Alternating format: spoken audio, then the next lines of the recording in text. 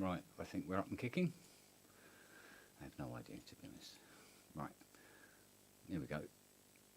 Link's going into the chat. Microphone poised. Looking cool. Yeah, good. At least something's stiff around here. Right, you right down there? Good girl. Oh, good boy as well. No, get off my headphones. Thank you. Thank you. Children. So, as you can probably guess, no Mr. Wiggly tonight. I was looking forward to it all day. And it was like, oh, it's a nice show tonight. So I thought, well, we'll stick one on then. Because we can't all just sit here looking at wallpaper all night, can we? Right, who we got first up? Andy! Hey, thanks for the surrogate Wiggly show. Yeah. Yes, my little papoose of joy. Any idea why he didn't have it? Migraine. Ah, okay, right. Yeah. But I'm imagining his has come in the form of the blinding headache. Yeah, dark room and all that stuff. Yeah, I'm lucky in terms of what I get is the ocular interference. I get those, yeah, but I don't have too much damn caffeine. Yeah, but after a while, I just don't take any notice of them. They're great. Well, I work round them. Well, it's hard because they do really affect your view. I mean, you cannot focus on anything. It literally gets in your way of reading. Oh God, yeah, yeah. But you know what? After the first 20 years, you kind of get used to it, and you just like tip your head at a funny angle.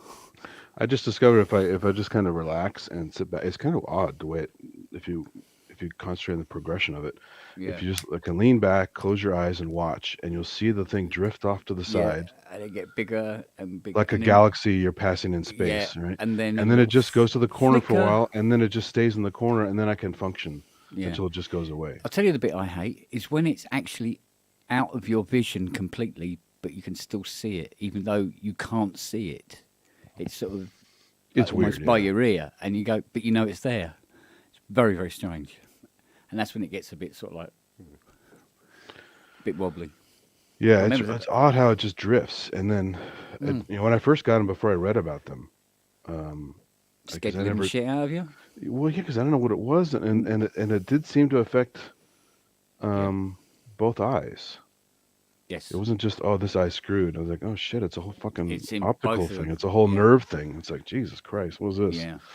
And then some coworkers told me about it. They have them all the time, and someone actually made a clever animation on YouTube to kind of depict what it looks like. Yeah. Yeah, that's pretty much it. Yeah. And so, in a way, it's kind of fascinating. It's not that scary as long as it's not permanent. Yeah. Well, it's kind of, after a while, it's going to pass. It's like your own personal fireworks show. Yeah. Yeah. You just get on with it, and it's sort of like, yeah. But it's funny how you never hear about it until you suffer from it. Nobody ever talks about them. Say, I get these funny things in my eyes. There's a good eye doctor channel on YouTube too. He's kind of happy and friendly and does interesting little diagrams and stuff. And he had an episode on it. It was kind of interesting. So I watched that and learned a little more about it. But I mean, my doctor said to me, he says, "Oh, you're going to have to lay off the caffeine." And go, yeah. Okay, so I'm getting used to these, aren't I? I got my last job when I was working crazy hours, and it was a startup basically, and coffee was free and it was decent, and it was just like pumped all day. Plus having like tons of chocolate around because they always had free snacks and free food and catered food. So that's when I gained a bunch of weight. I'm like, God, this place is evil. You see, chocolate is another one. It's another trigger. Yeah, because theobromine is like caffeine, so it's exactly. And that's the thing that hurts the doggies, the theobromine. Bonjour. Oh, that's all right. It says 55. Do you know what? I looked at it and go, SS? No, that can't be good. No. And you turn up with a little black moustache and it's all, hello. Don't do that to me. You can't drive 55? I turned 55 today. Oh, happy birthday. Oh, happy birthday, man. Woo! Did it. Young'un. I don't feel so old now, yeah. Baby. You wait until you get to my age. Hopefully. Yeah. I've had this cold, and both of my ears are so blocked up that I have to wear headphones to even hear the show. It's really that bad. It's really funny. Yeah, it's in my chest right now. It's going away, but it's just persistent, nasty shit. Oh yeah, mine's getting better. I can sleep now, but well, I still relatively better. But well, that's not the first actually good night's sleep I got because I slept through it. Yeah. No, yeah, it took a couple weeks. I kept trying to there would be shows on. I was like, I'm gonna get on the show, and I'm just like, a couple times I actually fell asleep, like just kind of passed out, like when I was watching your microscope thing. I kept falling asleep and then waking back up. I am back. Yeah, it's good. It's like I was going to go to sleep last night. I felt really, really, really, really tired, and I go, I'm going to go to sleep. And I fire up the iPad to put on an audiobook, which is my normal fare, and I saw this link for this video about something about an election in Belgium. Yeah, and I went, what? And I clicked on it. It said, oh, this weird thing happened in Belgium. I go, okay, what? And it turned out it was all about this woman kind of won the election, but they couldn't believe she could have won the election because mathematically it shouldn't have been her. And it's because they're doing this computer-based voting system that they've been trialling for about 10 years, right? Then it turned out that she'd won by precisely 4,096 votes, right? So they started going on about what could. And eventually, what they discovered it was that a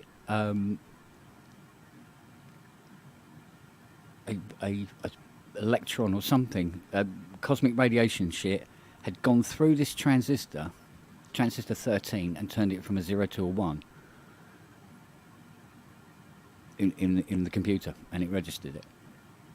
And then they started to go on about how much radiation there is piling down from outer space. And I'm going, wow, that was very interesting, because that took about 20 minutes.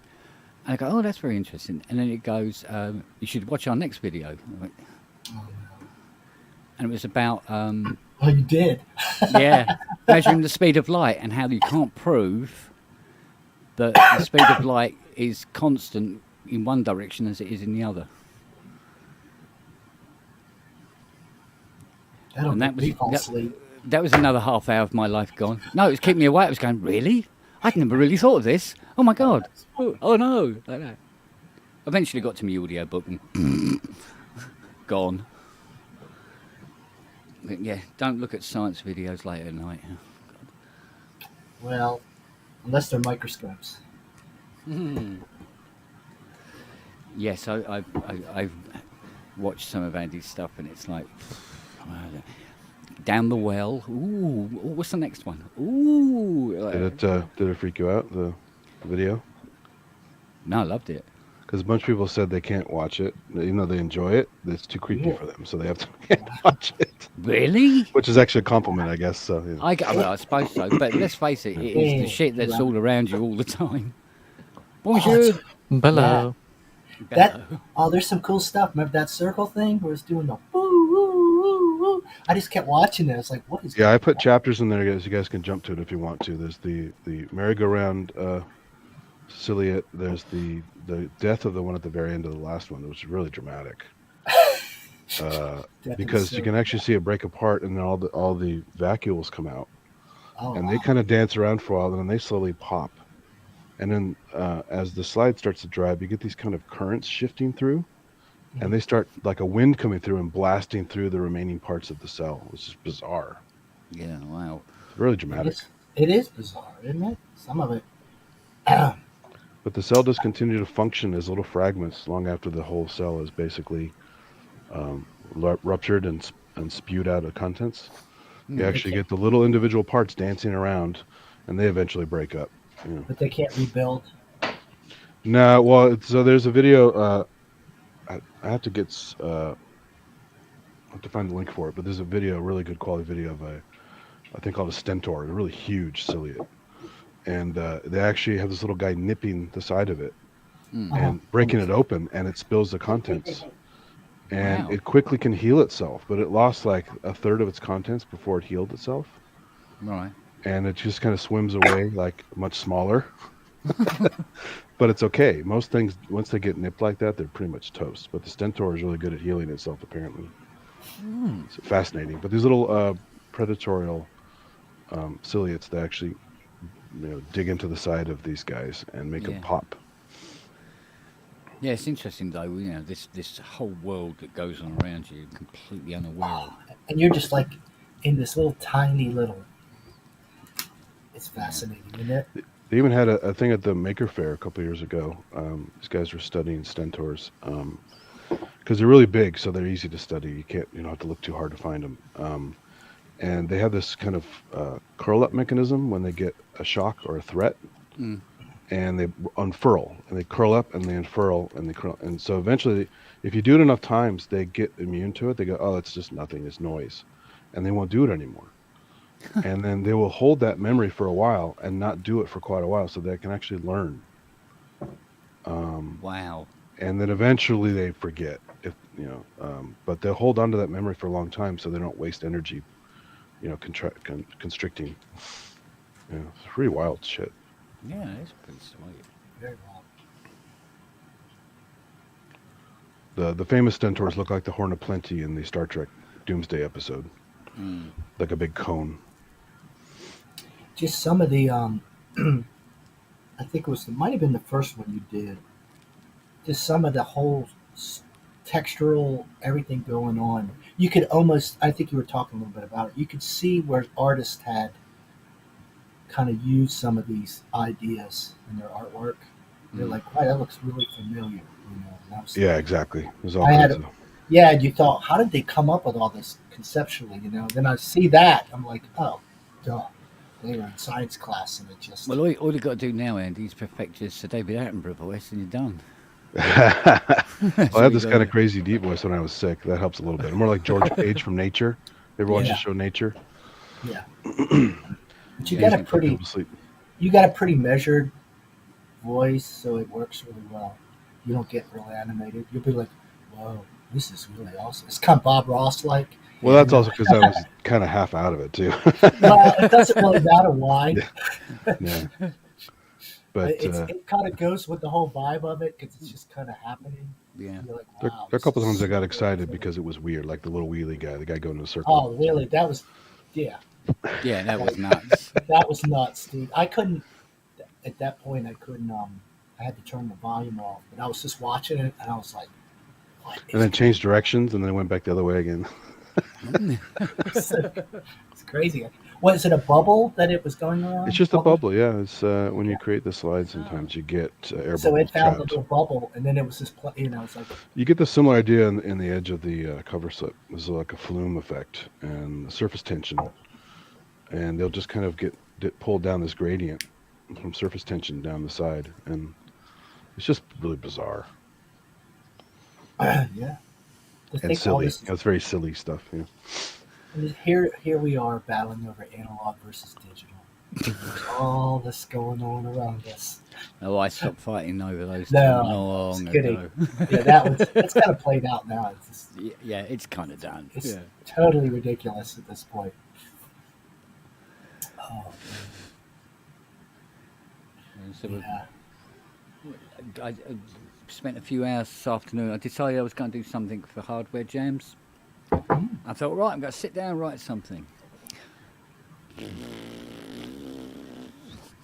Should have just borrowed Dom and Ty's taking the song with their rhythm. Yeah. Can you sample? Can I sample this? Just go with your impulse. Just do something. Just especially with your first one, nobody cares, right? So. Yeah, I know. And they're not all of them are real dancey from what I've. Oh no! Well, this week particularly was talking about. Was it dark? Yeah, I was surprised. Yeah, I should be able to do that. I try to pop in. I always catch Andy because he's always last. Because I always come in later in the day, and it's just like it's cool how they have the list. Because I think Andy was third from last. I mean, they're usually last or third from last or something like that. Yeah. He's last a lot. Because I'm looking, I'm going. He's still not there. Where is he then? Yeah. It's cool. Kind of get them done when I can sometimes because of work and other things. You really can just, I don't know. I don't think, I wouldn't overthink it. And even though the majority of ones I literally did like an hour. Just from 0 to that in an hour, basically. And then just the video render time takes longer, actually. Yeah. So. Yeah, but I don't think I'm going to have the luxury of having a video company in it, to be honest. So. Well, just you can just set up a phone and just merge the track if you don't have a good recorder for your phone.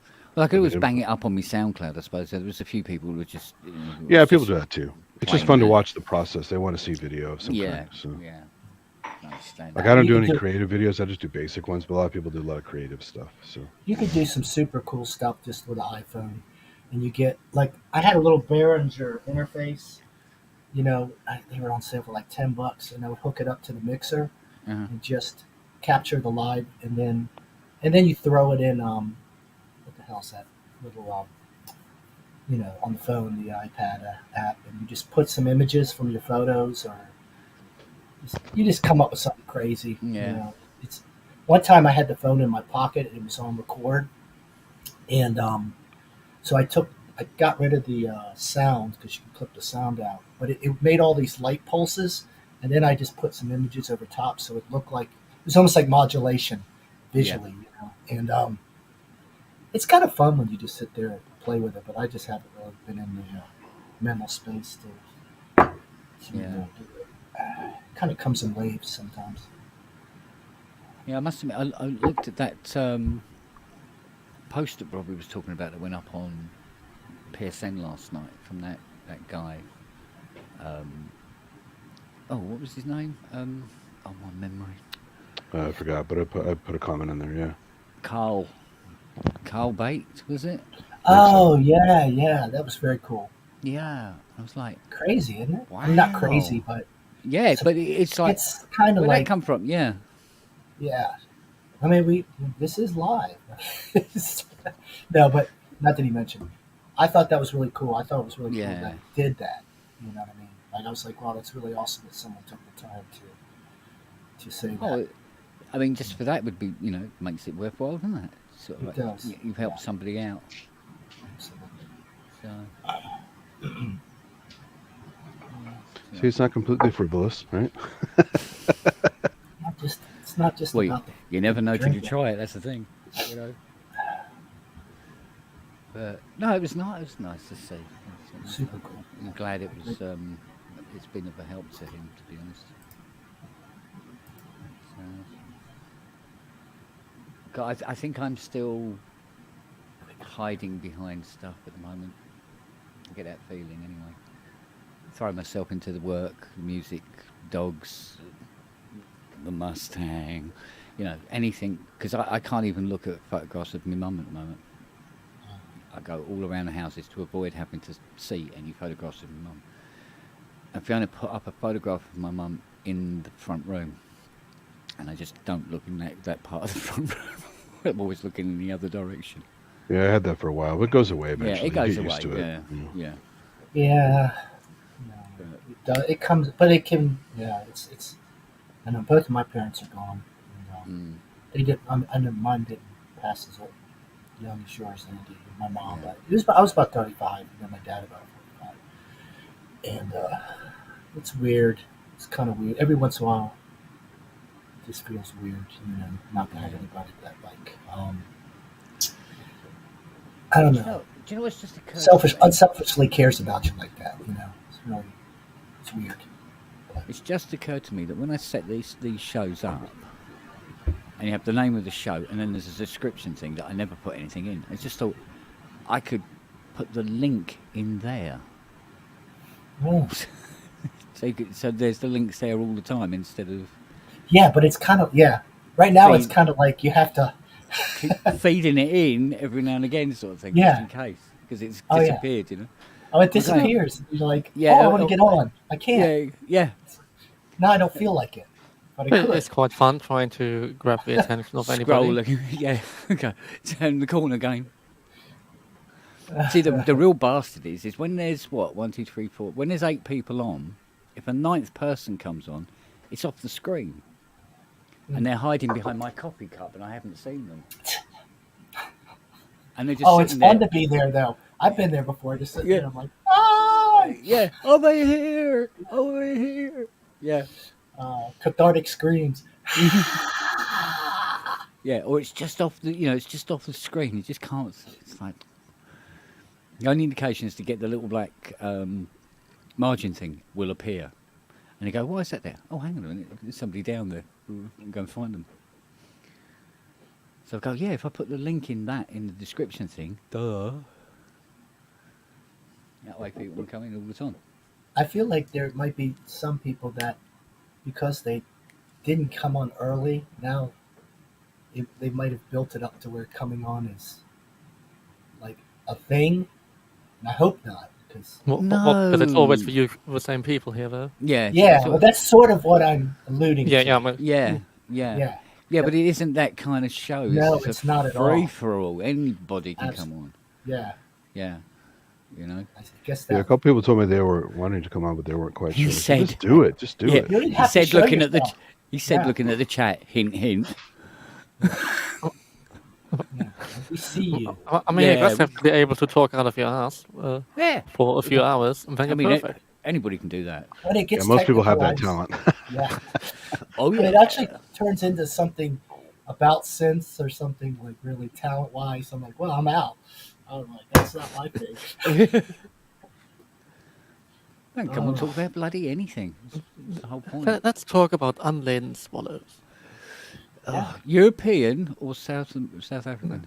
Was it South African or American? European? African or European? You could grip it by the husk. Yeah. Yeah, I don't think I'd got through life without Monty Python, to be honest. So good. So good. It's just nice to see people when you realize that there are people out there with just really great senses of humor and just really ridiculous. And you just go, okay, that's good. I must admit, it's been an eye-opener for me because I thought, with all the shit that I'd gone through, and it felt really unfair to me. Go, I bet nobody else goes through this kind of shit. And then you find out, pretty much everybody goes through this kind of shit in one form or another. It's striking, isn't it? It's yeah. I don't really like to talk about anything, honestly, but I try to share because it feels, you know what I mean? Just because sometimes it's just relevant. It's like you can't really relate to someone else, but you can, Sometimes being able to just talk about it and have somebody listen. So you want me to shut up? Okay. No. It's very, very, very therapeutic, even if they don't know it at the time. I think part of that's just the acknowledgement, being able to acknowledge, And, just like, okay. And that's what makes therapy work sometimes. If you can just come clean, right? Some people can't come clean even in therapy. Yeah, but even if they just skirt on the outsides of it, it's it's a start, It is. Yeah. So. It's a start. Just like getting into modular synths. You gotta just get the case, module at a time. After a while, you've got 5 cases of modules. I find that I don't really suffer from OCD until it comes to modulars. And if there was a hole in the case, I'd have to buy something to put in the hole. It has to be What do you mean like this? Well, that's why I make blanking plates, so you can just cover the holes up. Yes, but they're blanking plates. It's like, Oh, you could get. I could put something in there if that would make you feel better. Oh, that's not that. Not that. No. Should I do that? Don't put that plastic. Yeah. That would be helpful. That would be very. A cheese sandwich or something. Just, you don't even have to screw it in. Just. Yeah, just a cheese sandwich will be fine. That's the rest. I'll be honest though. What I found was that I see those mismatched systems. I can't do that. It's got to like. Come on, look at this. This is like the pinnacle of OCD. I've sold modules because the color was not gray or black enough. I'll just look at it and go, I just can't. And then I try to find others that match it, and I get it. I go, I can't deal with that. It's got to go. The question is, where did I put the screws? Well, it must have been about 20 years ago. No, it's not 20 years ago. What am I talking about? It'd be about 2010, 2011 when we were doing the whole touch digital thing, and we were talking about possible, next product and all that sort of thing. And the bloody ideas we were coming up. One of them was to make a Euro rack fridge, so you could keep your beer in a modular, in a nice little fridge. Well, it's like the PC like coffee maker. fridge? People have a computer with a coffee maker built in, so. Yeah, there you go. I think they were like, "Hey, how far can we take? Could we put a toaster into a module?" I got a watch in Japan had a built-in lighter. Wow, really? Yeah. How did that not burn your hand? It's just a cheap little piezo click lighter, Oh, I'm with you. Yeah. Yeah. Yeah, 'cause Fiona's got one of those arc lighters. But if you don't move your thumb in time, it's such an electric shock. It's ridiculous. The cool lighters are little Tesla coil ones. Have you seen those? No, I haven't seen them. Yeah. You can buy them pretty cheap online now. It's little lightning bolts going across to light your whatever it is. I can just see it burns your beer fridge. So you've got to drink while you're composing, isn't you? I mean, but how would you do it? The beer, would you put it in horizontally? But then obviously you need different working for different depths. Yeah. Or do you want then if you like have a skiff or something flat down? Do you want it vertically so you can actually put your beer bottle or whatever in multiple sizes in there and it's perfect to easily grab? And then you also can't spill it. I mean, a cup holder would actually not be the worst thing. Yeah, that's true. Will a can fit in 5U? If we make a 5U rack, can we so we could just have one row that's the fridge, right? So I think 5U may be the way to go here. Yeah. Is 5U as popular as it was? No, I don't think so. Not really. It's I mean, seemingly from it's more popular than it used to be, Yeah. but it's mostly uncool people, is what I hear. It is old men who listen to Tanker and Dream in the 70s and still listen to the same 70s Tanker and Dream. Yeah. And you got Booklets for you, right? And then Sam has his Cosmo format, which is also for you, I think. Yeah. No, I thought Sam's at 5U. Is it 5U? I thought it was slightly smaller. No, I thought, Booklet and Surge are 4U. What else? Other random formats do you have? I tell you what, are so expensive though. I tell you what, you're all here. You can clear up something for me because I still don't understand this. What the fuck is HP? Horizontal pitch. Meaning? Nerds is what it is. Yeah. No, in Eurorack it's just the definition of how wide it is, and I think 84 is 19 inches or something like that. Standard rack, kind of, isn't it? Yeah.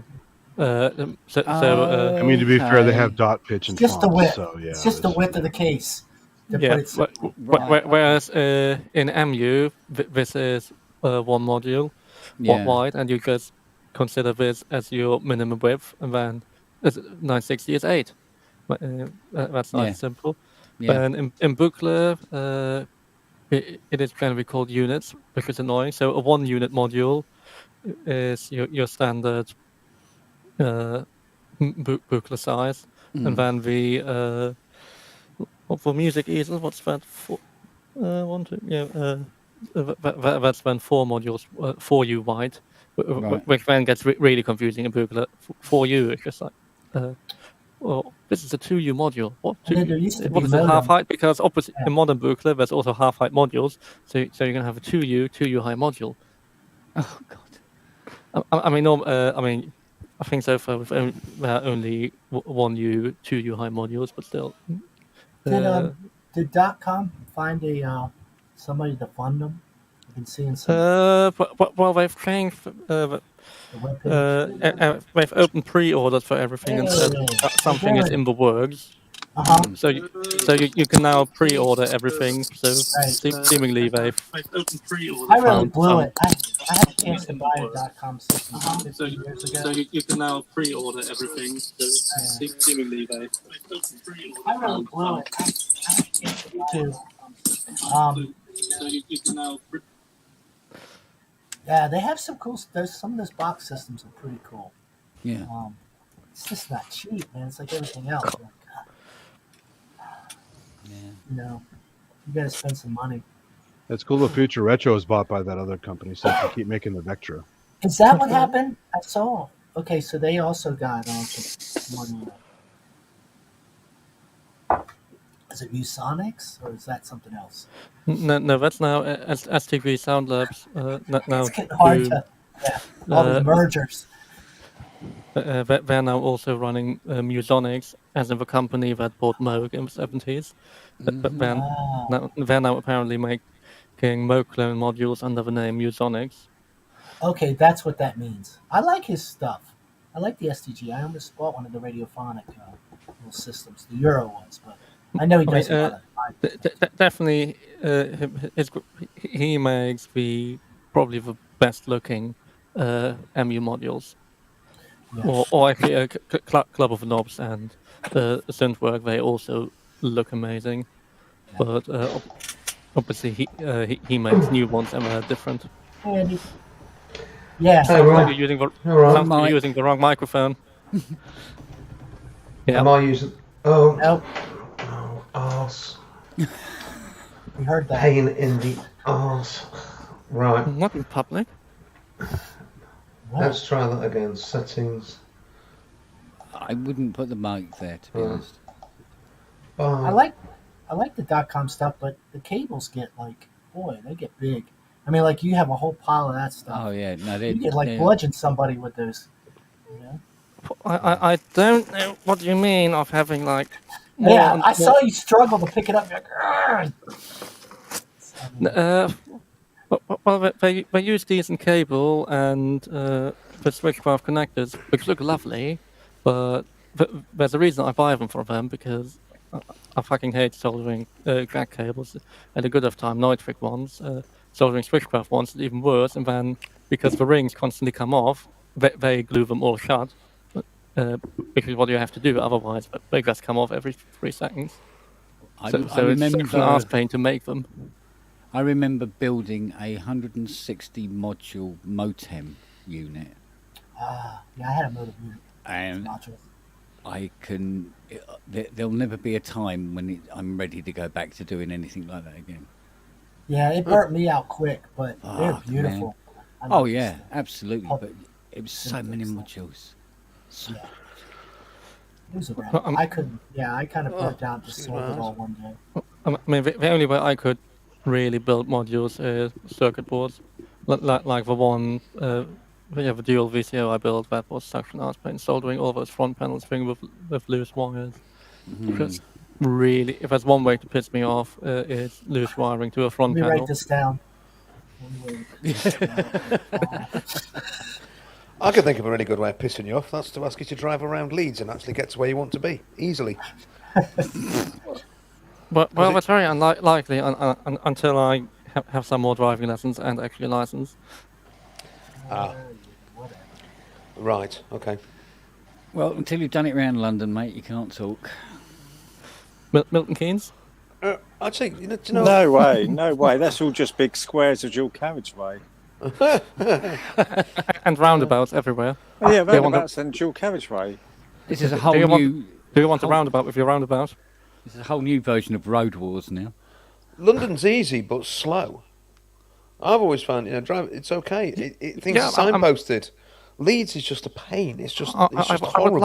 I would like to take a driving test down Shaftesbury Avenue at 7:15. I think at 8:15 I might be at the other end and pass the test.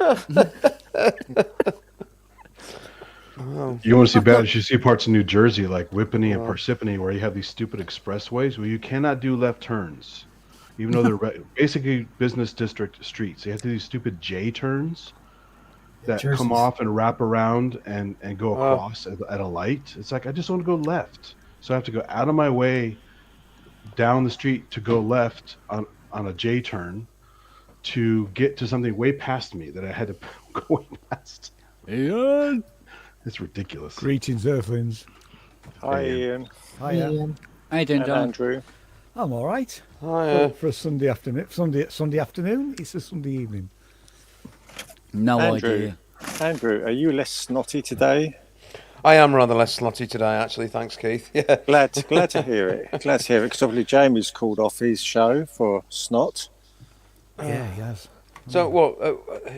Was that Jamie or? Yeah, Jamie. No, Jamie. Yeah, Jamie called off his show with a rather lot of snotty cold, Oh no. and rather not Going around. present. Rather not present it. Yeah, fair enough. And That's not Dom, funny. I was actually looking forward to a Dom show when I got back, and it was none. But then I saw, here we are. So, the problem I had was that I'd set. I didn't really know where I was going to this studio place, this pirate studio. I had sort of vague idea of getting to sort of Kirkstall Road. Whereabouts was it, Andy? Lane. What was the address? It was Pirate Studios, LS4 something or other, just off Kirkstall Road, Kirkstall Lane, whatever it's called.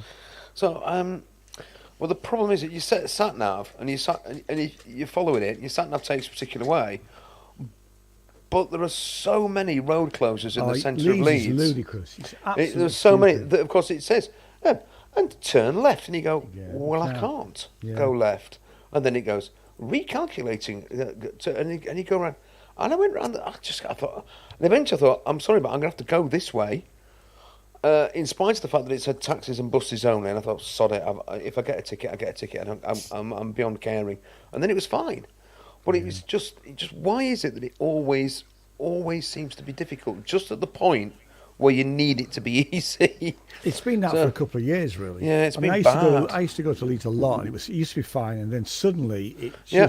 it's like there's always a different roadworks that's cropped up. It's just ludicrous. I mean, in fact, I've got to the point now where we're going to the Brunel in next month with my mate. I'm going to get my mate to drive because I'll never find it again. What's the Brunel? It's an old working men's club that's been turned into a music venue. all right, yeah. It's really good. I'm going to see Scritti Politti and the Mekons. Yeah. Oh, Not so all about the Mekons, but yeah. I've seen Scritti Politti 2 or 3 times. Yeah. Right. Cool. Nice one. Yeah. It was. Yeah, like I was saying, it's near the viaduct near the Yorkshire TV studio. Yeah, yeah. I mean, wagging Ian. those leads, but Ian. Yes. Ian. Yes, Can I pre-order this bloody drum machine? of course you can. You have done already. I know you haven't given me any money, but don't No, I worry mean, about can I? Yeah, but can I pay for it now?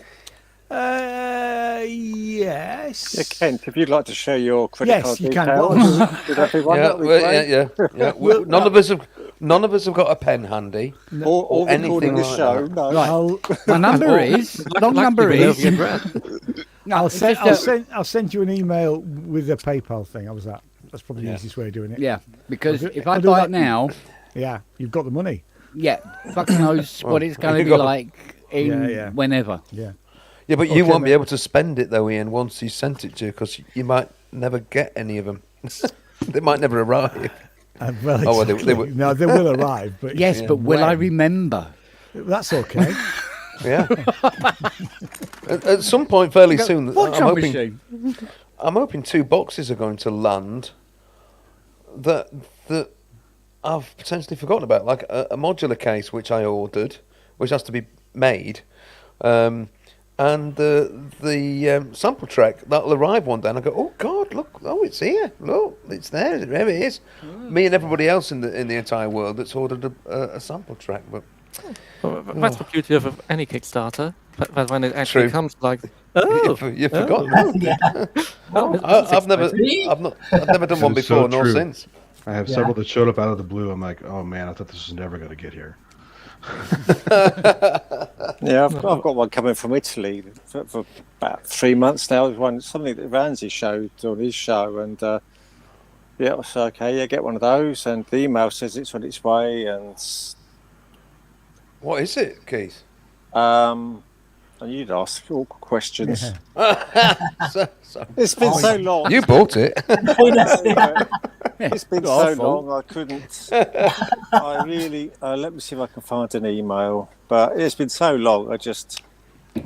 When it Italian things that we've talked about on Ramsey's. I'm sure it's Italian. Yeah, sure it's Italian.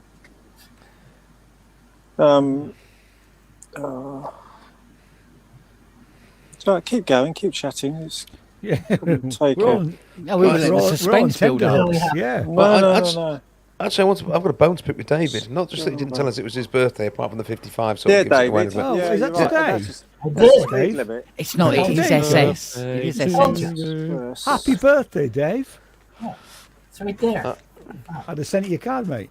It's If I a sent- young one. If I sent cards. Facebook had it all wrong. It was like back in June, and I was like, that's not. Oh, can I pick my bone now? Yeah, go for All it. right, we'll watch. Well, it's just something. guess. It was just something that David said about he can't abide sort of mismatched systems, and Yeah, it upsets David. him. Not So, too mismatched. They can be Yeah. a little mismatched. you should like this one here that's bits of everything all over the place and just stuck in a convenient place so that it would. I Oh can do that. That's okay. That's Do this okay. one. yeah, no, it'll That do. feels yeah. okay. No, that's fine because Not a Yeah. matching colour. Not one No, it's matching just colour. But they're not ordered like the rainbow. You have to fix the but order. That was a nice case, Keith. they're all matching modules though. yeah. But they all have sockets in a similar place. Yeah, they're all the same design, aren't All they? panel I mean- positions are the same. I It's get the crazy cables every for once me. in a while, but It's the cables for me. It's Yeah. struggle. Can't be I doing the struggle cable with it. thing. I definitely Well, you can do modular without cables. I can do a max MSP with cable, with nice cables. That's I much prefer to do that. Yeah, it's called a I just built one that is not all one thing, but you can feel the organization. The organization's more important than the utility. Even though I do try to get all the utility in there, but the organization is necessary. Or I'll probably not be happy with it. Yeah. Though I did sell those bar. Where do you put LFOs? Everywhere. Yeah, you got to dot them I around don't all have over the enough place. of them. I'm not a person you should ask. I wish I had more LFOs. To be honest with you, Yeah.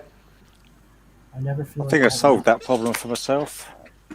What's I that? just got. Is that an oct? It is. Yeah. Yeah, I thought I'd What is Just it? take the easy way out. Oh, Do you put it on one side? Do you put it on the other side? Do you put it in the middle?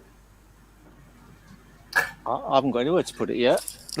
Well, That's why LFOs that's should why- go to the Fits. left of the VCOs. no! Don't do that. says Don't do that who to and yourself. why? Because No, it's I don't- Modular, you can also- put them anywhere. You can put This them is anywhere. the No. problem. This is No, the that's where it's problem, supposed to isn't it? go. But if you have short cables, you gotta. put it close. Anywhere else is an abomination. But you know Okay. you can get those cool little. Where was the LFO on the Minimo again? Oh, spiritual. Oh, It was spiritual. Yeah, but it's sort of left. These are cool for the multiples, right? Yes. Little passive Yeah. multiples. You can put them anywhere. Death Stars. Yeah. Yeah, these are cool. Look like pretty flowers. I like It's those. are hard not nice. to put a modular system together with different colors because there's so many cool modules that are different colors. So it's either not buy them or buy stuff that looks the same. We have to buy like 3 or 4 of them so that they're like a little. Ah, You have That's to buy what I the, do. Oh, you have I to buy get, the, I get demented. obsessive with brands. Like I bought know, like 5 WMDs. This is just a rabbit hole I cannot, yeah, you cannot have to go buy, down. I'm you have looking to- at all your can't. Sims can't, and I'm not feeling it. You have to buy the red module that's dipped in LSD, don't you? That's the thing to do. Yeah, I don't like gold a lot. So if it's black and gold, that. That's a nice. See, I love that. That's so proper But you bling. got to commit to I- it because you can't mix it with silver. Yeah, you can. nice. Yeah. No, that's an Yeah, idea, I- innit? We could do a Right? stash module. I Brilliant. cannot understand why people get OCD about things like that. It just no. Oh, I get OCD about everything. That's nothing. if it is obsessive compulsive, then he can be whatever he Oh, I can wants. do it. Believe me. Yeah, he can do it nice. I just go, yeah. So, I do. I did this. I mean, if I've said this before, tell me. Shut up. You're repeating yourself. But I realised that you're once repeating you, yourself. Shut up, you repeat yourself. Shut up, you're repeating Right. yourself. Continue not repeating yourself yet. Go, Andy. Try again. Let me unmute. Yeah. Love sure. it. Yeah. Yeah. Again. Shut up. Here You're you go. repeating yourself. Here you go, Andrew. It's a NORAD SAS module that's coming. Oh. That one. Yeah. That was quite. Oh, you committed yourself because that was quite pricey. Anyway, well, what was that? I just said in the modular when you've got all your cables all over everywhere, as soon as you sort of cable tie a few up, right, it looks like you know what you're doing. It really does. It's suddenly going, oh yeah, you got those, and actually all I'm doing is putting them away and creating space. There's no sensible reason why these are grouped together and these are grouped. It's just right. I need to cable tie, and suddenly it looks like a system, and you know what's what. Anyway, that was just my pearl of wisdom, and obviously that went down like a lead balloon. More like a Led Zeppelin. Hey, ka-ching. Well, if it's a Moog System 55, the modules have to go in a certain order, so Nope. that's the way it should be done. Same colors. Okay. Yeah, black. Yeah. See, I would be okay with that. You can totally. Actually, why do they have But in a Moog System 55, you have you in the normal version wouldn't have a filter coupler, right? And you would have the spare spaces to put a reverb or filter coupler or extra VCA envelope in. Yeah, but it's like if you put a noise generator where an envelope generator goes, the noise generator won't work on pink noise. There you go. There's a little gem for you. Ooh. You know what's really crazy is people like Travarsi or Dean who have like all pink or all red cables. How the hell do you know where anything is? Having different colored cables helps a lot, you know. No, Dean had two colours. Yeah, he had two colours. I'm sure he did. And even only two is just man. No, yeah, well, hard to trace. I'd like to. Aesthetically, it's balanced. I like it. To be fair, the synthesizer COM cables are quite nice, in that they have a coloured heat shrink around them. Oh yeah. But they're still black cables, so they still look nice and lovely. But you have a coloured heat shrink in the resistor color code, in multiples of feet. So it's also really logical for lengthwise. So if you want a 2-foot cable, you know it's red. That's why I tried to buy stuff with colors and lengths. That makes sense. So. But it's also not too intrusive, rather than having brightly colored cables. Yeah. I just know I usually need longer cables than I have, and I hate buying long cables. So I'm trying to learn to do that more. But they get all bent up, and I can't get them all. You know, that's the good thing about the 5U stuff. Those cables are really easy to work with. But I hate it when they're all, kinked. That's another. I need more little cables. I've never got enough little ones. So like 10 centimeter cables. Just go from there to there. But I like to see the whole. The more I do it, the more I just like a big toolkit in my cases of just stuff, and then I just kind of use it as I need it. The original booklet was color coded by function, right? Wasn't one audio path and one CV? Well, no, they're different cables. CV is banana and audio. They're also different colors too, so you know the No, but different. The sockets are different colors to know what they are. So even the cables, like the bananas were usually yellow, right? And then the oranges were orange. Yeah. Sorry. Fruit green. Yeah. Used to synth.com cables with little colour bands on them. Well, like resistors. Yeah, so you use red for CV, blue for gate, yellow for audio, etc., etc. Hi, Gorm. You all right, darling? Hello, Matt. What was this? Hi, Matt. What was this thing in Leeds then, Andy? It was hardware jams. Some of the what do you call them? The moderators and things in hardware jams. They'd done previous meetups, but they'd been in Brighton and London, and they wanted to do one in the north. So they settled on doing this one in Leeds, and it was sort of arranged in sort of June time. And I'd almost sort of forgotten it was happening, really. And they'd fixed this day eventually, 18th of September, at this place in Leeds. At one point, there were about 8 or so people who were going to be coming along, and it whittled itself down eventually to.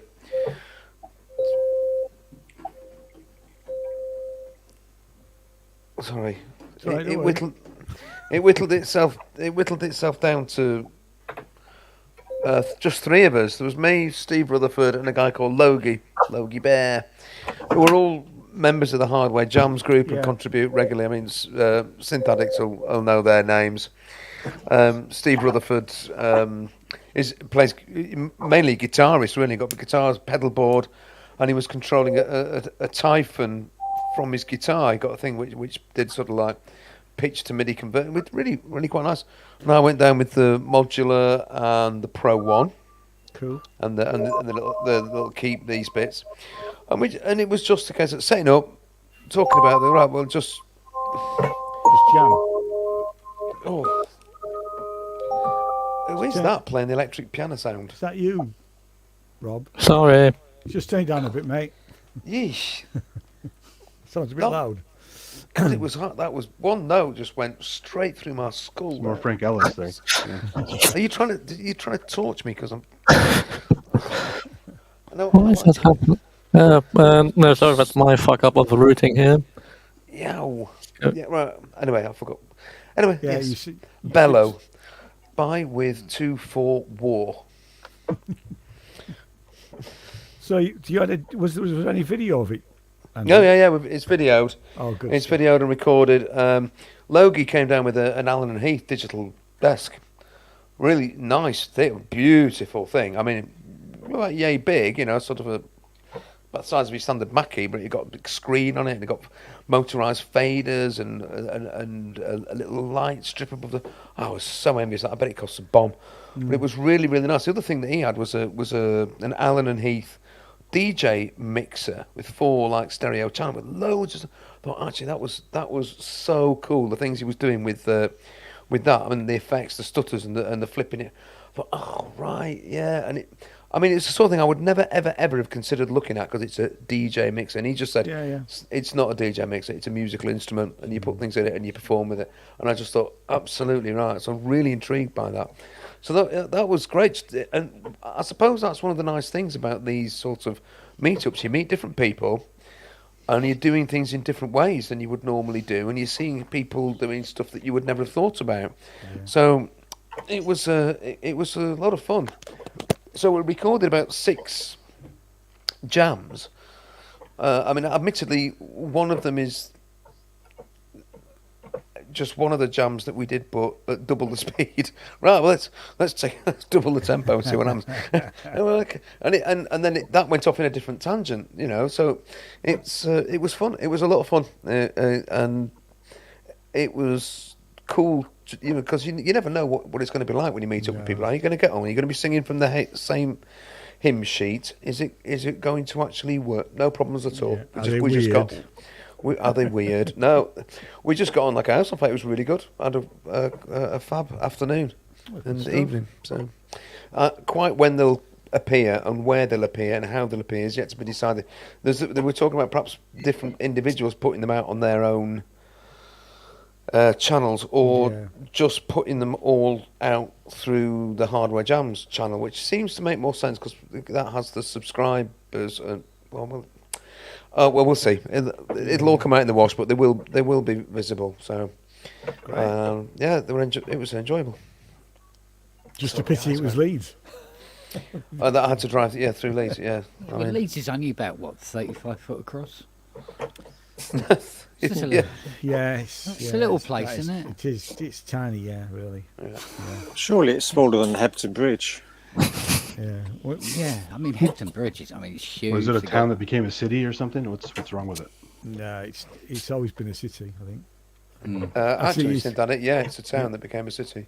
Is it? Yeah. Oh yeah. Like Sheffield. I mean, Sheffield was 400 years ago. If we're on a 400-year-old map, it's called Sheffield by Rotherham, and it's a small place. Yeah. It's the Industrial Revolution that caused these places to grow. I can't quite remember when Leeds gained city status. Because it Probably doesn't. before our time, surely. Because I always remember. No, well, possibly it doesn't have a cathedral. It's because of the university. Yeah. Yeah, I only went to work there once at the uni. So I'd have been commuting from York to Leeds.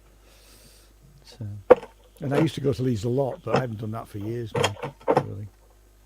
Yeah, I used to go to Leeds quite a lot, and I never had trouble driving around. No, I never used to. Until trouble, until recently, where it just seems to have been 1626. What? It became a city. You see. I think. Hang on, I'm just looking at the first date I saw in the paragraph. I should probably look a bit closer. Leeds was designated a city in 1626. It might have been Leeds was designated Leeds in 1826. Well, that's a metropolitan charter. Let's have a look. I hope Slough doesn't become a city.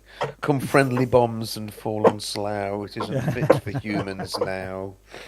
Well, if they can do it to Staines, give it royal status or whatever it was it got, wasn't it?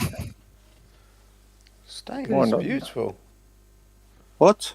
Staines is beautiful. Staines? It's absolutely gorgeous. Staines?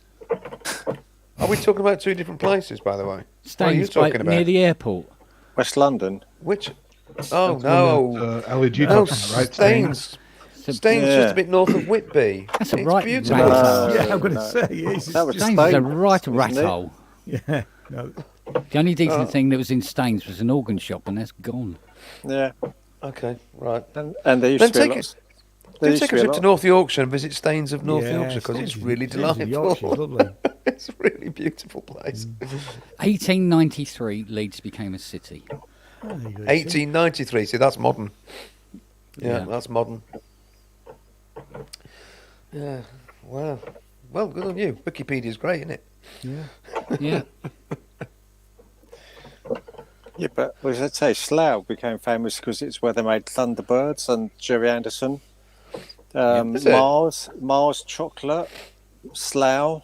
Yeah, I mean, Slough's got, an industrial, probably a modern industrial history rather than a... And The Office too, right? Isn't that Slough? Yeah, The Office. That's right. Slough. Yeah. I mean, that's gone now, that block. But to be honest, Thunderbirds is enough. Pinewood Studios is basically Slough, isn't it? No, Pinewood's down in... Well, it's out by... because that's where you normally get the transfer to go to Pinewood from Slough Railway Station. You probably would do, yeah. When did this become a trucker's cath? No, mate. You want to take M62? Can I have egg and chips twice, please? I heard you the first time. Yeah. Spill by the bins.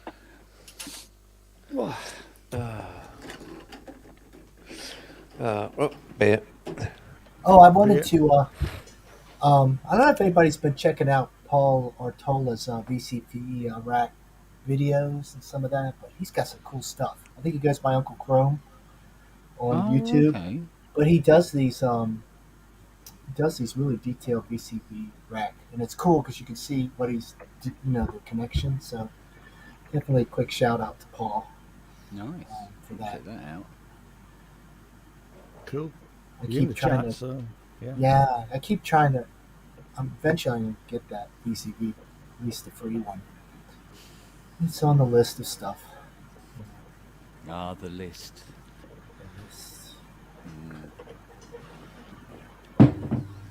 I'll tell you what is downstairs in the front room at the moment, in a box. It's our new robot vacuum cleaner. You mean the newest toy for the dogs? Is this the one that you just set going and it goes across your lounge and cleans up? Not only does it do that, it returns to the base station to recharge itself and empty itself. Empty. That's cool. Yeah. Mine always has it got voice control? I would love it if it had voice control. I have no idea. That'd be great. All I said Stop. to Fiona, Yeah, I said to Fiona, I go, Or get out why of don't the we get a way. robot Hoover? Yeah. And she went, off she went. So I have no idea how much this fucking thing has cost. You know, I had one of my dogs. Tail got stuck in one place. It was. I couldn't Sorry take for a laughing. picture of it. I couldn't take a picture of it because it was just too cruel. But Yeah. poor guy But was you did standing anyway. there. Yeah, Yeah. I didn't. He was just standing there, right? The thing's hanging off of him. That freaking robot thing, and he's just looking at me like, "Help!" And I was like freaking out. Do something about this. Yeah, Ken, It's your monstrosity, sort it. That's the definition of unintended consequences. You know? Jeez. Poor guy. He had a big Ken- fluffy tail. Yes, dear. did you plan to put Noah on the vacuum and you can take Noah for a walk? I mean, just Yeah, do you know what? Noah would be the one that's not going to mind it. The other three are going to freak the fuck out. They really. I know Charlie will. He won't lay down on the floor. He goes, no, I'm not having any of that, thank you. Even though he's responsible for most of the bloody hair on the floor. So he'll retreat to the settee, no doubt. But how long will it take before they actually do get used to it? There must come a point where they go, oh, it's that thing again. Right, okay. I imagine Nelly will just give it a wide berth all the time. So if it's coming towards her, she just walks round. I mean, Nellie's frightened of a lot of things. Well, not frightened. Frightened is not the right word. Just cautious of things. She hates knocking things over. You know, so if you're playing with a ball or something like that, and it hits something and it makes a weird noise, she goes over, picks up a ball, and then checks what it hit to make sure it's all right, and then brings the ball back. She's very conscientious like that. So, we shall see. We shall see. They'll either get used to it or they don't, I suppose.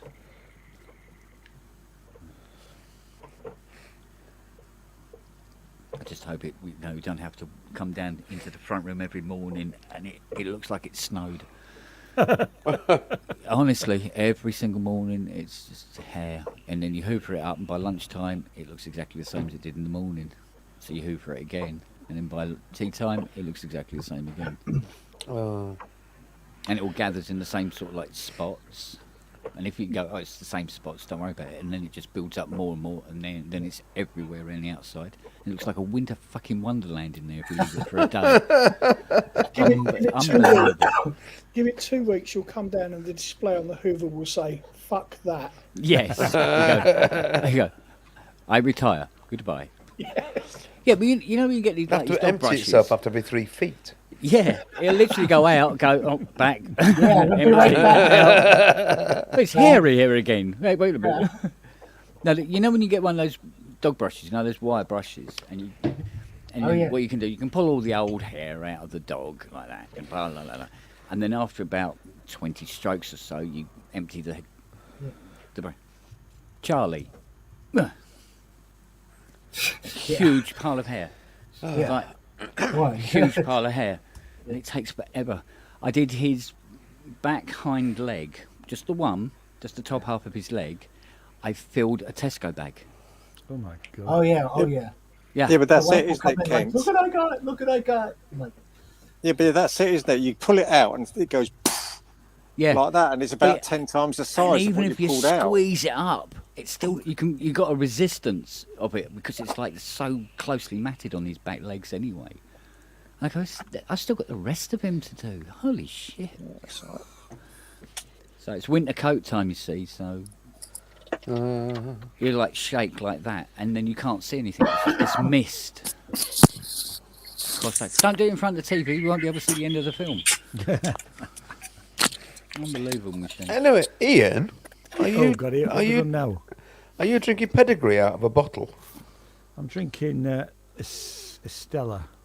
Oh right, okay, that's all right then. Buy it at the co-op. Yeah, no, that's fine. I got a bottle of Madry in the fridge. It's similar.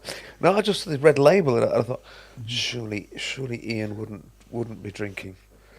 No, my Pedigree, father-in-law bought me some of it when I was down in Topsom, and I don't drink an awful lot of beer, but actually I really liked it. So Jane started buying it up here for me. Yeah. You know. So I drink now and then. So I drink, yeah. So I used to, yeah. Lager every night. Oh dear. I'm doing my hair dye test. Oh fuck! If he blows up, we know we're in trouble. What, live on air? Yeah, got just float away. And so far, so good. It's that one your missus recommended. I shall let her know. So far, so How good. long's it been on? Must be about 9 hours now. Well, you Think good to you're go all right then, then? I think I'm all right. So I should be a redhead by the end of the week. Nice. I'm gonna text her now. Which is much Deep better than dive looking like an into old digital man. list from the Aberrant DSP. Who what? So a Facebook thing just popped up that says, in inverted commas, a deep dive into the Digitalis from the Aberrant DSP. I particularly like the data module with its. I thought, well, I didn't understand a fucking word of that, so I'm going to ignore that. It probably wasn't for you, Andy. That was one of your Facebook friends, was it? No, I'm going to click on it and see what it says. Well, no. Well, there's a rabbit hole. Oh no! Yeah, It's in Pro Synth Network. Oh, yeah. From They Amanda don't allow Chowdhury. intelligent people into the ProSynth network, do they? It looks like it looks like an old Mac thing. Well, like a dirty old man. I see nothing. No, yeah. Anyway, right, okay. Forget it. I'm just, yeah.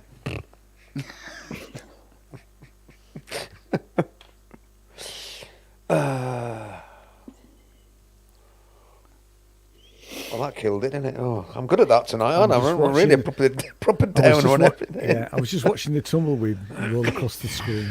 Andy Rug Puller Brooks. Oh, thank you. You're most welcome. Oh, I'll start talking like that any minute, you know. Wait, behave yourself. What? That wasn't very good, though. What? You need elocution. What's on lessons about? there. Sorry. That's not bad. That's not bad. Sorry. You're having a laugh, aren't you? Yeah. Fucking hell, mate. You know. Yeah. You what? You've just said a whole sentence without using a single consonant. How did you manage that? Yeah. You what? It's a skill. Sorry, what can I tell you? Okay, yeah. So, I'm sorry, I really didn't understand the word he just said then. Could you sort of like mumble that past me? What? Yeah. Sorry. Christ, if you went to Peckham, mate, you'd lose your fucking mind. Yeah, I know. Yeah. It's all you hear. It sounds like catching caveman. Anytime God. you walk down the street. Andy, just don't go to London ever. Well, yeah. Well, it's something. I know it sounds horribly middle Particularly class. Southampton. Horribly middle class. But I was having a game of golf with my brother at the Harpenden Golf Club, and Harpenden Common Golf Club because we're common.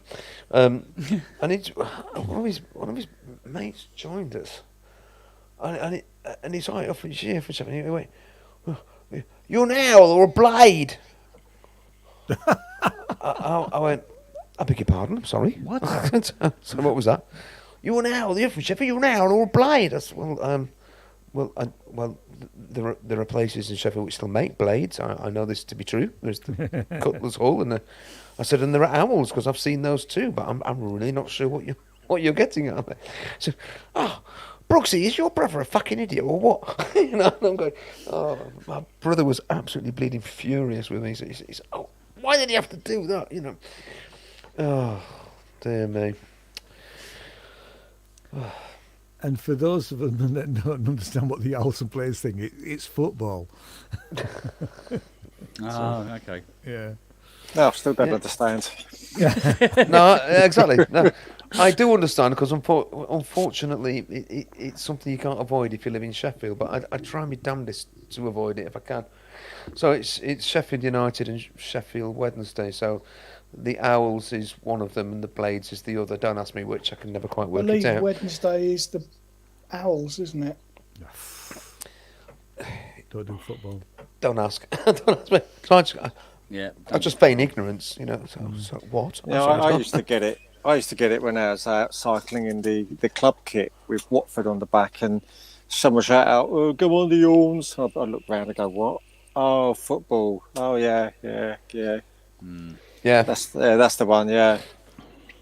Has anyone seen the sketch with Tom Hollander and Griff Rhys-Jones? It's got the football fan sketch. Well, if you haven't seen it, Google it, or no, you can do it on YouTube. It's there on YouTube, and it's just, Griff Rhys-Jones is playing this football. Oh, which team do you support? Who do you support, mate? Who do you support, mate? And he's going, well, I actually don't support anybody. Oh, you've got to support somebody, haven't you? You've got to support somebody. Everyone's got a team, haven't they? Everyone's got a team. And you go, well, no, actually, I don't have a team. Yeah, everyone's got a team. Everyone's got to have a team. And it goes on, and I'm thinking, do you know, how many times have I had that bleeding conversation with somebody? No. Oh. Yeah. I just support an American football team. That's the only football I support. That's proper football. No, and I don't know anything about it. I just pick a team. Well, a few years ago, I picked Atlanta, who have been doing so badly for the past, 4 or 5 years. Maybe I should stop supporting them. Yeah. Well, they went downhill since you pledged allegiance. Yeah, they obviously did, because I tell you, I mean, I watched last week's game because I watch it afterwards. I've got a subscription thing, and I can watch the whole game in 40 minutes, which is quite nice. And they were winning probably about 25-3 or something like that, and they lost, of course. What? Yeah. I went to school with a guy who was like a rake. There was nothing of him. He was about 6'2" when he left, but there was nothing of him. I mean, literally, puff of wind and he'd fall over. When he left school, he went to America and he went to play for the Cincinnati Bengals. And the last time I saw him, he was about 250 pound in weight. He was just monstrous. Yeah. The owner, I can't really watch the NFL anymore. The owners are just terrible. It's just not really. It's really aggressive. Yeah, I'm sure. Yeah, it's unfortunate. I mean, some of the other ones are cool. I like hockey and even some of basketball I like better now, but football's just, and they all get concussions. It's just disgusting. It's just awful. Yeah. It's hard to get just having a giggle about what Paul Artola's put in the chat. He said, "Great skull brain suckers a team." Oh God. Should be. You better start one, Paul. The Falcons train. Yeah. There was a T-shirt. There was a T-shirt. Such defeat from the jaws of victory. It's so true. I saw a T-shirt for sale and I bought it, and hopefully it's here next week. And basically, what it says, it goes, ejaculate, and underneath it goes, was it? When a Yorkshire lad is not on time for his party, ejaculate. Love it. So I bought that one. I'll have some of that. You know, Rug pull. That caused a bit of a tumbleweed there. Yeah, didn't it just? Yeah. Right, well, you tell a joke then, Ian. Come on. Yeah. What goes 99 plonk?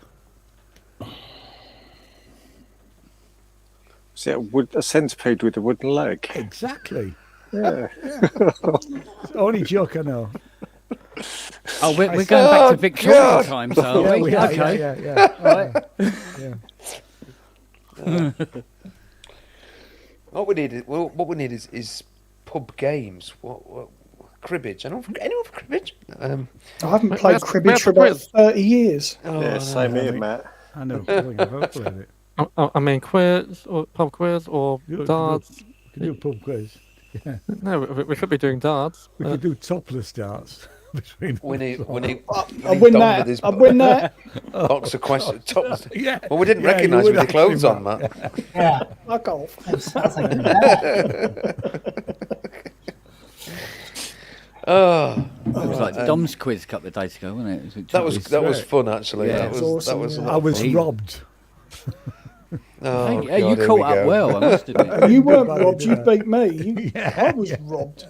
You were actually. Matt, No, I wasn't. No, I wasn't. I was pathetic. Yeah, no, you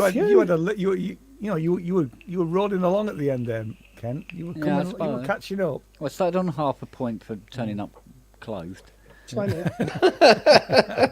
And then it was like, mind you, I got Destroyer. I don't know where the hell that came from because I don't know anything about them. It don't matter, does it? No. Well, there must be something. Come on, let's have a look. Somebody must have a box of Trivial Pursuits. I've got one somewhere. upstairs.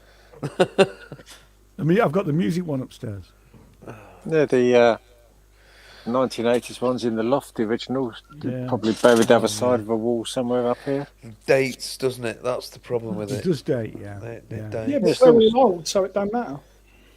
yeah, we all have two at the same rate, so that's fine. There you go then. Why are men like diapers?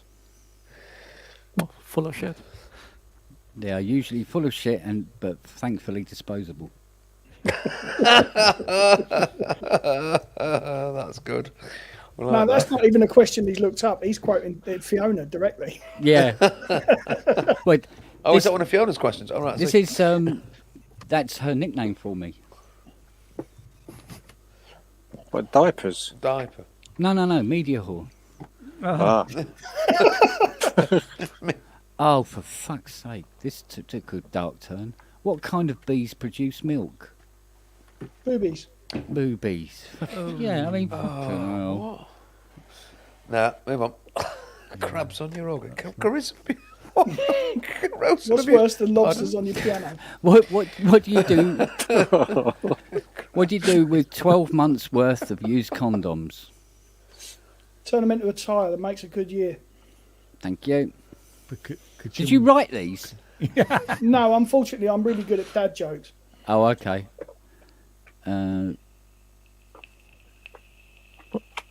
No, these aren't very good. I'm moving on. Why don't we This have is shit. some fun with this? I've Is that got to bleak say that too. strategies? Yeah. Yeah. Right. All shut up now. I think How I've we're got going to a do set it? Just take the next one from the top or shuffle? I'll go for the middle. Just grabbing out the middle. Just grabbing one out of the middle. Okay. Accept advice. Switch it off and start again. Accept advice. Yeah. Which elements can be grouped? Hey? Which elements can be grouped? Well, they're already grouped. That's what the periodic table is. It's sort of little groups, isn't it? They're all- You're they're assuming all it's talking about the periodic table. Oh no! Oh, I see. I think we do this every time we're on here. Emphasise the flaws. Emphasise the flaws. Yeah. Well, look at this carpet. I was going to say. Oh, that's good. Just carry on. That's also. Yeah. Well, okay.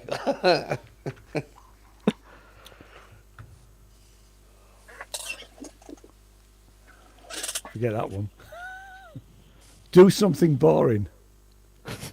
Yeah. Hello. Yeah. Yeah. Anybody actually watching this?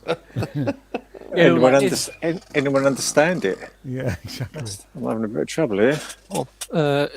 Ambiguous one or oblique one.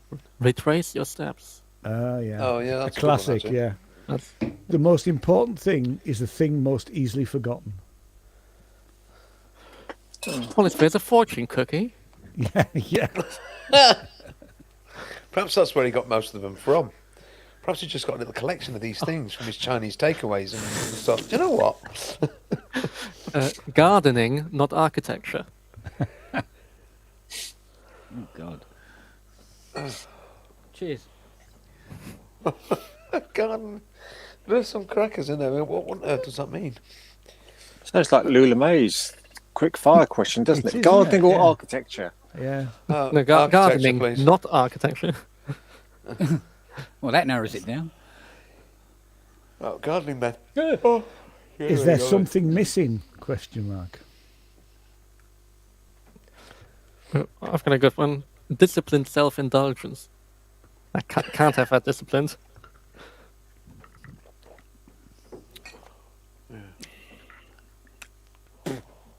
Do nothing for as long as possible. Yeah, I think we're doing that. Think. You preaching to inside the convert it. work, outside What the else? work. Yeah.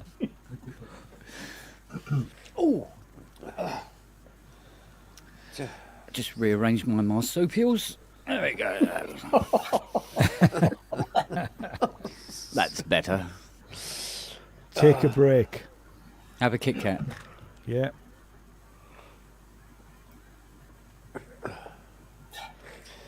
Go to an extreme. Move back to a more comfortable place. Well, Kent just did.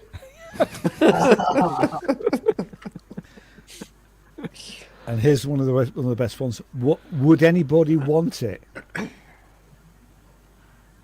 depends what's being offered. Yeah. Exactly.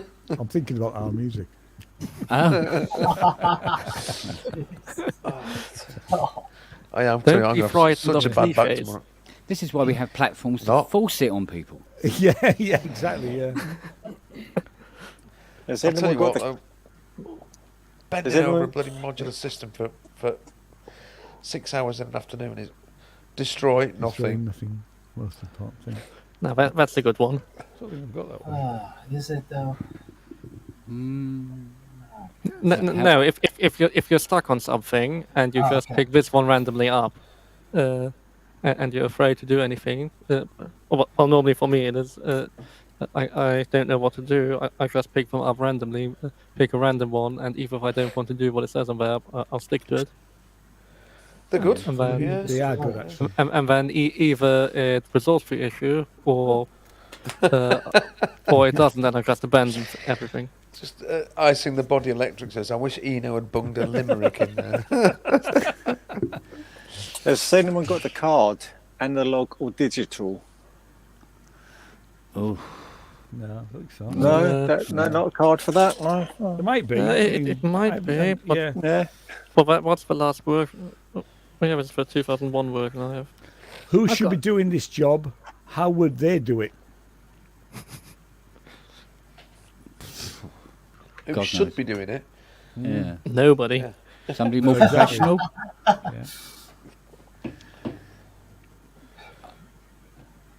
Question the hero. I can't even say it.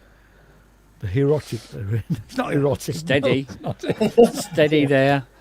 Yeah. Grace has just made an interesting comment, actually. Did anyone see Gaz Williams at the baths in Moseley Baths in Birmingham, where they did this ambient drone session, all these in the different cubicles in the baths, and so it was all Was it on his projected channel? up. Yeah. No, Oh, I need to watch I thought it was on Sonic State. Sonic State. It was on Sonic right, State, okay. Robert. No, Yeah, but they made sort of pastiche Eno cards for it to get people to do different things at different times and stuff. So, so it was quite interesting. It was if you haven't seen it, it is worth watching. So Use an old idea. I do that all the time. that's all of us. That's it. Oh God. Oh God, not that one again, Andy. Bloody hell. Yeah. Oops, Is save there that. one that says buy another cent? There are some that on that line of Sell the synth you're get something. using. No, get something new. SEO Steve Davis was there. Yes. Yes, he was. Yeah, he Yes. was. Yes. I should do my my Spong Oblique Strategies, which is basically 600 cards in a box that say, fuck it on it. Yeah. Hey, I'm sure we'd buy them. We would. Well, 600 Take a cards. break. Yeah. Have a Kit Kat again. Yeah. Right. Emphasise Putting on on weight that here. one. Done that one. That's a lot of Kit Kats, lad. Slow preparation, 550. fast execution. Actually, State the problem in words as clearly as possible. Sounds like putting up a guillotine. That does. I should stay away from that Kit Kat thing because I got into trouble for that joke, didn't I? Oh well, yeah.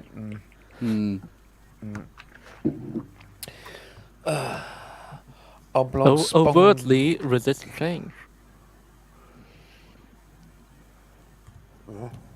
Okay. Right, I'll leave it then.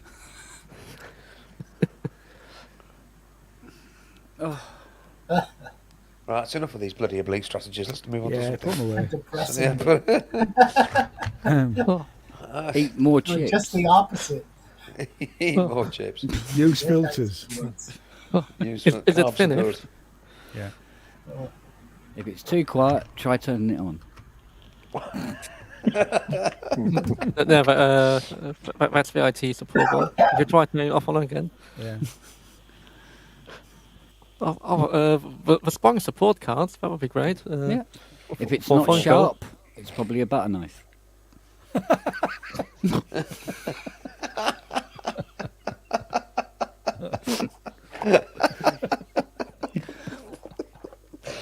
Why is that funny? I don't know. But she should make the Yorkshire coping strategies. York. Well done, Grace. The Yorkshire. There's no such thing as the key of A. It's the key of pardon. Hey, Mister, you guys reading out strategy cards?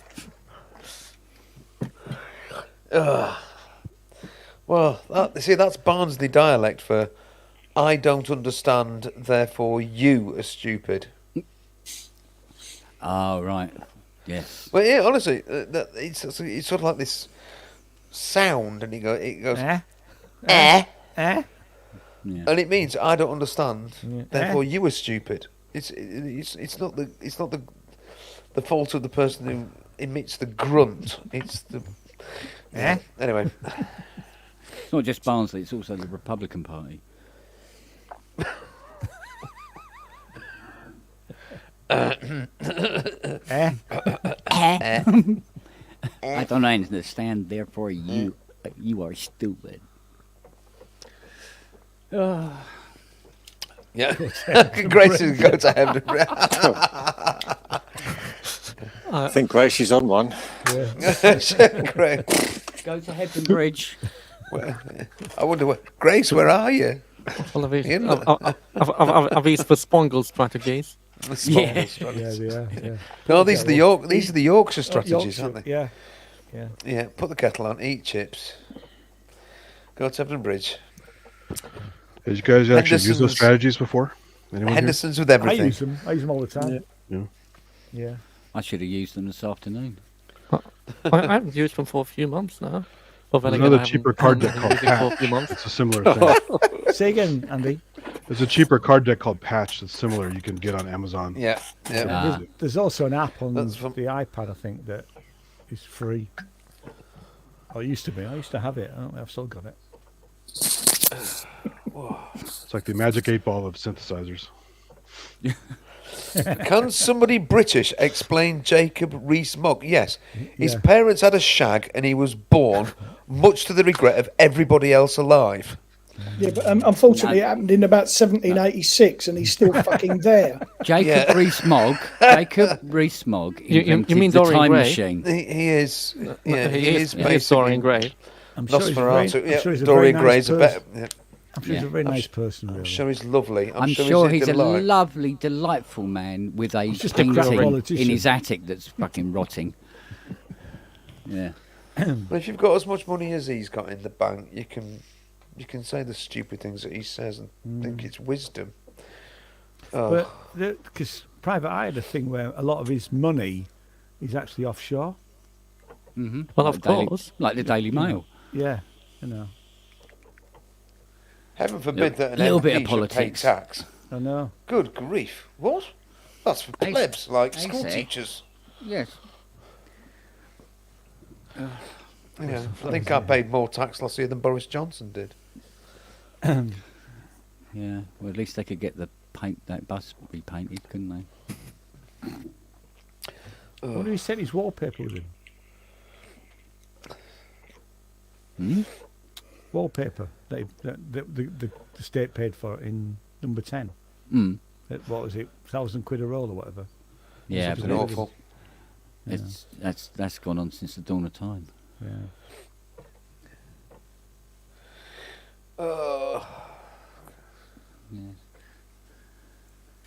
Politics again. Yeah, politics, eh? Politics. I'm in the middle now. What's happened? Oh, it's Matt. What's happened? Oh, what? David's disappeared. Bye, David. Sorry. Oh, they dropped out. No, I'm still here. Don't worry about that. Yeah, that's a point. Can I assume, Matt, that stands for no fucking idea? You got it in one. Right, just checking. Is Has anyone been watching the Nobcon videos? I presume. Not watched a single one yet, actually. Really? Oh dear. Not yet. No. I watched the one on the guy did the Ons Martineau tape. Oh, What is going on with his fucking camera? Yeah, I can't remember what it's called now, but Haunted Kent. Oh, what's it called? Can you actually switch that? it looks function off? interesting, but Yeah, I know, really kind of. expensive. Seems like Ken, I think it's seeing Hans behind you. It's going up to the face. Yeah, it's getting all weird. Oh, for fuck's sake, open up. Haunted House. Terravox. That's the one. Oh, no, I was really intrigued with that. Yeah, me too. Because I But I always didn't- wanted an Ons Martineau, but I didn't think it was expensive for what it did. I mean, well, how much was it? Because I didn't see all of it. I think about 3K. Yeah. But that'd be dollars. Does but- it come with the resonator boxes and things? No, the resonators weren't from Martineau. I mean, Is it still well, moving? Yeah. It fucking is, isn't it? I suppose £3 all right. Kent's trying to start a Mexican wave. Yeah. I hope they post Manny's videos too. Just talk. That'd be good. Yeah. Lock. And the one put up today, which was a prototype,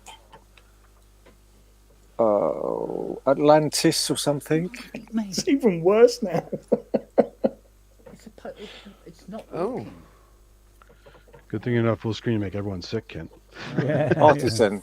Yeah, thanks, make it- Paul. I can make it Artisan look Electronics, Iliad.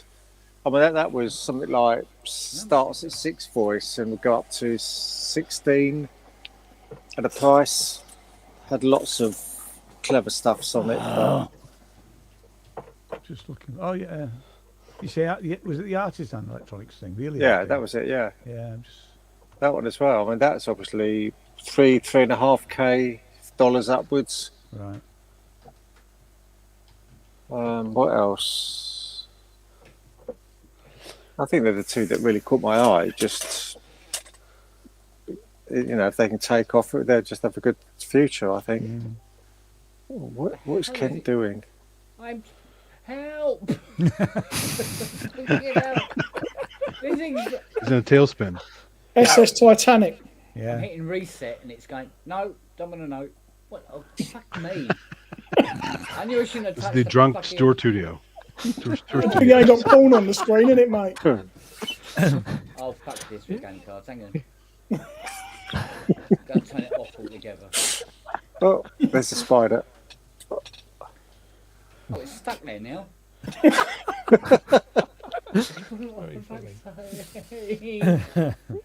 Kent's gone all fucking top of the pops on us. Yeah. It's become a Three Stooges video. Nice piece of rock, that, Kent. Really good. Yes. It's in What? sea somewhere. Was that it? Looks like Coast of Oregon. It is it? It just proves there's not a flat Earth anyway. Look. There's a view out of my bedroom window. Oh dear, that doesn't work. Oh dear. That's too funny. That's interesting. You might have to plug and play it, Kent. Get it to reboot itself. Yeah. plug and play like Windows 98. Like every Windows, it's always plug and play. No, but we of course all know the Windows 98 launch event Yeah. with plugging in the scanner to show how much it's plug and play. There's a blue screen, drive. wasn't it? There's no Yeah. blue screen. Yeah. Almost every major demo had a blue screen. It's great. I missed the paperclip. Clippy. Death to Clippy. Yeah, Clippy, that was it, yeah. How can I fuck up your day? No, we're fine. At least the ones on the Mac Office version were kind of cute. There was a claymation Einstein. What was There it? was a 3D Mac on little feet. And when he got bored, he would kind of look around or he'd go to sleep. When was that OS 8? Or? This is no, this is when was that? 755. When when they decided to do a new Mac Office, out of the blue. It was OS 9. Might have been OS 9. But it was the the deal they made with Microsoft, because Apple was kind of struggling at the time,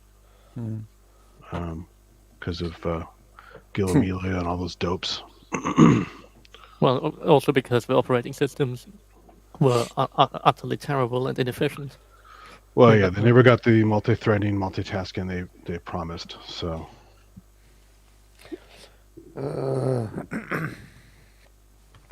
Yeah, it was a bit embarrassing when, towards the late 80s, on a slower Atari, you could run Apple software better than on OS 5.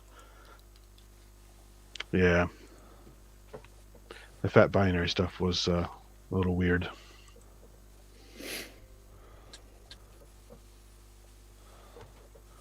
This camera needs to fucking die. It's gone mental. Getting an insight into Kent's synth techniques. What's happened there? Is that you? Sorry. Andy? Moved about an inch. Is what me? In the private chat. Oh yeah, I've just stuck up the link. The first of our the hardware jams thing sessions for today is just stuck it up on Facebook. No, forget the Facebook one. It's the right. YouTube link. Cool. If Kent can link it as he's done before, if he can remember how to do it. What do you need? I've just popped. What do I need? I've just popped a link. Forget the Facebook one. I don't know what I did with that. It's a YouTube. Right. Oh, it's gone mad. Oh, the Facebook thing's gone silly. Help! Oh, Prometheus, I think you're going to hear a hammer before you see one. At least one hammer. Oh.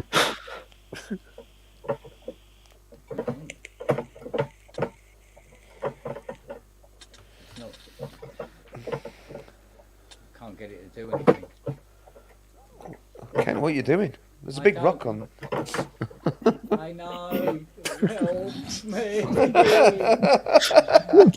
It's rock hard, isn't it?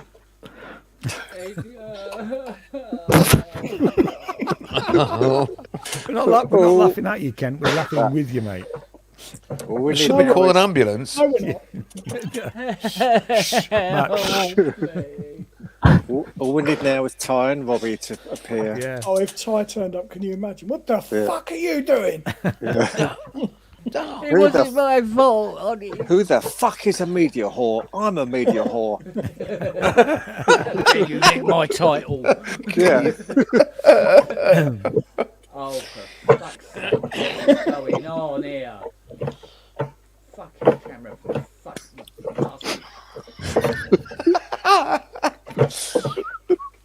This is for definite going into a hardware jam at some point. Yeah, it is, isn't it? Yeah.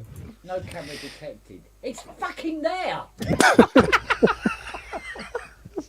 I'm pointing at it. You see it? Did you unplug it, plug it back in? Fucking It's like your printer sketch, isn't it? You have to unplug it. Right, hang on. Hey, there we go. What? Oh.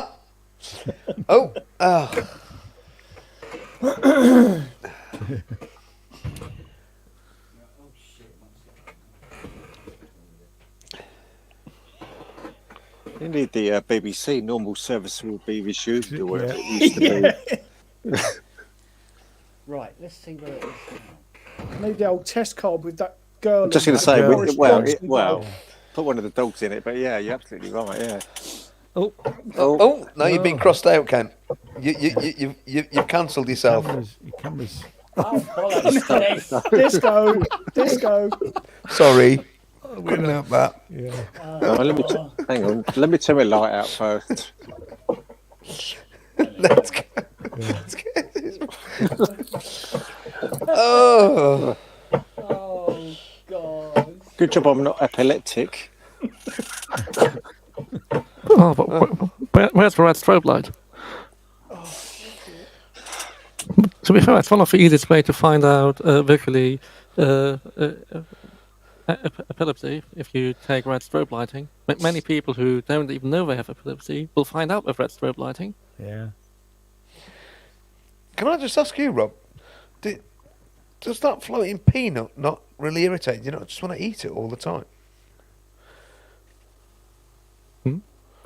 There's a little that little floating peanut. It's not red. What colour's that?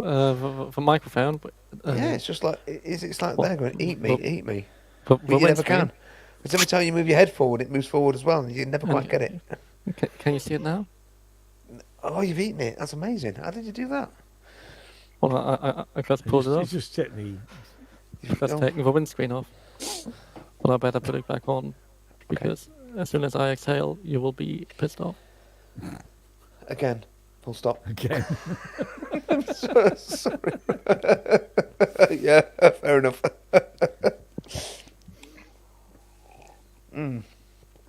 Oh, there's another one.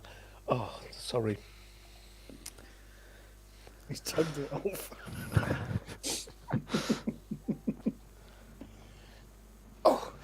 It happens, Prometheus. Kent will be able to sort it. He's the best synth person in the world. Unfortunately, he's working with a computer. That's a different kind of visual. I wasn't going to go there, Matt, actually. No, he's an audio person, not a video person. I know, yeah. It's a different discipline, isn't it, though? Yeah. Well, it doesn't have to be, but it usually seems to be. Yeah. It's got the crockery out now. Holy moly. Oh, there goes the best crown trashing derby the all entire over the room.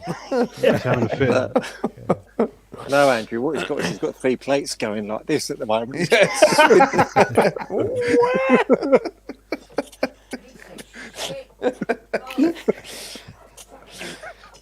Has Elvis left the building? Yeah.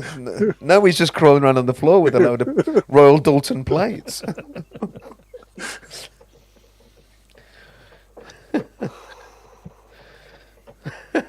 We could see that'll solve it. Yeah, it will. You should just go quiet and listen.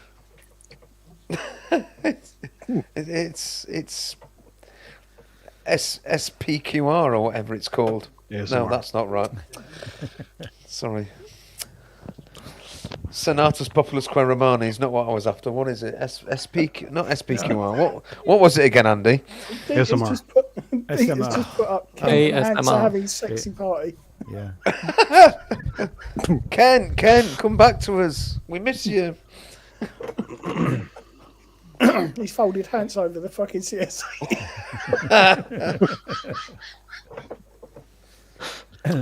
Kent's actually going to start an ASMR channel. He's going to compete with Amaranth, if you ever saw her on Twitch. So. Oh.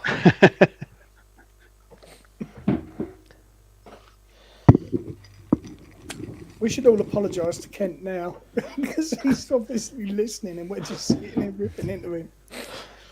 You're assuming he's wearing his headphones. Can we help, Kent? No, well, that's true, actually.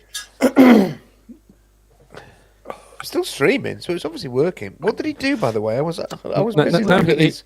He doesn't need to be here to stream, though. No. Did he knock his camera over or something? He just unplugged the camera because it was stuck. Yeah. It's supposed to be plug and play, but apparently not. Shit. Oh no, it's gone. Oh, no, maybe he's restarting the computer. Yeah, the stream. Once he's launched the stream, it stays up, and we could be on for hours if he's gone. Yeah. Yeah. Well, as long as he's paying for it. But, well, that's how we're going to do the 24-hour stream. Andy, you're a moderator. Can you copy that link in the chat and put it into the YouTube chat? The second link. The YouTube link. Yeah. All right. Yeah, people want to go and actually watch something that's actually happening or has actually happened, rather than. Rather than what? This is weird. We're just waiting for something to happen. Yeah, that's it. Cheers, Andy. Perhaps Kent's been abducted. We're waiting for Godot back in. You don't get this on a Wiggly show, do you?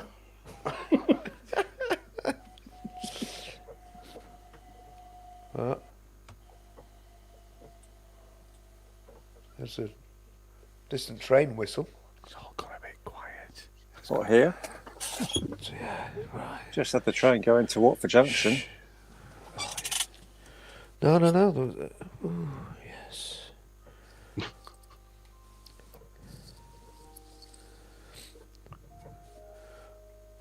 Not enough prune in the jam.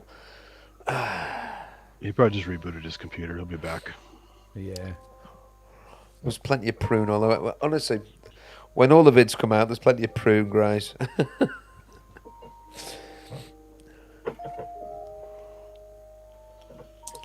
Shouldn't there be Pro 1? No, they were definitely prunes. We had 2 of them. We had 2 prunes. My prune and Rupert's prune. Rupert's prune had wood and mine didn't. Till recently. Oh! Oh, I've got hands finally. Oh, it's about time he turned up. Yeah, until you see Kent's face come up from below the desk. He's behind you. He's going to manipulate the mouth with his hands. Hands coming up. We need his knees and bumps a daisy. Oh, gone again. More plates. Q, what's your favourite hi-hats?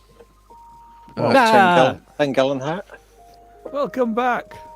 Thank you. Hi, Ken. Oh. Well. Fucking Mac app.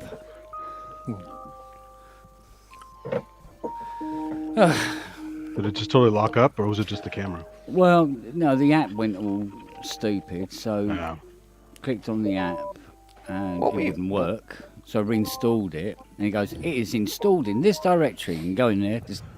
No, it's not in there. So I basically had to restart everything. What was all the crockery about? I was trying to trace the USB cable. And there's some jars over here full of sweeties. It went flying. Ah, right. What went flying? Yeah, full of dog Oh, treats. So momentarily, every dog in the house was in here. There's little sausages everywhere. Yeah, no, they got I got them some jellies. That's funny. Right. Well, now you're back with us. Can I be dead selfish and ask you? Can you share a video? Yeah, how do you do it? Yeah, good question. Because I clicked on it, and all it did was. Oh, didn't he say something? Well, you've got to share video, haven't you? So there's that YouTube link. Yeah. I can hear myself echoing back. Ring Robbie. I think that's because Kent's open earphone is directly next to the mic at the moment, Brooksy. All right. All right, is that it? Right. Okay, fair enough. Okay. So I got the link. Then what? Don't know. Well, you should be able to share your screen, but it might still be choppy. Yeah, okay, let's see if I share.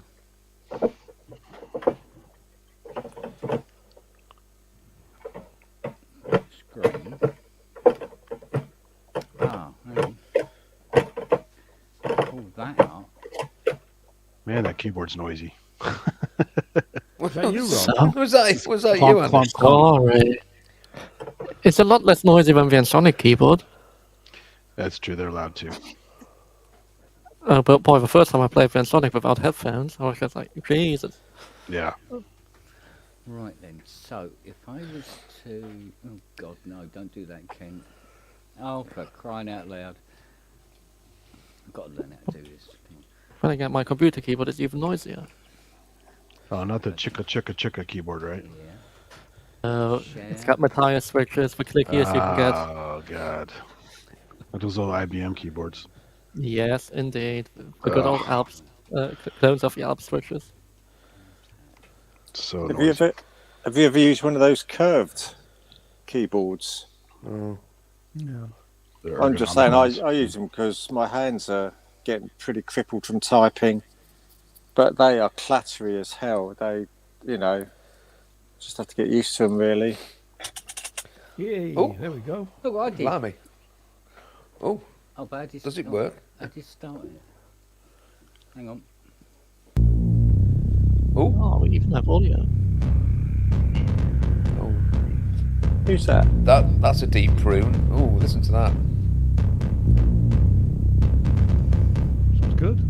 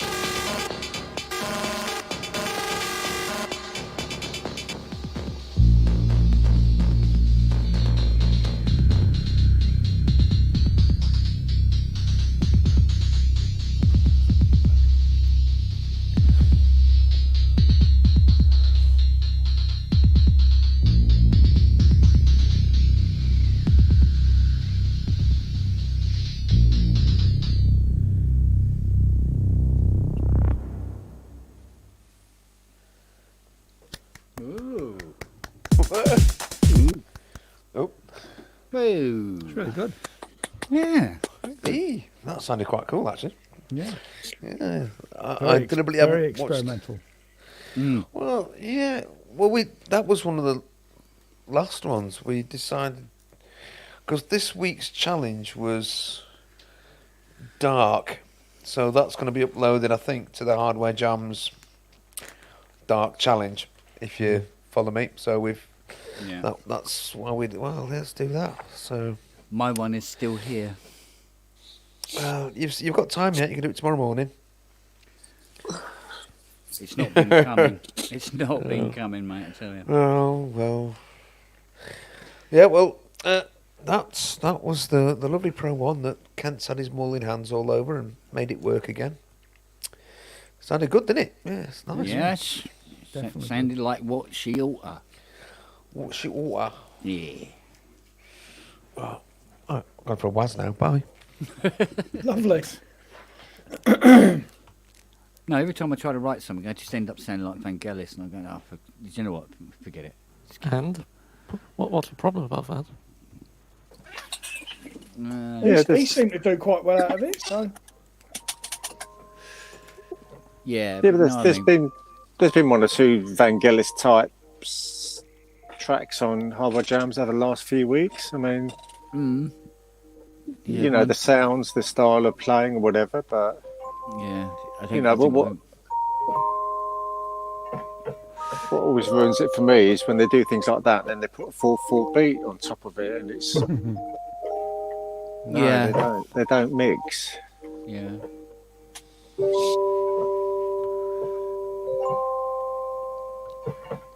Yeah. I suppose because of that, it just doesn't feel very original to me because of it. But at the end of the day, Kent, there's very few people on there that actually know you.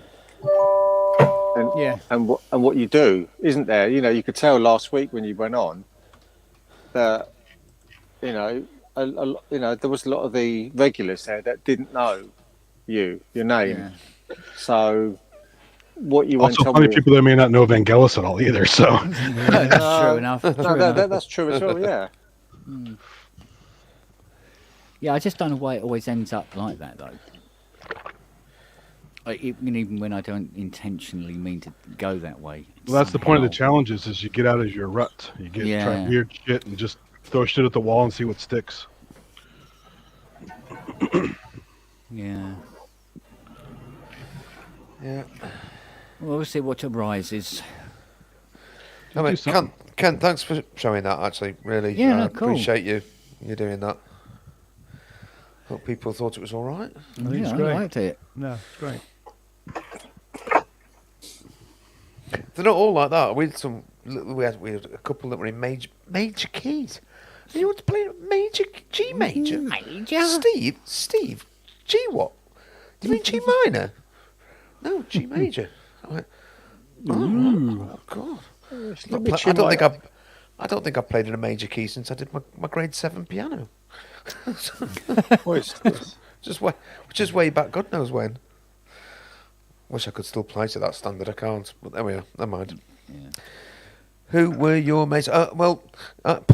It was hardware jams guys. Steve Rutherford was the guy on the guitar. He does lots of stuff with guitar and pedals and various synths and stuff. And the other guy was Logie Beard. Who, I actually don't know what his real name is. We just called him Logie. So he was he goes back a long way with Hardware Jams, like one of the founding fathers of it. He wrote the intro tune for the jams. He wrote the intro tune for the jam. Exactly. Yes, we had a bit of a giggle about that. And should we do so? No, he said, please, let's not. No, honestly, go on. Yeah, let's. No, so. Because it's bloody catchy as anything, that tune. It really is a very jolly little ditty. But he had a Syntact and a Allen and Heath DJ mixer, which is absolutely brilliant. This DJ mixer thing. But he also had an Allen and Heath digital mixer with loads of stuff on it. So we were all going into his mixer. So he basically was like engineering it, and it was recorded on the desk because the desk's got a built-in recorder to SD card or whatever. So yeah, Mike Rutherford from Genesis and ZZ Top. Frank Beard.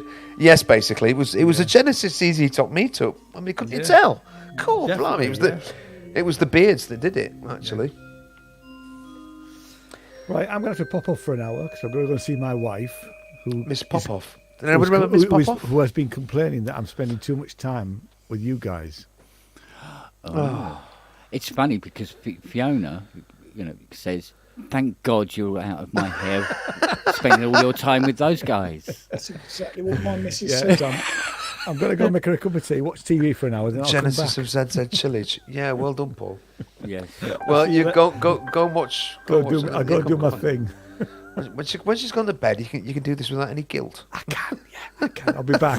See you later, guys. All right. Yeah, Take care, see you. Take care. Do you know what? It's just occurred to me. I don't particularly help myself. I mean, that's my piano, right? Go. Not helping myself, am I? I mean, you could take the reverb off a bit. Yeah, exactly. I'm even putting it through a 480 XL, for Christ's sake. So it does the whole.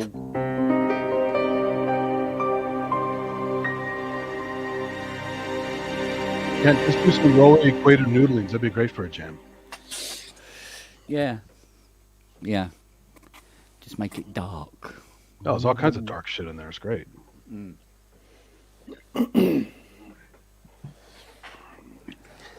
Yeah, because I keep doing the same thing, so. Oh well. Because it doesn't all have to be hardware. I used Cherry Audio 8 voice on one of them a while back, probably 6 months ago, or whatever. I mean, the thing I struggle with is a drum beat or rhythm or percussion, because I've got the modular will do it. Yeah. But I don't know how to wire it up to a point. I cannot. I'm like you, Ken. I cannot get on with a box of 9 or 64 buttons and coloured lights. Yeah.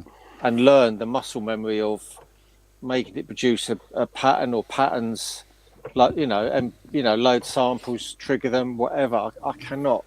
My mind has never been brought up with that type of music making, so I'm not going to start learning now. It's fun with the looper if you get a looper or well, that's what I thought. That's what I thought. The Boss RC505 Mark II. Exactly. Yeah. And the other thing that I'm still going about now is I really want a Pulsar 23 in orange to create the drum percussion sounds and things like that, and try and get those two going a bit. And then 505 is fun. It's just enough loops to get something decent down. I use it all the time with various things. Well, this is it, isn't it? It's just putting ideas down and whatever. But yeah, that's sort of where I'm aiming for in a way. But the rate things are going, I'm thinking Christmas, which is fine. Yeah. It's not a race to. It's not a race to get there and put something on, is it? So, but I got something at the moment, which is because it's modular, semi-modular. I'm just scared of turning it off and lose. It won't lose it all, but I'm just scared it won't come back. Yeah. You can also record those bits from the modular, chop them up, put them in a sampler, and use those as triggers.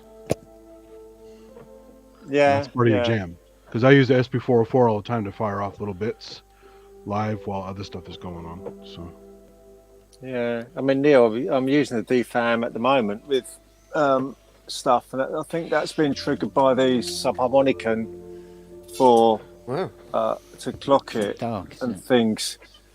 So yeah, I mean that is the basis of a beat and things like that to work on, and then I was trying to find stuff in the V-synth to layer over it. So I'm getting there with what I've got.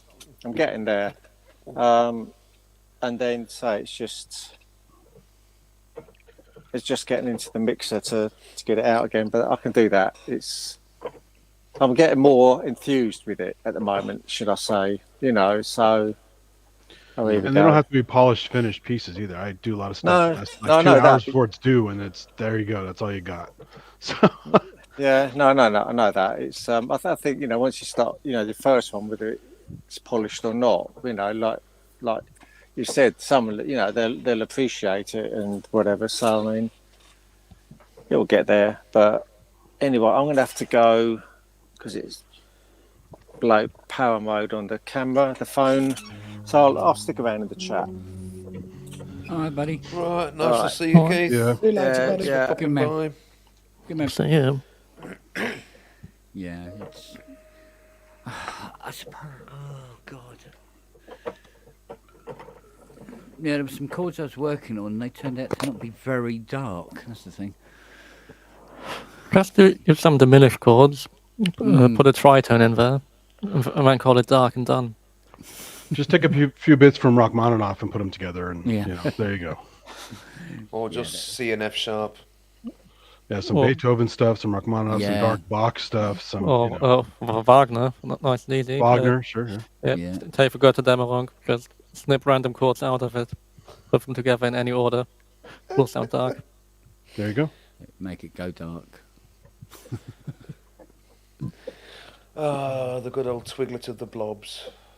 Indeed. What? You got it to be. You got that Sorry, track to be sorry, very Mark. disjointed and yet still work. Götter Dämmerung, the twilight of the gods, or the twiglet of the blobs. My brain's just going off on a silly tangent. The twiglet of the blobs. Yeah, Well, That's two totally different Well, things that Twilight- should never be in the same Twilight- box together. always becomes twiglet because I always misspell it. I get me G, so I get me G and me H. It's got a G and H in it, hasn't it? And TWIG, and then suddenly I've got twiglet rather than twilight. Twiglet's So actually a it's- better name for those stupid vampire movies. So Yeah, that's true. Twiglet. Yeah. Twiglet with piglets. Yes, Andy. Yes. The Twiglet Zone. Yeah, exactly. Yeah. Grace, it's been that as long as every time I try to write Twilight, every now and again, well, how often do I write it? But I have in the past, and it's never come out right. It always like fucking Twiglet. Or you get so golden earring. it's- Help! I'm slipping into the Twiglet zone. Twiglet. Yeah. Yeah. So anyway, just me being silly. Again, as it says, again, dot.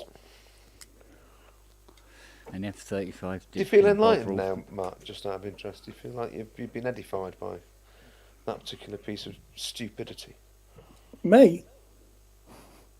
Whatever it's done, it's opened up a whole new wormhole.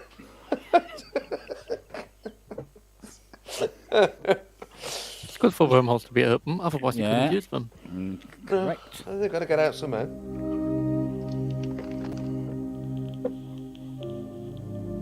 Ooh, yeah, okay. Yeah, there you go. Yeah, that's two that work. Twiglet Unwin. Great. That's it now. Oh, just right right. on those Kent. You got nice and dark. And you watch, next time he comes up, he's going to have Twiglet as his screen name.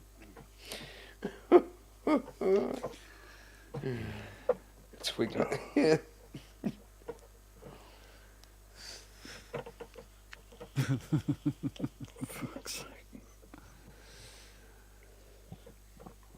All right. Robert looks very serious. While I'm playing serious music here. All right, I gotta go jump in the shower to go do some shopping. I smell like a Twiglet, so I'll see you guys Right, later. Andy, you take care. We'll catch you soon. You have a supermarket in your shower? Well, you Americans have everything, you know. that's in Texas where everything's big. So. Yeah. See you I guys. go to the shower to do my shopping. See you, Andy. See you later, bud. Yeah. That's unusual. He's dropping out early. He's got to go shopping in his shower. Yeah. Well, he's just got sick of us. Is that a euphemism for something? No, that wasn't it. Was Are it? you planning to make it one? What? That was another rug pull statement. He said, "Is that a euphemism for something?" And I said, "Are you planning to make it one?" Oh, I see. Oh, I've done it again. No, I didn't hear you say that. Confused everyone. I'm having a really good night, aren't I? Really You're doing well. Dead enders. That's me tonight. You're having a bit of a re-smog evening. Re-smog. Yeah. Well, poor people can always eat each other, can't they? Yeah. Sorry, no, don't. Let's see what your brain's going with that. Yeah. Stop it, Matt. It wasn't until I you didn't said say that. it, bollocks. I hear some do. Yes. Be do. Oh, God.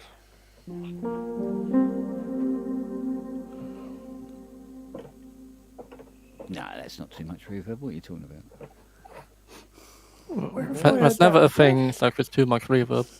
Where have I heard that before? Oh, Twiglet's in. I mean, Ty's in. Sorry. Hi, Ty. Oh, yeah, it's Twiglet.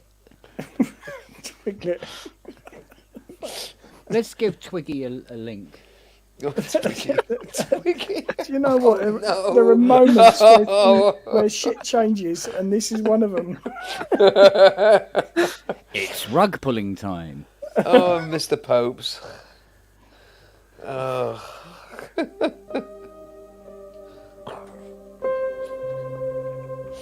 I know where I've heard that sort of thing. It was Vangelis. What, Twiggy? no. It was Waiting for Cousteau. It was very similar to that. The flip side, Jean-Michel Jarre. Is it? There's bits of it that sound like I think that. I heard it once. Look what he's typed. Sorry, Mark. What the fuck? We did predict that. Yes. To be fair, we really did predict that. Long story, but it does involve you dipping your dick in Marmite.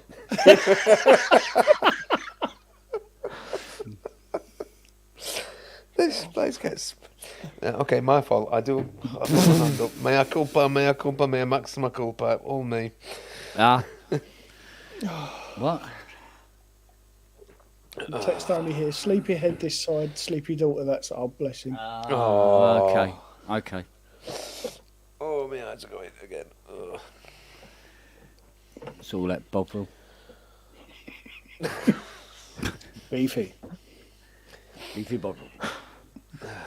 Ah, well. Okay. So. What the fucking hell? Yeah. Let's just say due to circumstance, we're missing a huge bollocking. Do you know what? If he's having to be quiet at home because he's got his missus and his daughter asleep either side of him, his head's going to be going. Oh, thank heavens for a caps lock key.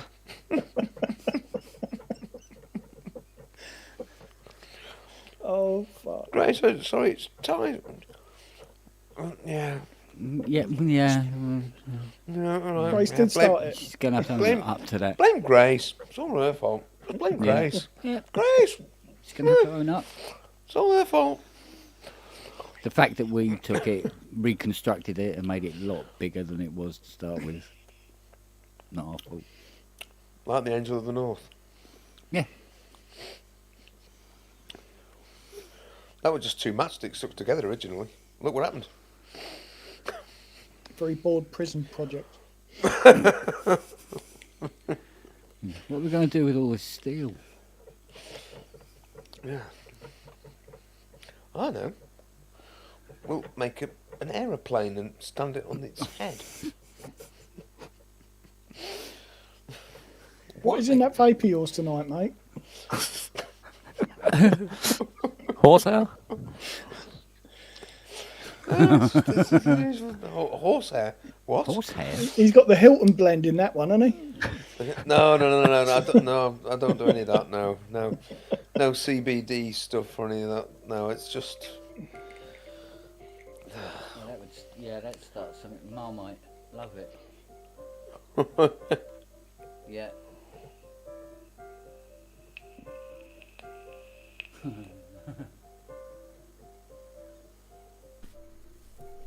There he is. Here he is. Here he is. A bit of sanity to the proceedings. Found the stairs, did you? Breathe. Has it been like that, has it? Oh, Just a bit. Christ. Oh, do that again. It was just like having Barry White in the room. Do that again. That was amazing. Has it been like that, has it? Yeah. And breathe. Yes, you have, Ty. What? Have I got to see this on catch up to get this? No. Yes. I want to hear his reaction. Yes, to you do. Kent's camera's fucking spazzing out. No, don't watch the catch up. Don't. Kent's camera had a fanny fit earlier. It was Oh. fucking hilarious. Oh. He's not happy. Well, did it go on like a? It went off spinning- grid, He went on holiday, let's put it that way. He just fucked off. and then I couldn't get it back. I've been shouting and swearing at it, and it didn't help. And he broke all the best crockery. I love that word. What? Crockery. Crockery. Crockery. It's a great word. It doesn't get used enough. Well, do most people use China instead? No. Plates. Cup and plate. Cups and saucers and plates. Aye. Crockery. Not It's a good crockery. word. Yeah. It's a good word. No, you're right. It's a good word. Well, you do now, Ty, but you might not later. Well, we all love Twiglets, don't we? Yeah. we all Love Twiglets. Twiggy. That thing about it's a good woody word, crockery. Woody. It's woody, very woody. Do you keep your crockery in Nutty. the scullery? Who If did one that? had a scullery, one most certainly would, because that's the proper place to keep one's No, crockery scullery's in a the tinnery. scullery. That's a I'm tinny not word. Jacob Rees-Mogg, you know. I haven't got a fucking scullery. Who did the woody Scullery. word, tinny word thing? The what you what? The what word? They'd say a word and goes, "That's a good woody word, very woody." You know. And they say another word and they go, "Oh no, that's tinny." And they go, "Oh, tinny, it's a tinny word." What's that? Ty's trying to get Sounds the fast Sunfest. show to me, that. No, it was older. I'm wondering is it if older? it Oh, might right. be Monty God, Python. is he coming to Synthfest? Oh, Jesus. What's that? You do. I know hope you that are, you're- Ty. I really hope you are coming to Synfest. He's going Just get to piss bombarded. bloody Robbie off. He's going to get bombarded with bags of Twiglets now. Oh no. Yeah. It's all Grace's fault. Blame Grace. Yeah. I'm coming to Synfest and I'm going to buy it. I want it wrapped. Thank you. Oh, I've seen it plenty of times. I'll take it all. Come, we've got to force him in. Put it in the hearse. Bring him in. I mean the bring him Porsche. in. Got to bring him in. I mean, what's there to work out? I mean, you just like.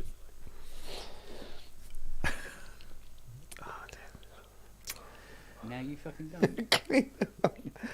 Piss off, Neil Wharton. In the nicest possible way.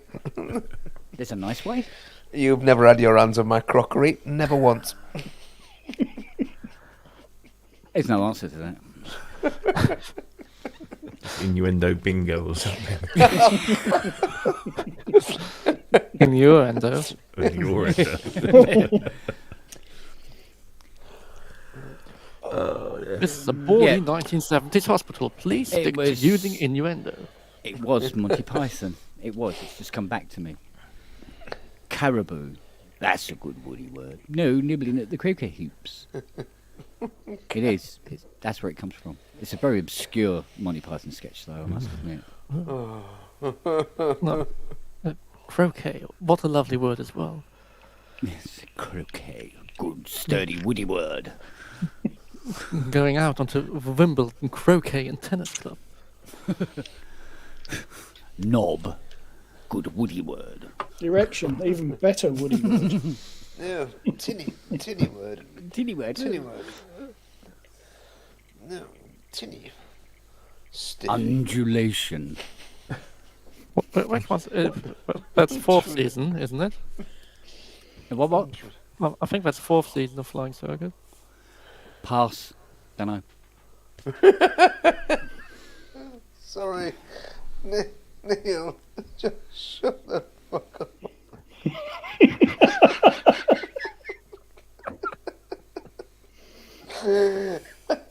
3 rubber gloves. Yes, one at each end. Don't ask. The secret is out, I fear. What are you getting onto in your scullery? Neil, what have you done, you git? Wow. Neil, what were you doing in a scullery? Well, it's easy to wash off, isn't it? I mean, come on. He was cleaning the Porsche. Oh, there's another euphemism if I've ever heard one. Making it shine. Polish the Porsche. Jag. No, you can't polish a turd. You can roll it in glitter. Oh dear. Is it only? Is it only Saturday? Robbie told me to come up on Sunday. Cunt. Oh, mate. You'd have found a very, very nice but slightly dreary Sheffield. You could still I'm come still there Tom. on the Sunday. We'll make you welcome. We'll take you for I'll be back coffee. in Devon asleep by then. It was the astronomer in the scullery with the spare rubber glove. It's just- Is there a scullery in Cluedo? There is now. no, there isn't. Well, yeah, well, but It it's should now be. in There was a Spongo. kitchen. They should just call the kitchen the scullery. My grandma always called the kitchen the scullery. She just that's what they called it. And where would she be cooking? Outside Well, on the it fire? was a kitchen. What else? Well, the kitchen was the scullery. That's what she called it. We'll go through to the scullery and make. She just did. Must be a northern thing. Well, yes. Yeah, they all live in one room, don't they? Down here it's the parlour. In the parlour? Yes, what? I don't know. Let's Yeah, retire to the parlour. Indeed. I shall retire to the drawing rooms for now. Indeed. The withdrawing Us gentlemen room. will go for smoking. The In withdrawing the room. library. Yes, the ladies will gossip. I shall withdraw scullery. to my Scullery. to the library adjacent to my chambers. Mm. Oh man. It's true. Grace is right. Grace is What? right about the scullery. It's an offshoot of the kitchen where the dirty pots went to be cleaned. But by extension, therefore, the kitchen. That's my It grandma. was an always- old-fashioned kitchen extension. My grandma That's where they always used to called scald it the the milk scullery. and keep the food and Yeah. ice and shit, wasn't it? No, that's a pantry. Yeah, it was. And where the butler would take the cook up the back passage. Because he wasn't allowed to use the main stairs. Excuse me, the scullery is where the dishwashers were. Yeah, the butler, wasn't the butler allowed wouldn't to be use the front allowed. entrance, so he always had to take her up the back passage. Mr. Hilton. Oh dear. Oh, I better behave now. Yeah, we got to Yeah. calm it down now. Right, Richard's bring it in back. it. We've got. Yeah. Yeah, royalty amongst us. And then Ty's going to say, "Thank fuck he turned up, and leave me alone." Did you see Tim Dorney on Nevermind the Buzzcocks? Oh, I didn't know. Yeah, he was in the lineup. Um, That one was easy enough to spot. oh, yeah. Oh dear. Have they resurrected Buzzcocks? Or is this a repeat? No, it's on Dave, isn't it? It's on Dave yeah, with White Dave. with White Dave. Greg. Okay.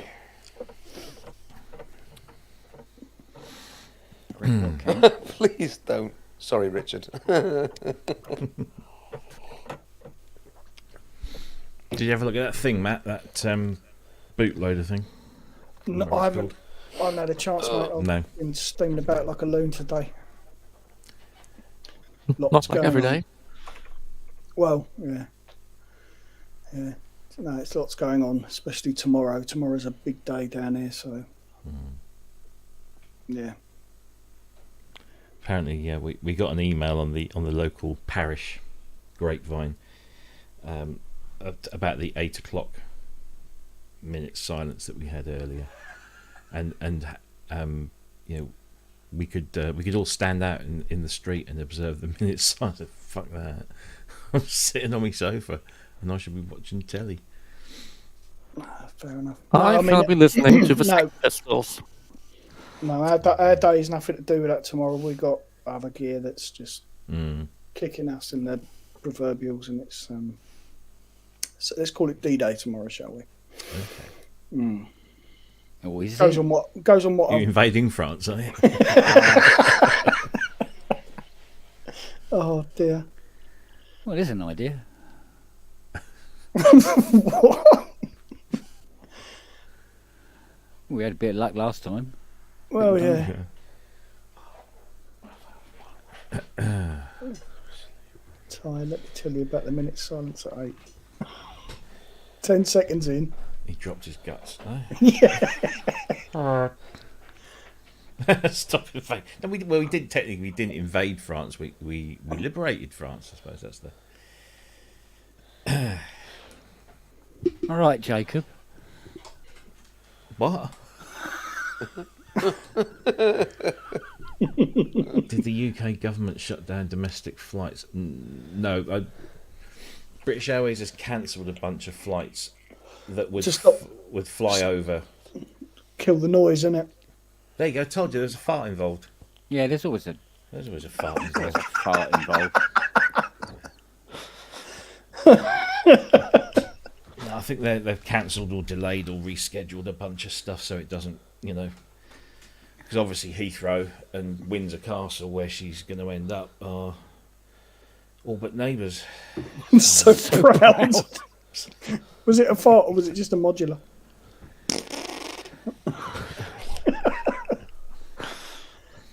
Was there a trailer? Long as there wasn't an epilogue. Yeah. Oh dear. Ty's doing the score for it.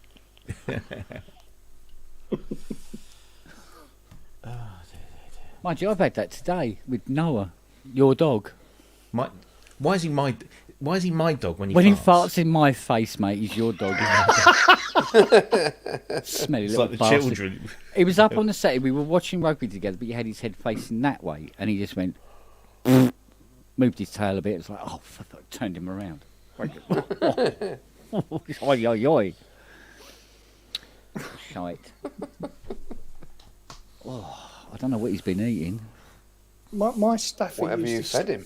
My Staffy used to sleep No, under the something quilt else. during the winter because she Oh. hated getting cold.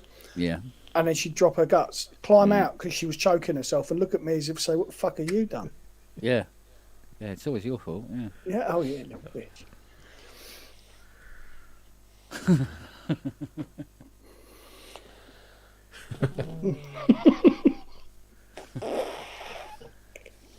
Yeah, right, old guff. Right, I had my mouth open and everything. Oh, nice. Always a good one. Wish you hadn't said that, just Inhale so that I could fecal go a bit. mist. Spongle album title. Fecal mist. Yeah, title track. I had my mouth open and everything. Somehow this has really got to become a thing. What was fecal mist? I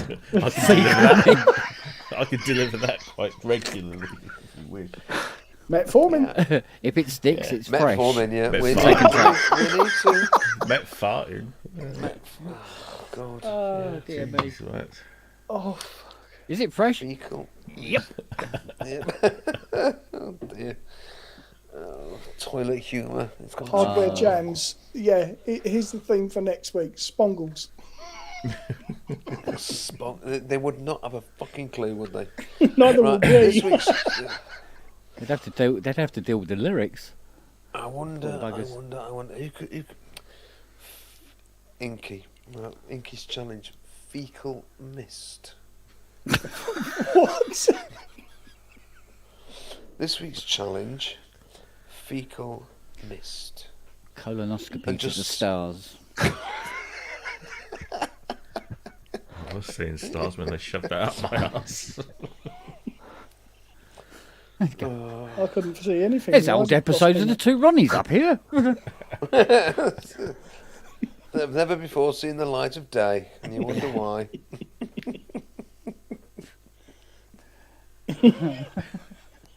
Come back, Donna. All is forgiven. Come back. Oh. Ty, you are harsh, but fair. A spray of shite.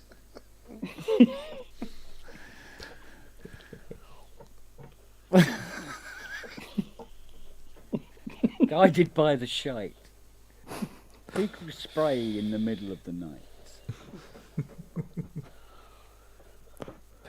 I didn't know we were a punk band.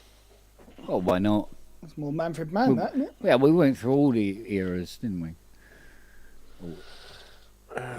Eries.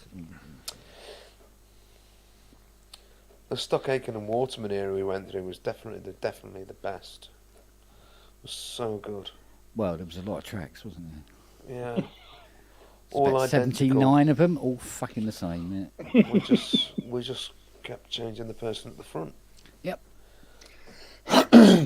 Was that your idea, Robbie? I think it must have been. It was TX81 bloody 6 all over fucking everything. Yeah. Lin 9000. Yeah, Lin 9000, TX816, bit of Fairlight. Yeah. There was Jupiter in there as well, I think. Did they have like every Lin 9000 in the world to make those albums? Probably. It was a busy old place, that. And a tuba full of custard. Do you remember that conspiracy theory that was going around at the time that I can't remember which way round it was, but they reckon if you sped up Rick Astley, he sounded like Kylie Minogue. If you slowed down Kylie Minogue, she sounded like Rick Astley.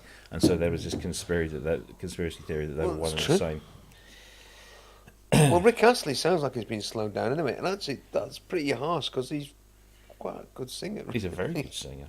Very good singer. Oh well. Yeah, very, very good singer. Yes, Richard, the TX816 was indeed very wonderful, except that it makes lovely bong sounds. sounds. In the water. Boing. You ever try dropping one down the stairs? Not yet. It's burning at Andrew's place, is it? I love it. There's only certain there's phrases only Kent could ever come out with. Really? Yeah. Oh. Yeah. Have you ever seen one bouncing down the stairs? No. Well, I was caught short. I never made it in time. Still trying to figure out how the fuck it got out.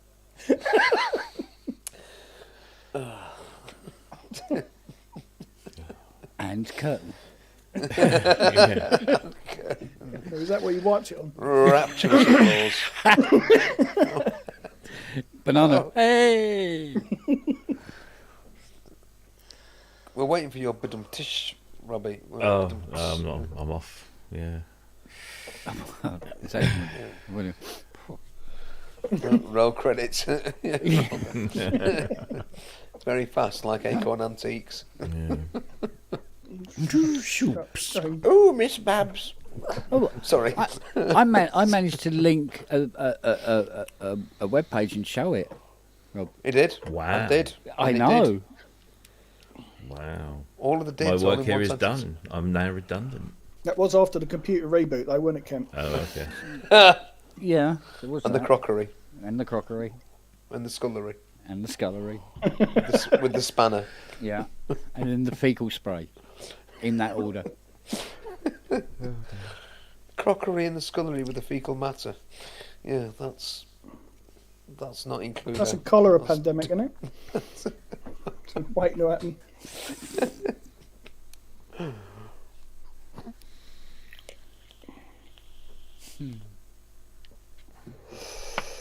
Well, those jokes didn't go very well, did they? Well, I don't know. Well, they went down amazingly. Conversations turned to shit. Like everything else tonight's been brought. Always ends up that there. level. Yeah. Scatological conversation. Can't beat it, can you?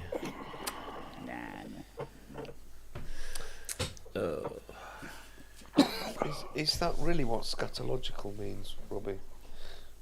Is it? Scatological in reference to Rim shot. a rim shot, yeah. Careful. Oh. Oh. About 2 jokes away from chocolate starfish. What was it? The episode of Family Guy we were watching today, and Peter's talking about his failed advent calendar business. And it's one of the cutaways, and it goes to the family crowded round this calendar, and they're eagerly opening number 25, and they go, "Oh no, another puckered arsehole." Yeah, it is the right use. Sorry, I'd got another word in my head. I don't know what I was going mad in. There's something going round inside my head. No idea what it was. No idea. Fecal matter. Probably. Load of shit. Courgette. What animal shit. Aubergine. Shit for brains. No, not today. No aubergines today.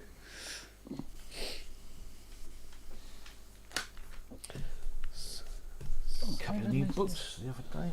Oh yeah. This one looks quite. It's bloody big as well. A scatological interpretation of Finally, Sweet that Dreams DX7 will be level. Yeah. Sweet Dreams. Yeah, the story of the New Romantics. Ooh. It's a big old book. Dear. Yeah. How did they find that much information about them? No, it goes from Bowie all the way through to. Well, I don't know where it stops. 85 apparently. What from like Scary Monsters or? No, before that. Before. What? Yeah. What influenced them? Who influences them? So, What? yeah, Bowie, T-Rex, Yeah. Roxy music. Glam rock. Yeah. Well, It starts whatever that somewhere. means. Yeah. Yeah. And then this one's supposed to be quite good as well. Oh, nice. Chris France book. Yeah, that's cool. Yeah. That's lovely. And these are all a tenner from Sounds of the Universe in London. All hardbacks and everything. Do you like a good hardback? I'm sure you do, Robbie. In spite of all previous denials. Indeed. How many gloves? Don't knock it. What? 3. Sorry? 3. Yeah. That Talking Heads one looks great, actually. What a beautiful thing. Actually, they both look good. Yeah. I've got to read. We have I've books. got so many books piling up to read. I just buy them when I see them going at a good deal, and then they go on the shelf, and I will get to read. I will get, and then like 2 years later, and 20 books later, I'm like, I will get to read them. Yeah. Audiobooks is what I'm told I should be doing. Yeah, audio books. It's the way No, forward. real things. I feel If like you've that's got enough- cheating. If you want to pass off No. old ones because you're running out of space, happy to oblige. I love books. I'm definitely I a book love- fiend. A good book. I've only got one bookcase downstairs, and I need more because I've got books piled in the garage. And Do you know what was on the back seat of my car when it got smashed up? Right, and I'm Go on. really, really pissed off that I didn't retrieve it because I might never get it back again. Rip It Up and Start Again by Simon Reynolds. yeah, got that. Yeah, I'm Good so annoyed. You can usually find that in places like H&V or FOP for like 3 or 4 Still, quid. it's still going. I mean, I'm pretty I sure paid quite a lot I- of money for it when it first came out. But it's a brilliant book. It's Yeah, so but- good. It's usually one of those ones that they do sort of like big piles of it. Right, I'll keep looking. Most of Simon Reynolds stuff. And Well, there's no FOP and there's no H&B. Well, there is a H&B in Sheffield still, but yeah. the FOP in London. I forget the name of the road. It's on there. It's on the junction. Is it Shaftesbury Avenue? Yeah, junction Shaftesbury Avenue. Where the Harry Potter thing is at the moment. What? Cambridge Circus? Cambridge Circus. Thank you. Harry Potter thing. The Harry Potter Yeah, music. the Half-Blood It's in the Prince. Cambridge Theatre. Yeah. The Cursed Child. And there's a FOP just there, and it's like a wedge shaped thing, but it's on like 3 or 4 levels, and they've got loads of. I mean, I picked up Carl Hyde's book, I Am Dog Boy, John Lennon's Imagine, and a couple of others for about 20 quid. There's a lot, all big hardbacks. Yeah. I must get round to read. I must install a bookcase back in my toilet like I used to have. That's the best place to read a book. You don't get disturbed. Just always make sure you got some paper. Because Well, if you've got a book, you always will have, won't you? Yeah. Well, assuming it's an actual book rather than a piece of digital. Oh, quite. Oh no, I don't like reading on tablets or anything like that. Well, I mean, you don't mind can use reading the on ebook for shitters. one wipe. Sorry. I didn't hear that, sorry. You said you don't like reading on tablets, but you don't mind reading on shitters. Indeed. Okay. Everybody to their own. I don't know what it's like to go to the toilet by myself, so this house would be no good for it, mate. Yes, look what Richard's just said. I've got a book's worth of memories of Bowie. Well, Crescent get said, writing. get it written. Yeah. Well, maybe you will. Maybe you will. We'd love to hear, but we understand that diplomacy is also important. Or discretion, I suppose, is the better word. Yeah, he's done that for a while. Still. Another tumbleweed moment. I've done it again. I'm amazing. You're Absolute chat killer tonight, me. Andy Rug Puller Brooks. I can break everything, including a good conversation. Yeah. All right. Twas Yeah, thanks, man. brillig. And the slithy Lady toads toads did did glide and glide gimble in the in the glade. wave. All mimsy were the borogroves, and I can't get any further than that. Yeah, I'm about there and all. I'd love to know what a borogrove is, or a mimsy. Keep lawyers happy as well. Keep lawyers happy. Paul. I think I should gracefully retire at this point. You're not old enough. True. Yeah. It's all smoking, isn't it? I can break anything. Oh, I've got such a reputation I really do deserve. It's all wrong. Ty is So surgically concise with his opinions, isn't he? Has he just got like text Tourette's or something? But Brooklyn, stay away from the Colossus at Simfest, man. Yeah. Bring your own step ladder. No, one has to raise one's game. I could probably bring a lab coat. Because clearly and a stethoscope. You bring the lab coat, I'll bring the step ladder. And somebody have a clipboard as well. Because clearly that's how you're supposed to operate the Colossus with clipboard and the lab coat.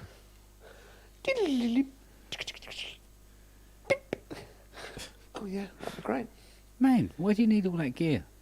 We know, it's got those two pin boards, pin matrices. Hasn't it? So you can have two people. What we should do is we should go up to Tom and get a piece of cardboard and stick it in between, and then pretend to play battleships. Like you probably haven't had that done 100 times before. Yeah. No, I can't wait to see that again. It's Sheffield. No, we're not going to break anything. Well, to be fair, if there's the second one, then you can use the upper matrices to put the pins in for your enemies, and the lower one for yours. It's like perfect. Yeah. So you need both to play battleships. Forward planning. Yep. The battleships patch. He's supposed to be bringing the full height version. Yeah. So that's going to be pretty amazing. Well, it was there in 2019. The full thing. Yeah. That was massive. Well, yeah, that's how, as it was. Now there's another bit that goes on top. Which doubles the height. Well, that's another one. Doubles basically. the height. Doubles the height. You really would need a step ladder. You couldn't. That's what. Are you not paying attention, boy? Yeah, no, absolutely. It is. Goodbye, Triggles.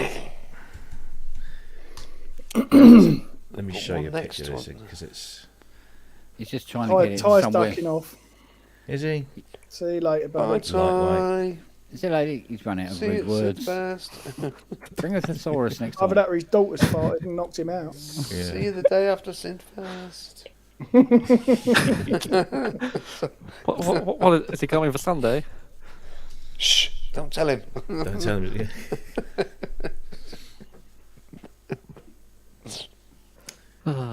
So maybe I should have taken all the jobs I've been offered for that weekend.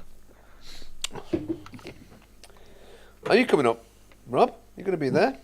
Yeah, so Depends far whether you're working or not. No, so far all the jobs that have come up, I've been like, nah, can't be fucked. Oh, cool. Yeah, brilliant. Half the country's going to be up there at this rate, isn't it? It's good. Yeah, well. It's Sheffield. I'll regret it in vacant, December. so- When I look at my bank account in December, I'll regret that decision. I can't look at my bank account. I've got 3 birthdays right round that. I've got the boys on the 5th, I've got the little ones on the 10th, and I've got my missus on the 16th. God. It's like, Well, you're coming up. getting some money.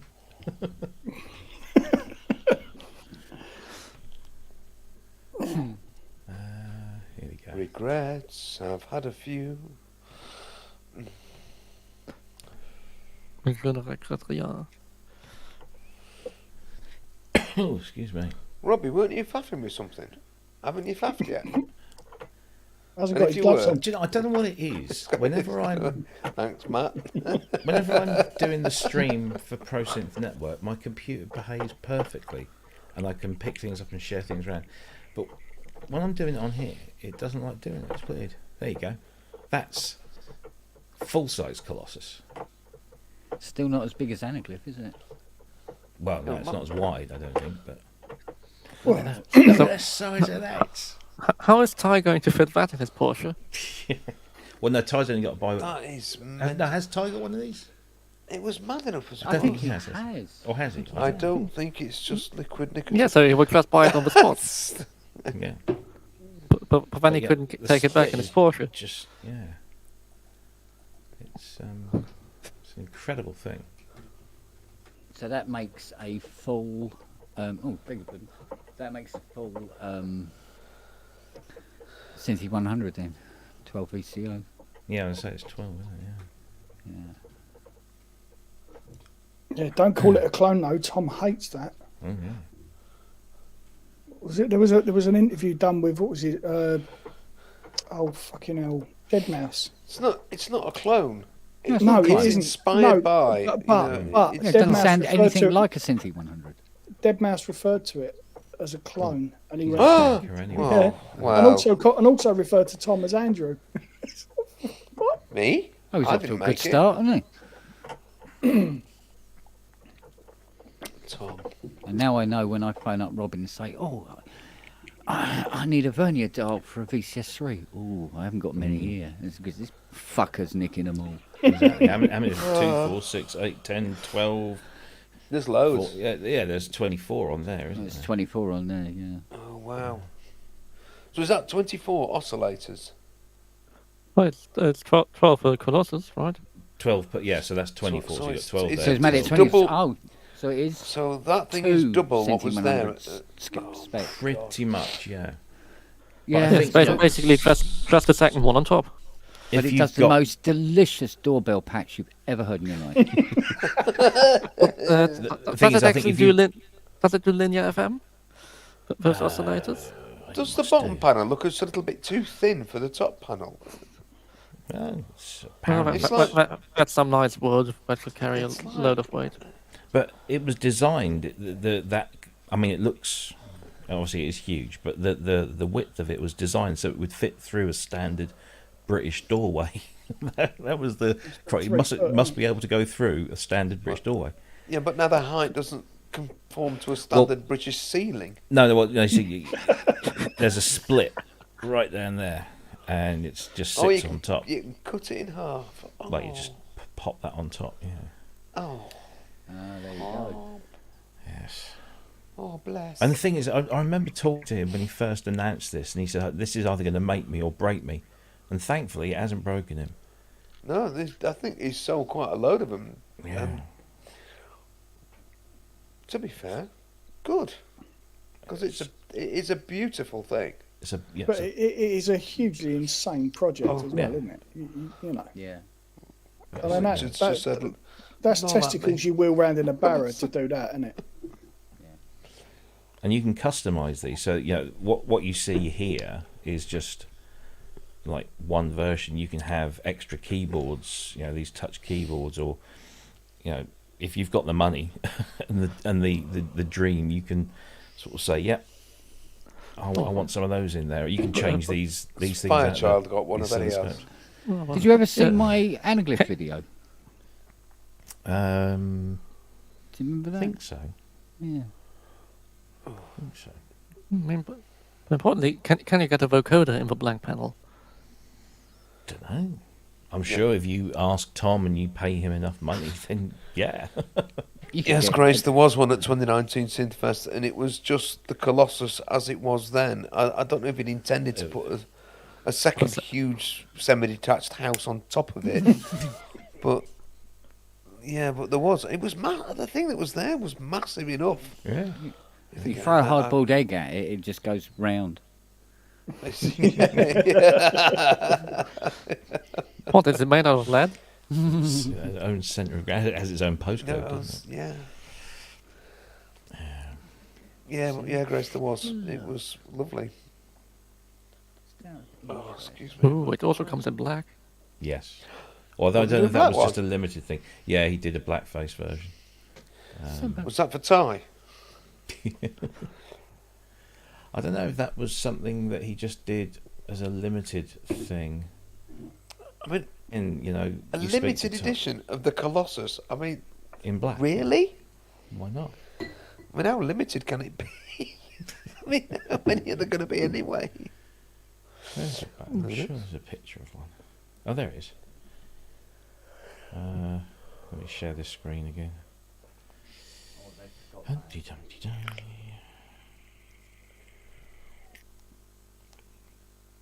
That was definitely Matt vaping then, not me. What? Yeah, it was. The pink one is very rare. Yeah. I'm sure if you paid him enough money, he would make you a pink one. Yeah. Oh, yeah. They're all hand built. That anaglyph video, which has been on there for 9 years, now has over 500 views. Way! Whoa! There's probably comments underneath it like, well, so where the fuck is it then? What by Ty? Yeah. It's Go on. Still waiting. Oh, it's nice in that colour. It is very nice. Isn't it just? that looks See, like I prefer dark mode, so I think I'd go for that one. Yeah. I prefer it in black. I don't think I'd be wearing a lab coat using it in that colour. I'll be wearing a ninja outfit when I'm using that. A leather thong, Robert, would go with it. Like the cover of Frankie Goes to Hollywood.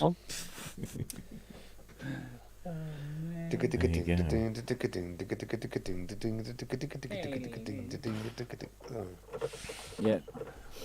And if you haven't got a leather thong, I can tell you where to get one from.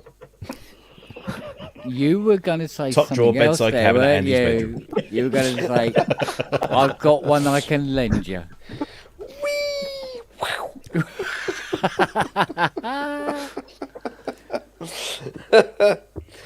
Right, oh dear.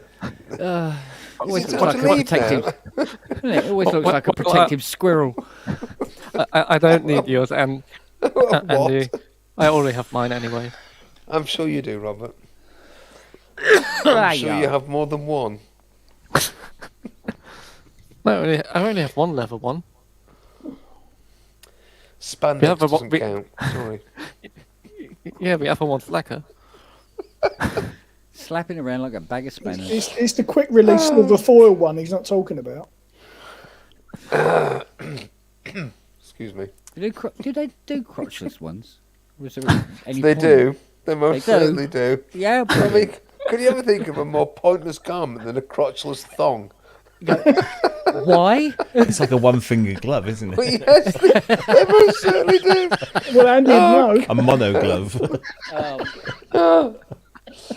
Right, just go and pay a visit to Clone Zone somewhere because they've got things in there that just make you go, "What the fuck?"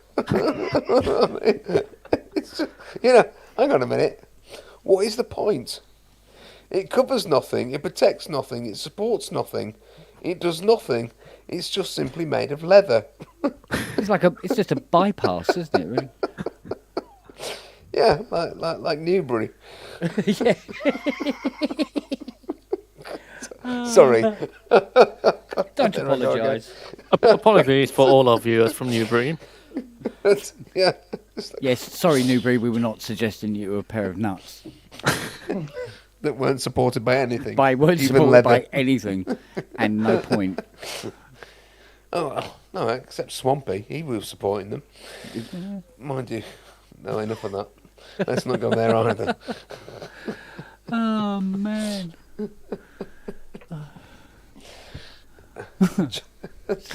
Like it's been in a supermarket and go, "Can I have a bag, please?" and they give you a hoop.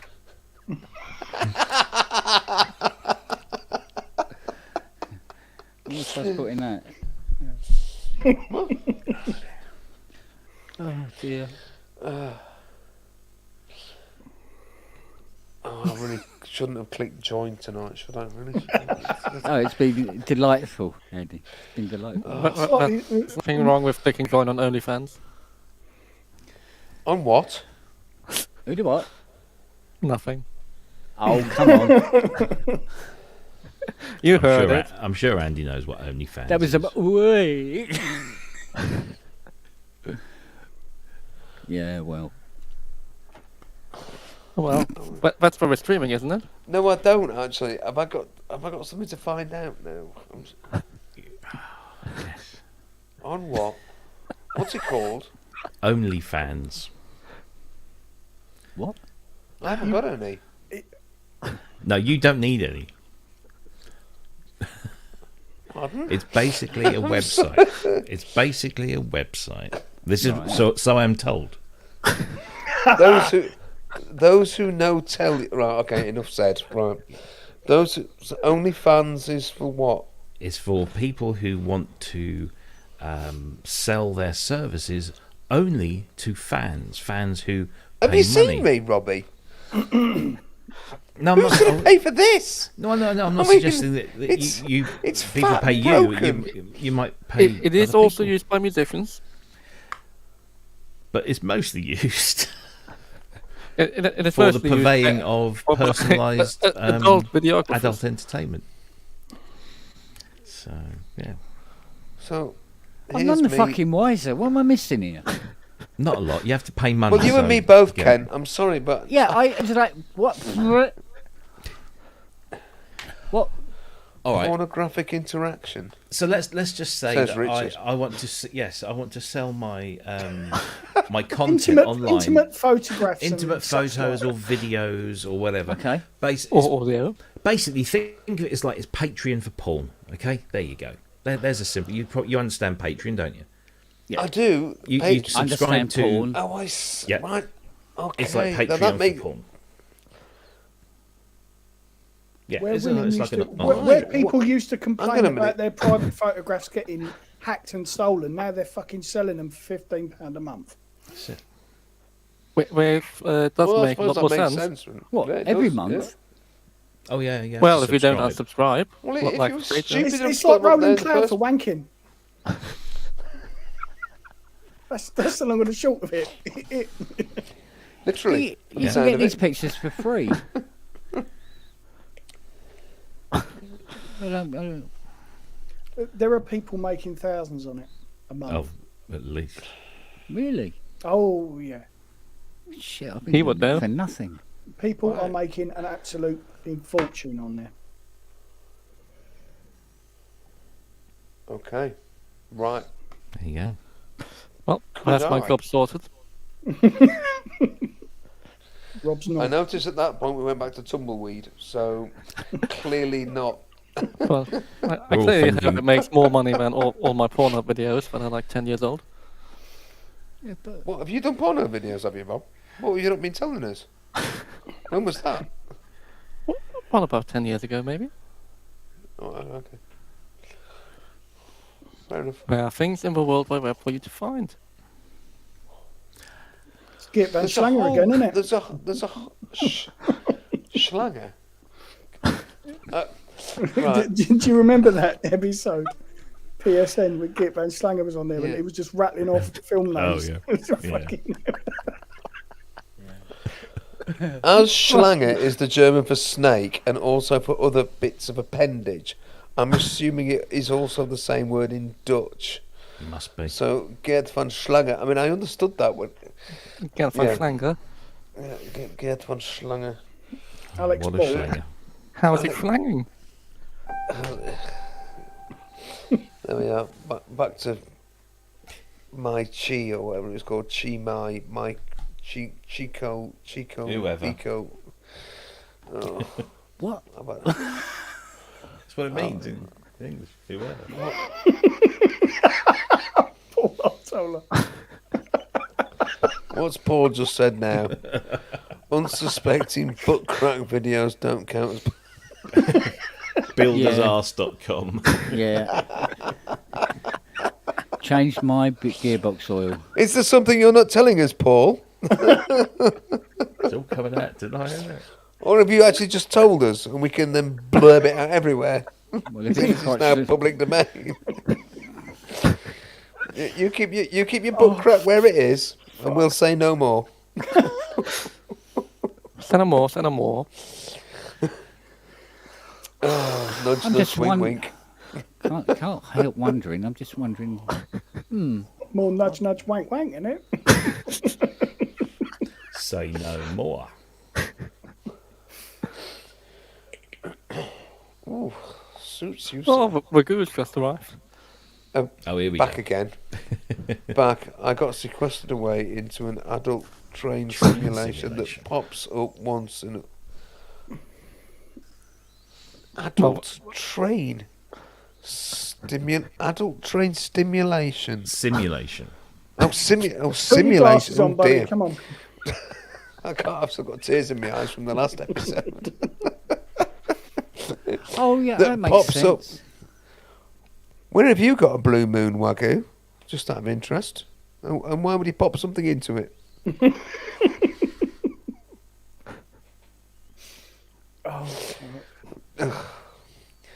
Oh dear. I think I better stop right now. So I'm just going to say something really, really wrong. Again. Dot. So that's what that song means. What song? I think I better stop right now. Oh, yeah. I was going to say regrets. I've had a few. Oh, go on. Stop. Oh, don't. Richard, don't. You really don't want me to do that. Do you know crotchless? No, quit while you... No, don't go back to crotchless leather No, just thongs, looking. please. Crotchless thongs are half the price of normal ones. I wonder why. That's amazing. Because usually the less there is, the more you pay. Yeah. This comes with a little cock ring as well. It's quite interesting. Mind you, there's one ear. There's one ear where the cock ring is so small. I think even I could wear it. Oh no, it's elastic. Ooh, don't know about that. They'll be up under my chin. Wear it like that. What are you bloody looking at? I'd look like Baba the elephant with that. And it's only £3. Okay. Or is that its weight? Does it have polyphonic aftertouch? It looked good from the back as well, actually. Oh, you're killing me now. Looks like it's exactly the same way Fiona Park's smart car. D-beam. Yeah, they're quite cheap like that. What, a leather crotchless thong with an elasticated cock ring? An elasticated cock ring. Right, on that note, I'm going. Bye. I think that's to lift and separate. Or you can get them in blue. Get them in blue. Red looks weird. I don't know. Black's okay. Dayglow be... Oh. Well, that way you can find them in the dark. Good night, all. I've had enough. I cannot hack it no more. I have now broken myself, let alone everything else. So I'll say goodbye, everyone. I'm going to go and clamber into bed and just hope to God that that's all right. I've moved on to motorcycle chaps now. Motorcycle emptiness. Yes, I'll have some of that, please. Yeah. Right, troll. See you soon. Bye. See you later, darling. Take care. Soon. We killed him. Oh fuck. Yeah, I must remember that if I need to do a Bar the Elephant impression. Coming real handy. Oh dear, I bet you're wishing you hadn't come on there, Rob, aren't you? Oh, I have many regrets in life. This is one of the least. Oh dear. Yeah, I can think of a few as well.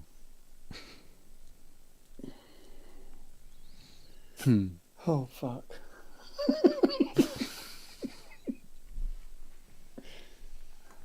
Oh man. Oh, dear.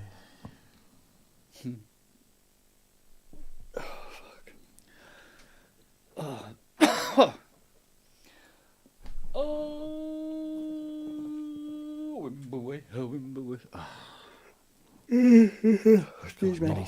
Nearly 3 weeks without alcohol. 2 years next month. Yeah, well, I'm not doing it permanently. I'm just doing it for a month, and then ease myself back in. So yeah, I've got to be back on it. I found it easier when I said, "Fuck it, that's it," and it was just like, right, it's never going to be around, and I just canned it. It was like, don't miss it at all. I mean, I miss it, but I don't miss it like, oh god, I need to have a drink.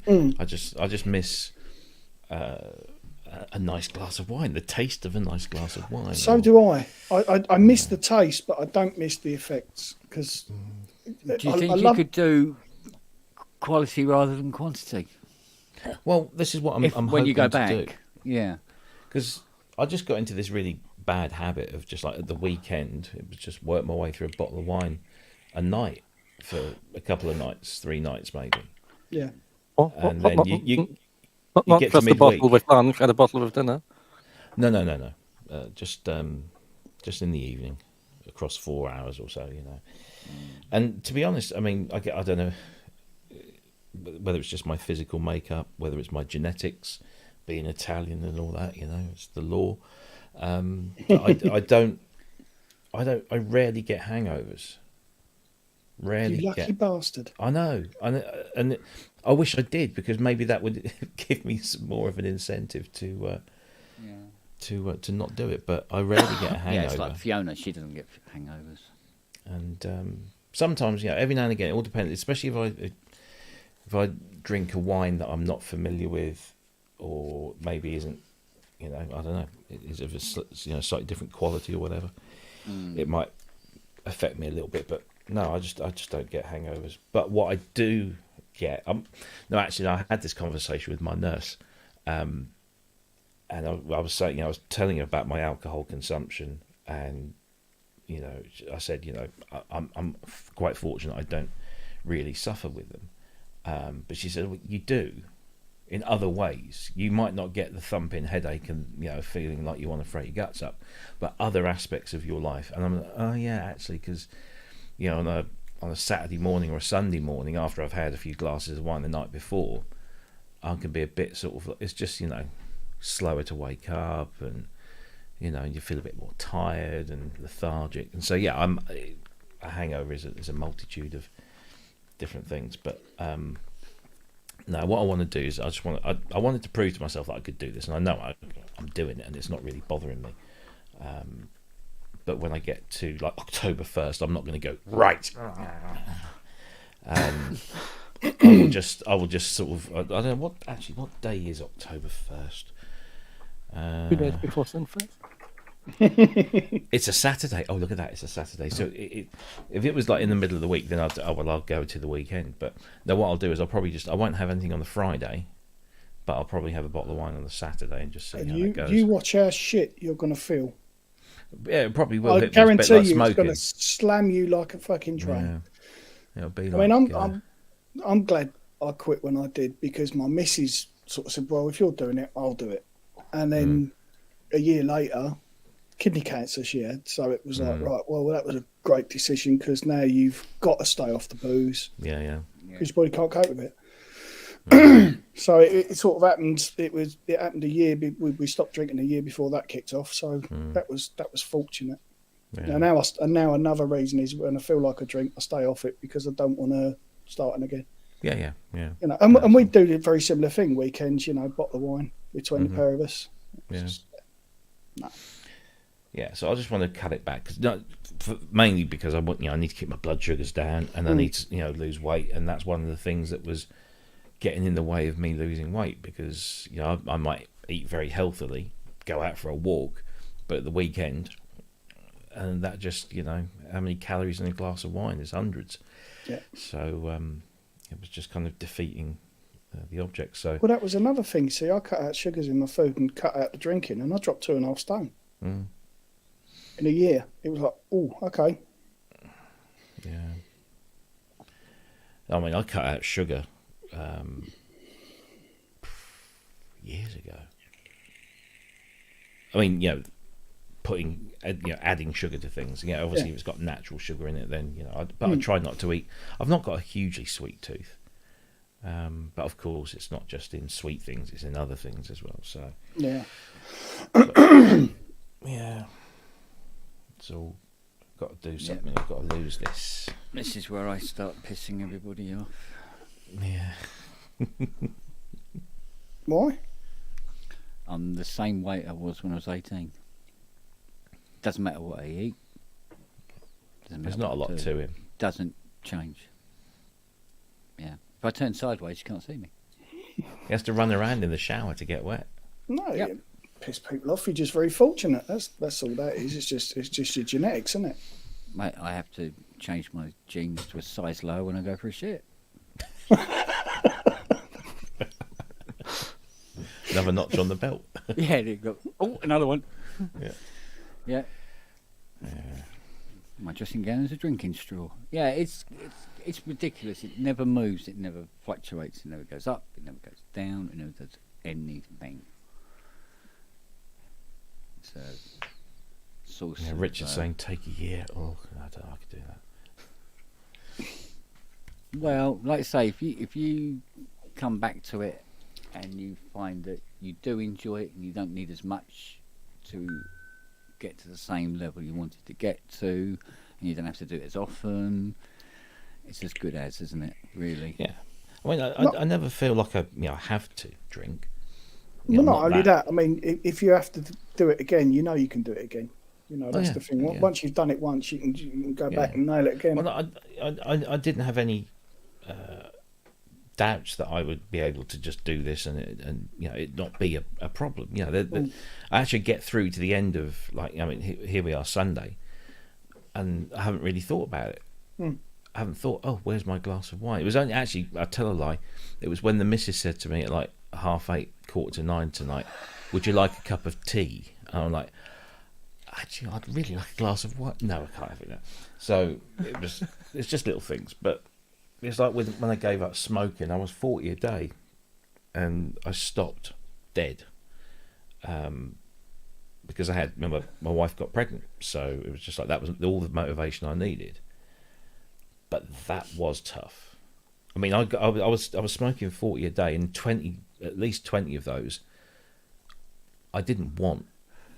It was just force of habit, lighting it up at a certain time or after certain events or whatever. After sex and after dinner. So, but I actually did start getting that with the wine. Actually, I don't know whether it was because I knew I was going to be giving it up for a month. But I actually sat there one night and I thought, I don't want to finish this. I've got a glass of wine and maybe another half a bottle, and I don't want to finish this. And then I thought, but with red wine, you don't tend, if you leave it a day or so, it starts to get a bit, metallic, doesn't it? So I'm like, well, I better drink Fine it. for cooking. Well, yeah. No. my wife did something. I mean, it was only about that much of a small bottle of, you know, those little 175 ml bottles. There was about that much left in the bottom, but she used it for cooking, and she put it in the gravy for dinner tonight. And I was eating this, and I thought, this gravy tastes amazing. It's really good. But oh yeah, I just used that little drop of red wine in it. And I was like, oh, okay.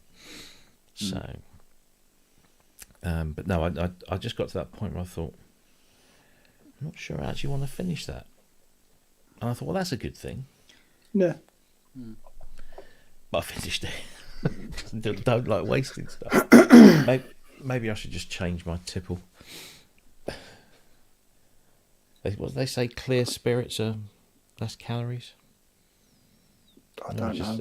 I'll just move to grappa wholesale. Oh dear. No, don't miss it. Don't miss it. Like cigarettes. I mean, I was sitting there one Saturday night, lit up, put a cigarette out. About an hour later, I thought, I should be smoking now. I don't want to. And that was it. It was the last one I ever had. Yeah. But I went on this thing because I started to get the hand to mouth requirement. So but yeah, I mean, it's better with what's in that than there is in cigarettes. So, and I was getting on for 40 a day. You know, I started when I was 9. Yeah, me too. Around that time. So it's but I used to get chest infections like you wouldn't fucking believe. You know, every year, 2 or 3 of them. And then the moment I stopped smoking, I've not had one. Well, I was asthmatic from like the age of 4 or 5 through to about 16, 17. And I was smoking for most of those years. Yeah. And actually it helped because it has a relaxant, muscle relaxant sort of effect. So it didn't really affect my asthma. Well, I suppose it might have prolonged it a little bit, but it didn't, cause me to have any massive coughing fits or anything. But it's lucky. I mean, I tell you what is nice is that I look at my 2 kids, and neither of them smoke, and have never shown any inclination, and they actually they really don't like it. Same as my boy. Yeah, it's more of a stigma today. Yeah, my generation, our generation, it was just like the done thing. You know, if you didn't smoke, you weren't part of the cool kids. That was exactly it. It was a lot of peer pressure as well, wasn't it? I didn't start smoking until I was 22. Yeah, and that was peer pressure and the job I was in. Where if you didn't smoke, I remember getting home from school and my mum going, "You stink of cigarettes." I said, "Yeah, I sat on the back seat of the bus where they all smoke up there." Yep. And then a couple of weeks later, she says, "Not only do you smell the cigarettes, but your breath smells of cigarettes." And I'm like, "Oh shit! What kind of excuse?" Oh, I was kissing them. No. I had to say. They said if I wanted to sit on the back seat, I had to take a drag out of cigarettes, so that's what I did. And I was lying to my own mother. It was just shocking stuff. But well, my mum said to me, she said, I forget what it was, 14, 15. She said to me, are you smoking? And I went, yeah. She went, thank fuck for that. I thought you was taking drugs.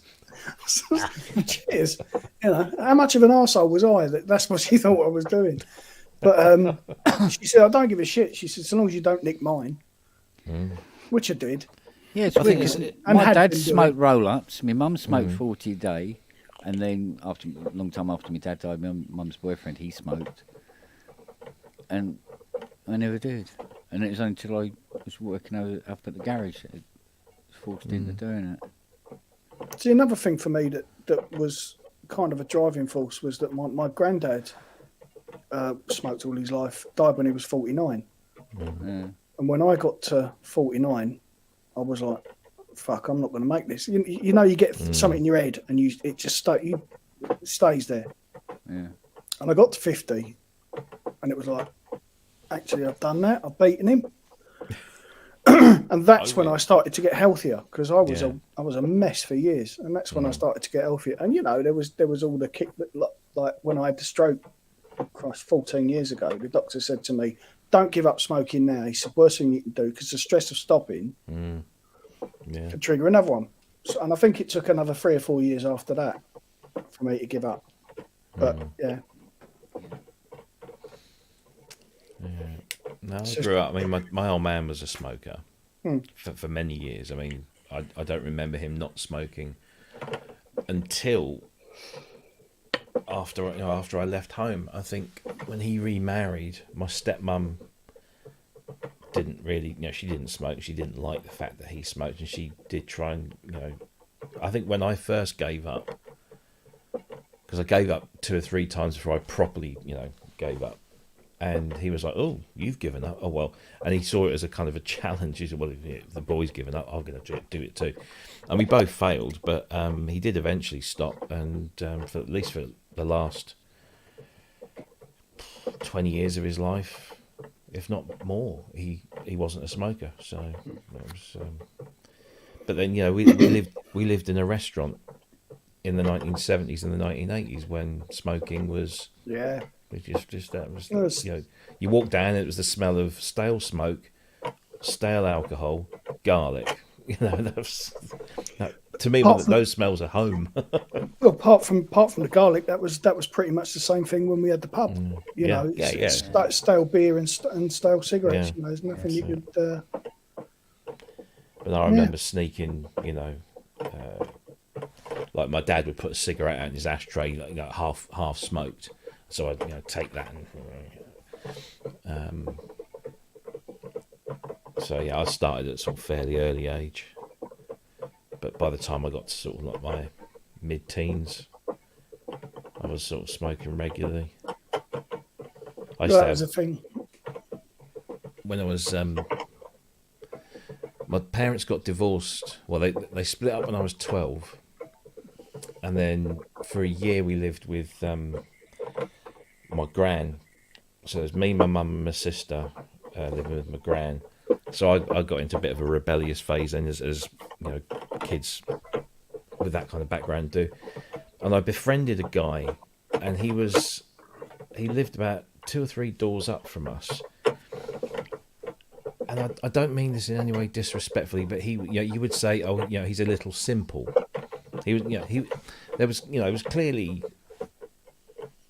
something different about the guy, but he was completely harmless, and he was a really nice bloke, and he used to drive a little Ford Anglia, and he used to tell me about the job that he did, or we had a sort of mutual interest in trains at the time, because that was my thing, and he always used to let me keep my cigarettes in his glove box. So I always had, I didn't ever come home with cigarettes. I would just stick them in Tommy's glove box and then go and knock on his door the next day, and he'd open up and let me have them. So he was an enabler, bless him. Yeah, mine started just after my parents separated in '78. So there was definitely like with you, that sort of event trigger stuff. So.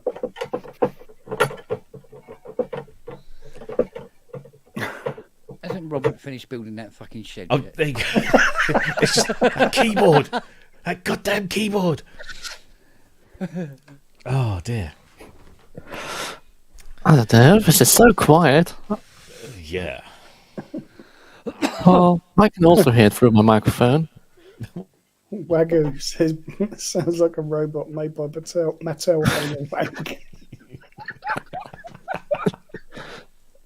Oh, we're back to wanking again. Yeah. Well, it happens. I mean, Brad, no, it isn't the core keyboard. It is the prettiest that CME has to offer. It does. It does. It sounds like an MS-20. Not the MS-20s I've ever played. Oh, the MS-20 is awful keyboard. It's the same they put in the Prodigy. Fucking clunky fucking bastard that is. Oh, man. Go on then, what's the best keyboard going, or you've ever played? Ever played Lachnet? Because a ex-Bösendorfer guy making a MIDI keyboard. And it's basically the poshest piano keyboard on you could ever have. Acoustic instrument, I would say a Bösendorfer D6. On a synthesizer, CS80 every time. Rob? If we're talking, the KX88 for me is such a lovely action. And that's kind of a weighted action. If you're talking synth action, I guess DX5, DX7. Want to talk modern? Hydrosynth Deluxe. Gorgeous. Yeah. Love it. Absolutely love it. Is that for well, it's the same on the... Are those 49. Rolands, Rich? Richard says the ones he plays on stage. I'm guessing he plays Rolands on stage, doesn't he? Oh, yeah. Is it GX? Is it GX's? Or It is was it GX? RDs. He was trying to avoid. Yeah, it's the RDs now, isn't it? Yeah, they're good action. But the Hydra's lovely action for a sense keyboard. RD800, RD700 GX. Yeah. There is something nice about that Yamaha, that old Yamaha synth action. It's satisfying, but not, if I'm sort of playing the KX88, I can't. There are certain things that just like, oh god, it's a bit of a. But it's nice. It's really, really nice because it's not too heavy. It's like the DX1. I prefer the KX88 to the DX1 in terms of a keyboard. The I have to DX1 say, actually feels lighter. I have to say that DX7 that I've got next door it's the nicest feel I've ever played. Yeah. Long regarded as one of the best synth actions out there, wasn't it? I don't know. I'm not that clued up about things like this.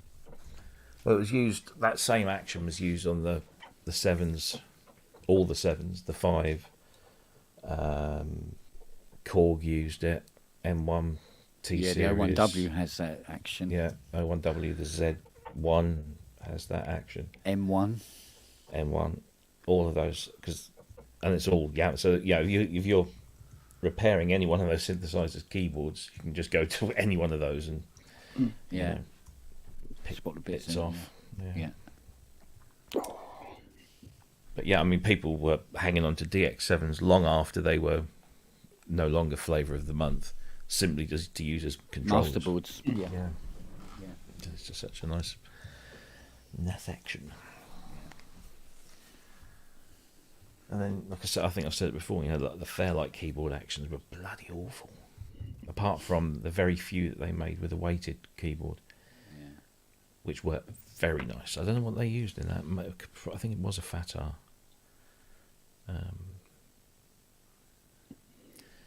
I mean, I'm no expert at all on pianos, but when I was playing some Bosendorfers and Yamahas in the Yamaha store a few months back, I mean, you just feel the quality, sir.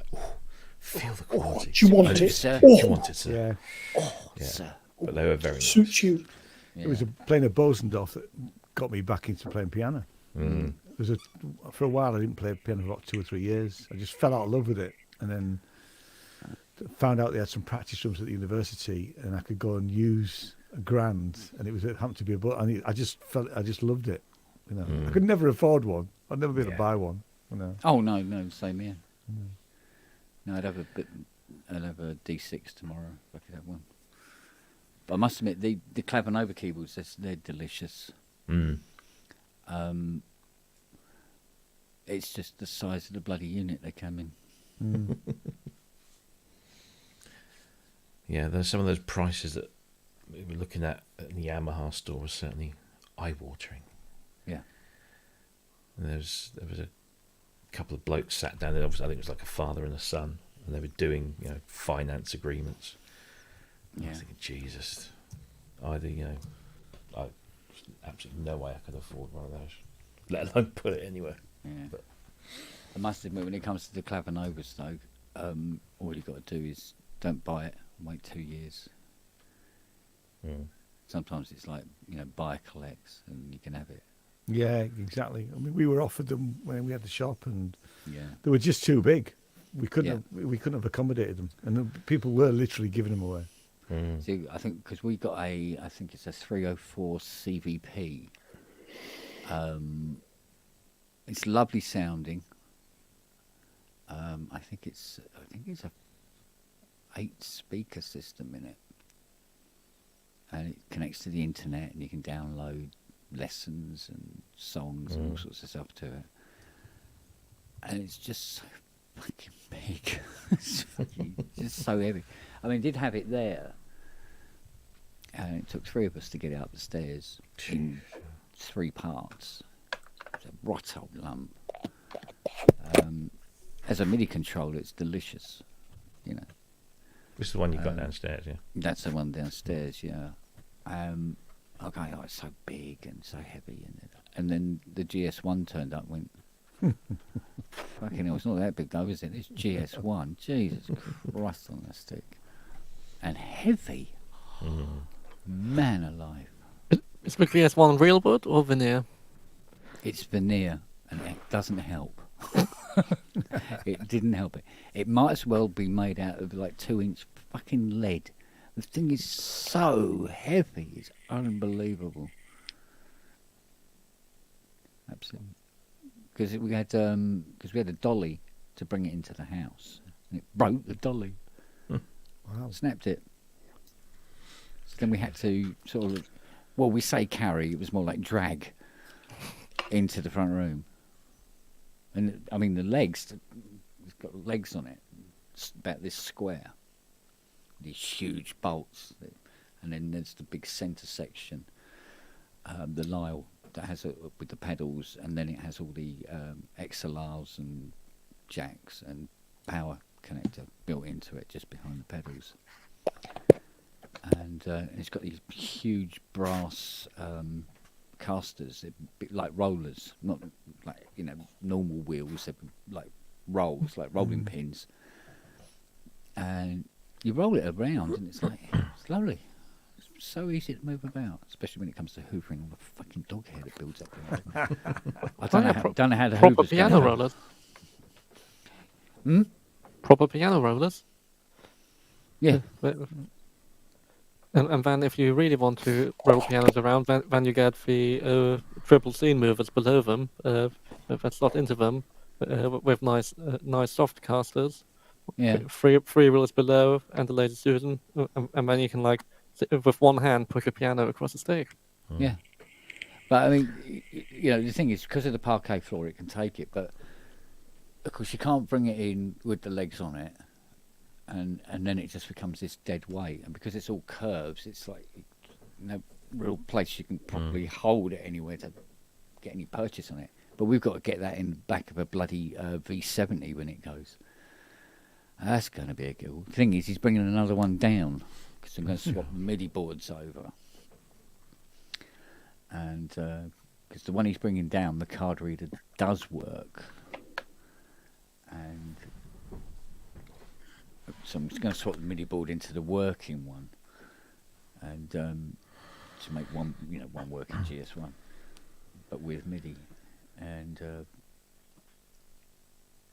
I thought, I wonder how this MIDI board works. And they simply just pull all the plugs on the back of the keyboard. You put the MIDI board in and connect the plugs up to the back of the keyboard. Boom, done. That's it. Simple as that. So. That would be a quick job.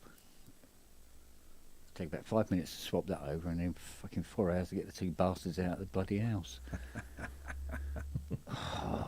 Such a lump, it really is. I don't know what the hell we're going to put there once that thing's gone.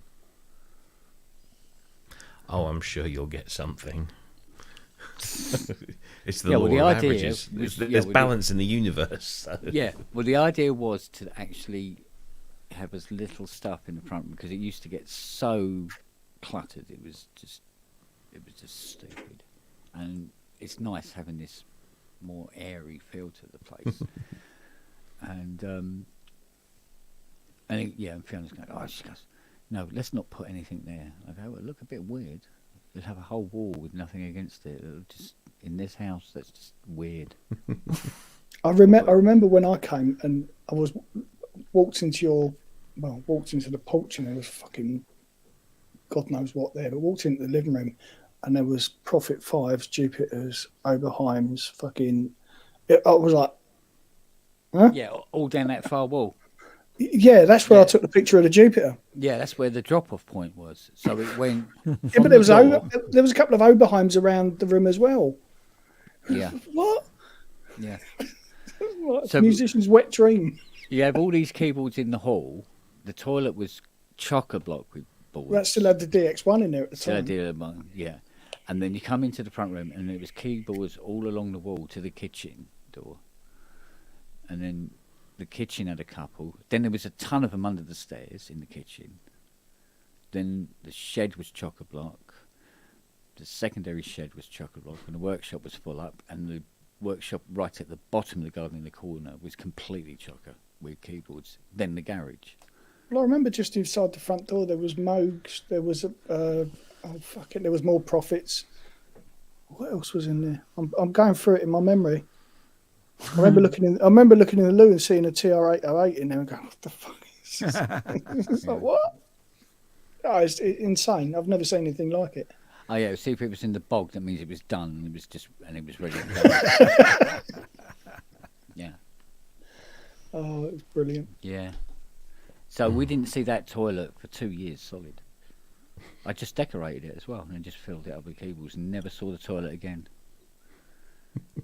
So once we got everything out of there and I flushed the toilet, I thought, I hope it works.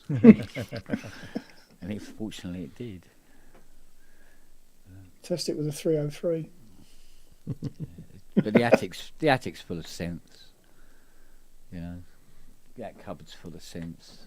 It's like, fucking hell. I mean, some people go, "Oh yeah, that'd be brilliant." No, first 10 years, yeah. Then it sort of like wears off. You know, it's like, God, I've got to move all this stuff. Always the worst was coming down in the morning, and there's just this row of keyboards there, all staring at you, going, "You haven't done us yet. You got to do us at some point." Oh man. So, but that was when I think Mum was starting to get ill, and I needed to be in the house, keep an eye on her, because she was wandering around and she was getting up to all sorts of stuff. It was so dangerous. She turned the oven on, walk away. Yeah, gas hob. She put a saucepan on the gas hob one night. I don't know what time it was. She must have got up, come downstairs at some godforsaken hour. Put this aluminium saucepan on the cooker, turned it on, walked away, and then there was this smell, like, you know, this fucking Bakelite handle catching fire, and like you say, come down, there's this white hot saucepan on it, like, oh shit! Grab a tea towel and put it in the sink. Put some water in there first, otherwise it'll burn the washing up bowl. Or you come down and there's just coffee granules all over the floor. It's just on the settee, on the wall unit, everywhere. And you go, "Mum, what are you doing? Making a cup of coffee." "Oh, look, I'll do it for you." "Oh, I've made it." "No, you haven't done it. Let me make it for you." And then she goes sit down, crunch in all the coffee granules, drink her coffee. I go, "You're going to go to bed now? It's 5 o'clock in the morning." "Oh, I'm all right. I'll stay here." And I go, "Oh, shit, I've got to stay up." So I go, Jupiter 8. He's working at 5 o'clock in the morning on this Jupiter 8 so I can keep an eye on her. Mad. It's madness. So. Fun and games, eh? Oh, mate. And the amount of help that I got from council, which was effectively... Fuck all. Yeah. It's commendable, Kent, because not everybody would do that. Yeah. You know, not everybody does that for their In fairness, because I don't want to come across as a martyr on this, I lived here, she lived here. I didn't have a lot of choice anyway. Yeah. Do you know what I mean? So, and it didn't take long to get into the habit of just constantly keeping an eye on her.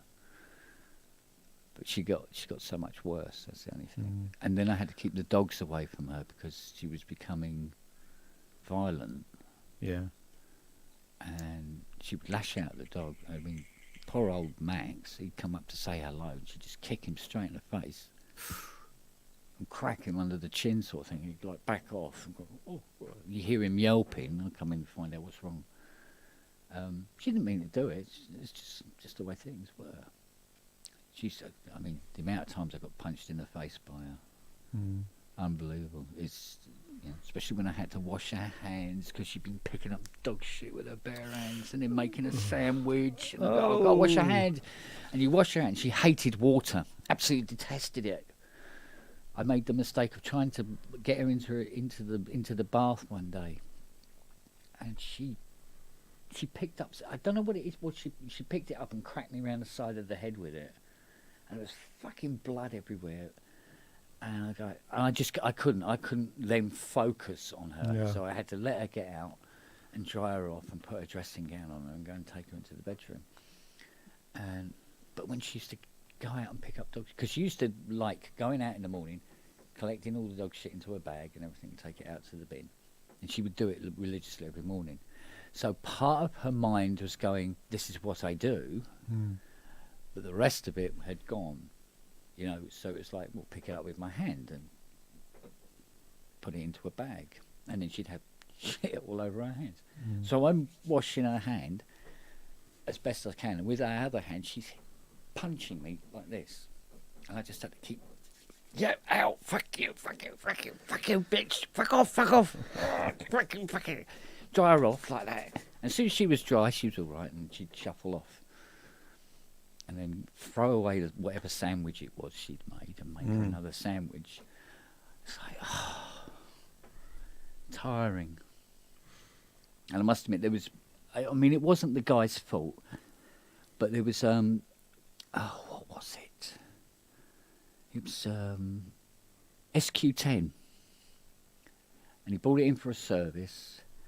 I'd had it 2 months. He phoned up and I said, look, I haven't done it yet. And he's going, oh, well, you've had it 2 months and everything like that, giving it all that. And I go, look, I said, yeah, I will get around to it as soon as possible.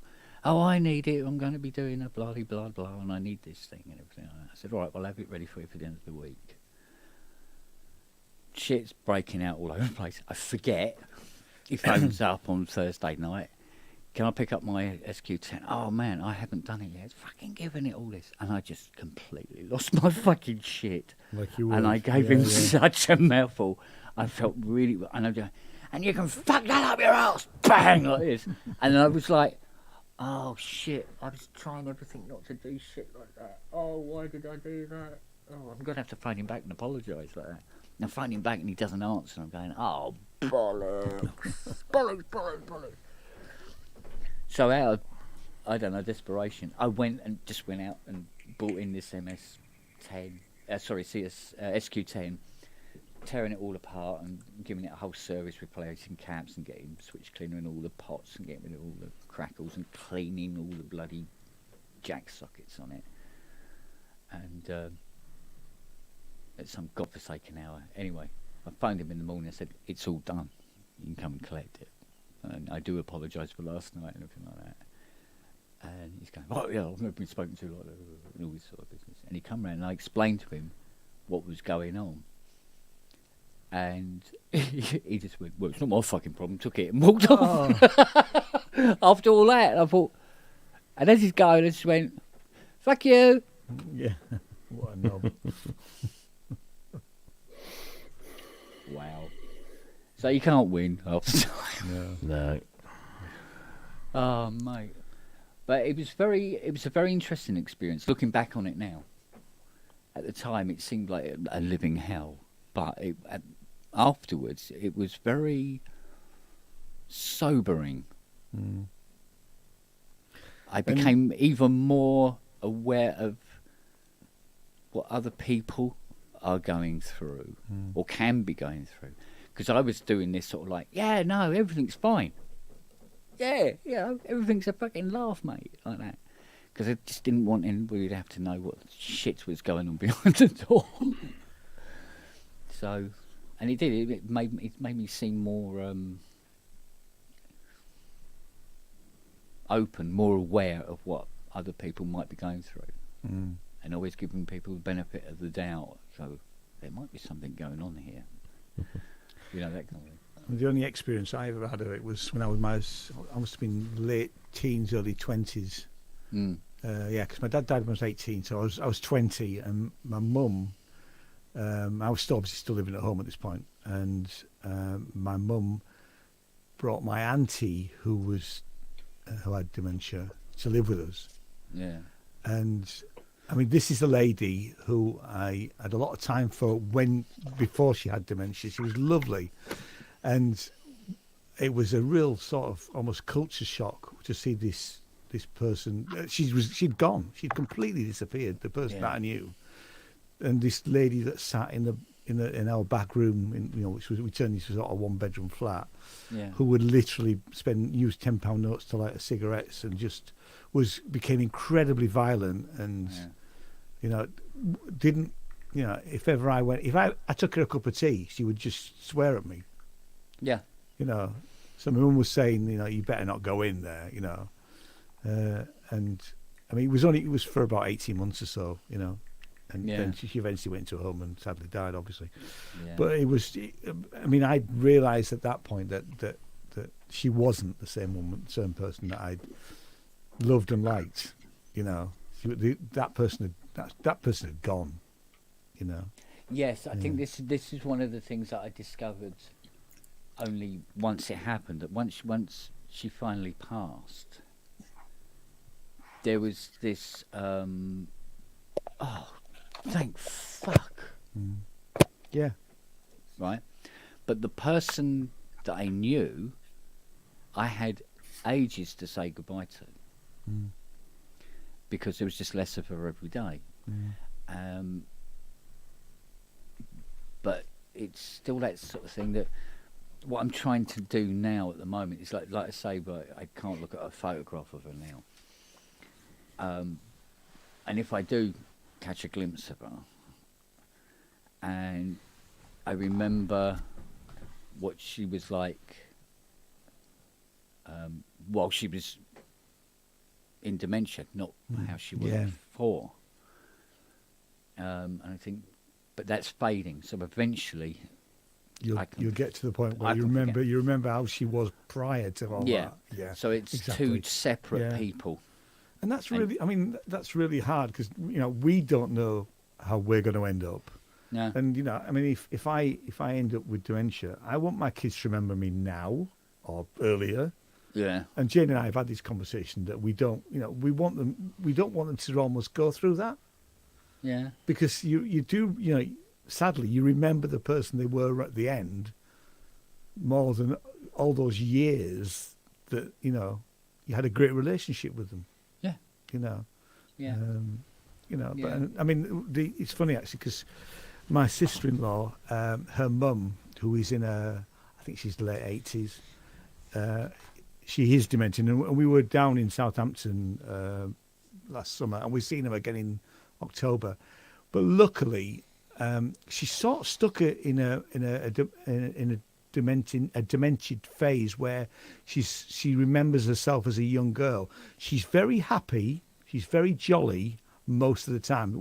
We clearly don't see when she has one of those episodes where she's scared or she's violent, because it does apparently happen. But whenever we sort of see her, I mean, she won't remember. She does remember me, or her grandson will turn up and she won't remember him. Yeah. But then they have the family have got into the pattern of introducing themselves to her, and then she's fine. So and it's a coping mechanism for everybody to some extent. Yeah. But they're still able to take her on holidays, and she's fine in that sort of situation. I think they've just come back from Italy. She is Italian, so and because she's knocking on a bit, they've taken her back to where she grew up, and all of that sort of stuff, But clearly, that she will deteriorate, and she is deteriorating, sadly, Yeah. Yeah. I mean, if I'd known ahead of time that I was going to be changing my mother's nappies, because trust me, I didn't fucking see that one coming at all. Do you know what I mean? And it's so very bizarre. But it was kind of funny in a way, because, like I said to Fiona, I said it's really weird. It's sort of like we completely swapped roles now. She did it for me. Now I'm doing it for her. So, except my ass wasn't as big and as hard to move around. God dear, because she would be a dead weight. And he's like, So, and fortunately for Fiona, because her dad was bedridden, so he was set up in the front room downstairs. Because this is immediately after Mum's gone. Fiona moves her parents in on my request. Yeah. Because the house was still set up to do that. Of course, yeah. So his hospital bed goes in, and her mum comes and up in the bedroom, and she's got the bed up here. She's quite compos mentis, but her dad was not fully there anymore. And they had money, and he would get these 3 carers come in 3 times a day, and they would be doing everything. Yeah. You know, and they're really, really good. And I said to Fiona, I said, cool. It's a big difference from what I got. And there's a huge difference between the support you get in Epsom and Newell as opposed to what you get in Chessington. And that shouldn't be, should it? No. But it was like 2 completely different planets in terms of how she was dealt with. So I get 1 carer, and they would come in for 10 minutes in the morning.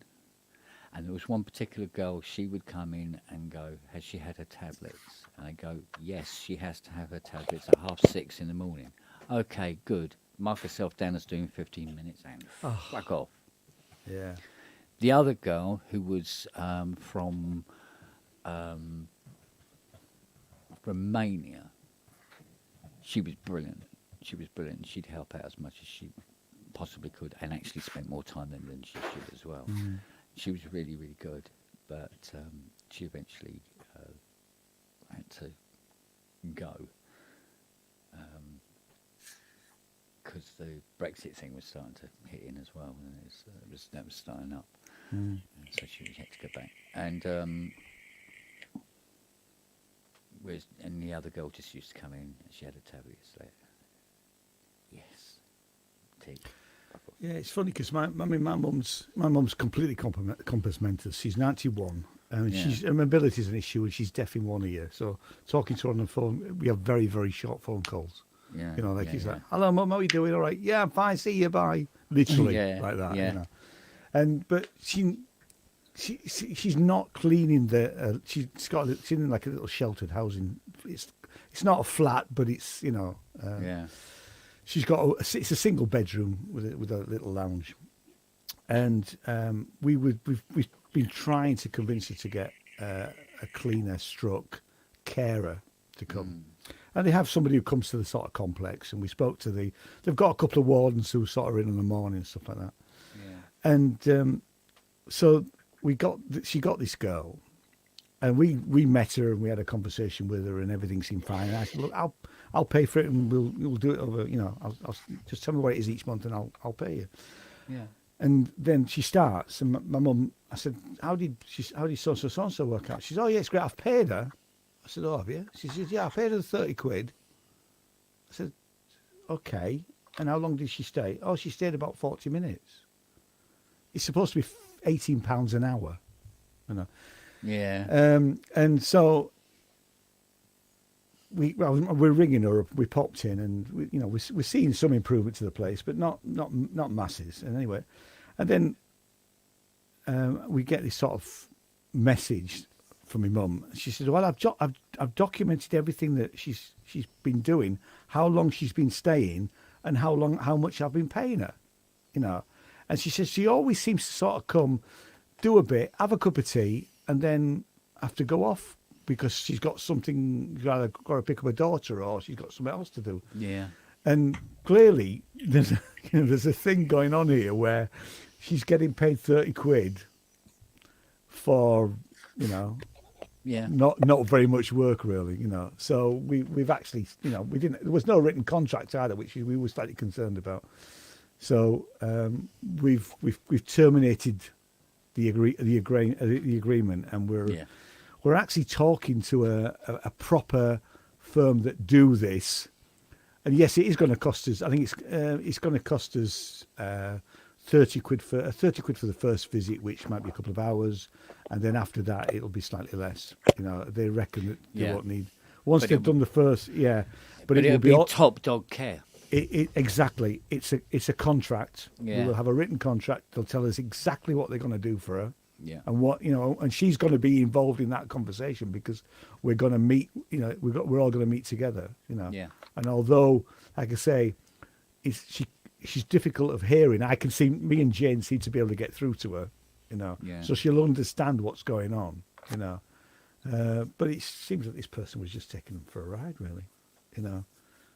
These people are out there. Yeah. Yeah, it's one of those things you just don't know, do you? You just don't know whether that's going to happen. No, because we live half an hour away now, it's not easy for us always to get in to see her. Yeah. We usually have to plan a trip to. We ring her every week or every few. We alternate actually because I'll ring her, then Jane will ring her, the boys ring her. One of the boys will ring her every week. So she's getting contact, although those phone calls are incredibly quick, we are, there is still contact there, and then we'll go it's usually about once a fortnight just to make sure that everything's, okay, really. Yeah, exactly. Yeah, it's one of those things. Fortunately, not everybody's going to have to go through that kind of shite. No. So. But like I said, we know when the doctor says it goes, her type of dementia, it is not unusual for it to be hereditary. Oh, that's all you want to hear. Yeah. And I got a perfect task for that Mustang, and it involves a tree. Yeah. If it goes that way, mate, I tell you. The other thing is that the health service seems to be deteriorating to such an extent now as well, and social services. Yes. It's in collapse. It's completely in collapse. I have been waiting 7 weeks to see a doctor. So I've had a sore throat for the last 7 weeks. Started when I was in Edinburgh. Yeah. Got back, didn't clear up. I thought, right, I need to make an appointment. It's going to take a couple of weeks. Make an appointment. Get an appointment. It's like it's 3 weeks, so we're 5 or 6 weeks in at this point. I then get a phone call last week to say that I can't, that they're cancelling my appointment, and it's going to have to be rescheduled for another 3 weeks. So I see. Can I make a suggestion on that? Go on. If you're suffering from a sore throat and you can't see a doctor, get an appointment with a dentist. Can't get. I've lost my dentist. No, joking. Too. Oh, fuck's. Yeah, I had a dentist, and our dental practice has closed down. I do not have a dentist anymore. It's almost like, the cynical... Yeah, you're right. It could be something to do with... Yeah, 9 times out of 10 it can be, yeah. But I must admit, the cynical element in me is going, they're trying to wreck the NHS in such a way that they can stand up in Parliament and go, the NHS is no longer fit for purpose, and we will have to bring in a new kind of healthcare system that, surprise, surprise, is going to cost. Exactly. That's exactly. I know we're getting onto politics, but the Tories have been trying to do that for decades. Well, actually, to be fair, is it politics or is it fucking humanity? New Labour started it, to be fair, and the Tories continued it. Because I remember because obviously I was still working in the health sciences at the university with a close connection to the local trust in York. Yeah, and we started to see it with New Labour when things started to suddenly appear in hospitals where you have to pay for this service, now that service, and there's an online app which you can. Well, up until recently, you could book your doctor's appointment with that. thing called EMIS. I don't think it's not quite across the country, but certain areas have it.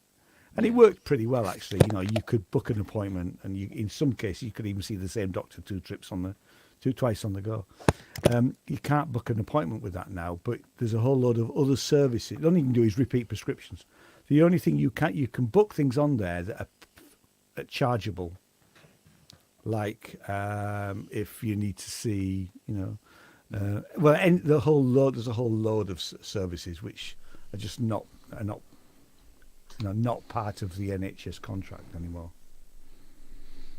which is, you know, so it's been privatised through the back door. Yeah. And it's only going to get worse for us as we get older, I think. Yeah, but I don't think we'll see the benefit of our national insurance. No, not at all. No. So if you've got private healthcare, good on you. I never thought I'd ever end up saying that, actually, but you know. yeah, but it makes sense, doesn't it? Mate. So, what other subjects can we? So what we got planned for the funeral day then? Tomorrow live stream. Tomorrow, yeah. Yeah, today you mean? I'm baby. Yeah. Well, I've got the kids here tomorrow because my missus has to go off for a meeting, which kids can't be at. Yeah. So we're going to sit. The kids are going to actually experience the funeral because I think it's a historical event that they should. I get that. Yeah. Yeah. At least get their head round. So. Yeah. That's what I've got tomorrow. I'm going to do some music stuff tomorrow. So I'm working on some tracks. Jane's going to watch it all, which is fine. You know, I knew, I sort of knew that would be the case. You know, because she did toy with the idea of actually going down and queuing. You know. But it's each to their own, really. I mean, Jane is a royalist, so you know, I get it, really. Yeah. Well, like I say, I've taken it from more a historical point of view. You know, and lots of people have, You know, and I know that my mum's been glued to it since it all kicked off. You can't not be glued to it. It's all exactly. Well, the problem is she can't really walk now. Her vision's on its way, so really all she does is sit there at home with the telly on. You know, and she is a royalist, my mum. So it's, you know, she sort of remembers King George dying because she's old enough to remember that. So, you know, she's always talking yesterday. She was, you know, I don't remember much about it, but I remember everybody being really, really miserable. Different world, wasn't it? Yeah, bless her. So she, you know, we spent a lot of time talking about it, and it's really upset her as well. You know, she quite difficult to sort of lift her up when she's feeling depressed about it. Mum is she's born in 47, so she'll be 75 this year. Yeah. I think for older people as well, they start with things like, because the Queen's been there for such a long time, that they start to feel their mortality to some extent. You know, that is one of the very things. My mum's feeling that at the moment. You know, that's something she said yesterday. You know, every time somebody leaves, you question your mortality. Yeah. And at her age, you know, she freely admits that she's closer to the finishing post than she is the start.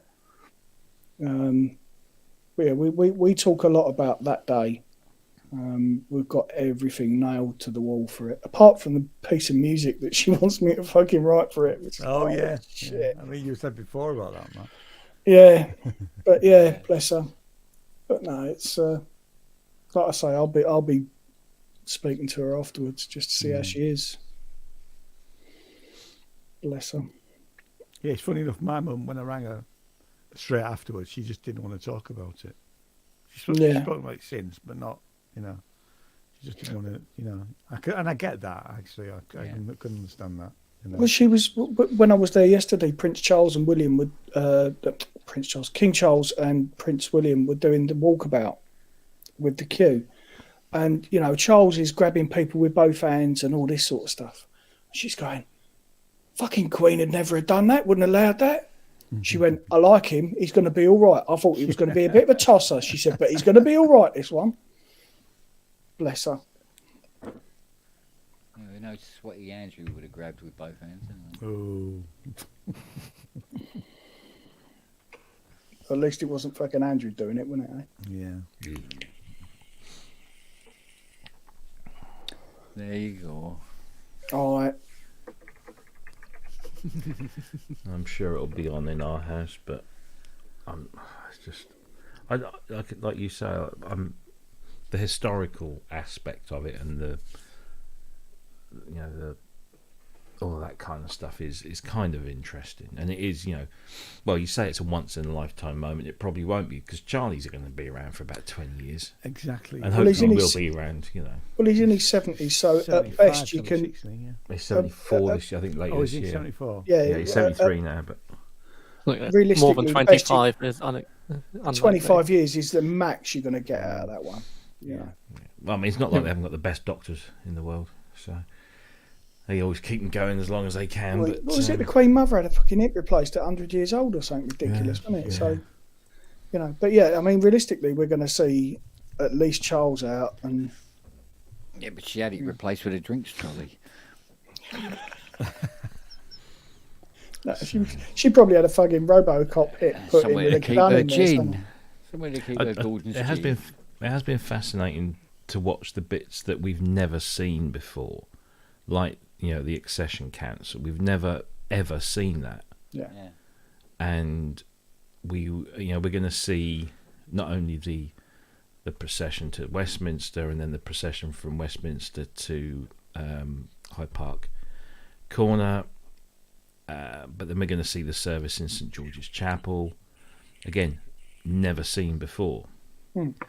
Obviously, we won't see the final part because that's the private bit, but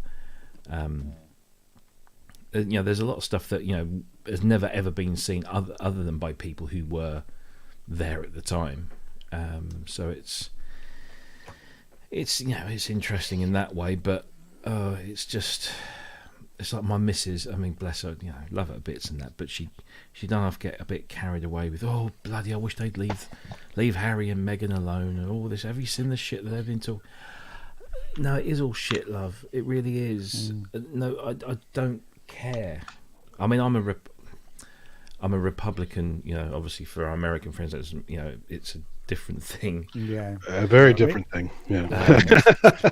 I don't think I don't think that we should have a monarchy. I think it's antiquated and old-fashioned. Yeah. And but that doesn't mean that I don't appreciate the history and all of that kind of stuff. Yeah. But I think that this day and age, our head of state should be an elected leader. And if we didn't have the monarchy, what would happen to the colonies? Well, we don't have any colonies. Well, really, no, it's called officially, but we have some. Oh, the Commonwealth is just it's a group of nations. It's a substitute empire to make the ex-emperor happy, but they still can pretend they have an empire. Yeah. No, the royal family hasn't pretended to have an empire for a long while. They don't believe in empire. That's an old thing that's gone away. The Commonwealth was and does huge amounts of great work for countries, and when some of those countries want to cut all ties, nobody stands in their way. Actually, a couple of them made it difficult, didn't they? Maybe many years ago, but the empire fell a long time ago. This Commonwealth is almost like when the empire crumbled, a lot of these countries were, a lot of them are called crown dependencies because they depended on the empire for a lot of what they would, what they needed. So the Commonwealth was more of a kind of a replacement in terms of making sure that these people just weren't abandoned and left, after we'd gone in and done all of that, horrible stuff that we did do, as the imperialists that this nation was. But nowadays it's a much different organisation, and it's not about replacing an empire or substituting an empire. It's about supporting countries that we fucked over, basically. And it does a reasonably good job. And those that want to leave have left, and those that will still want to leave will probably go through those right processes. But you go to some of these places, they're proud to be a crown dependency or a overseas territory or whatever it might be, and they don't want to leave because for them it's certainly some of the places in the South Pacific, they're hugely proud of the connections. But I just think, as far as we're concerned, as the United Kingdom, we're far from united. And the whole kingdom lark is old-fashioned and antiquated. Well, United States is far from united. Well, exactly. Yeah. Exactly. But I must admit, it did seem weird, sending the British Navy to go and defend 200 penguins on a fucking iceberg in the middle of nowhere. Yeah. Exactly. Yeah. But, no, I just think we could do without it. I mean, there are many countries that still have kings and queens, but then they're simply symbolic things. Then they literally have no ribbon cutters. Yeah, exactly. They're just little fancy things that like Spain. They don't really serve any purpose other than look. We're not going to be like the French. We're not going to chop your heads off. But just go and live quietly somewhere in one of your many houses, and we'll take the rest back and make use of them elsewhere. But I don't see it happening in the UK because it's so entrenched in our culture and our psyche that when I think about it, it would actually feel a bit odd not having all of that pomp and ceremony. And I mean, the Queen, the Queen as was, and the King as is now, don't have any political power. They don't have any sway over anything, and everything that Parliament goes to is just box ticking. It's just. Yeah. But don't they have a serious amount of money cast away from the old days of the monarchy that they could probably give back to some of the society?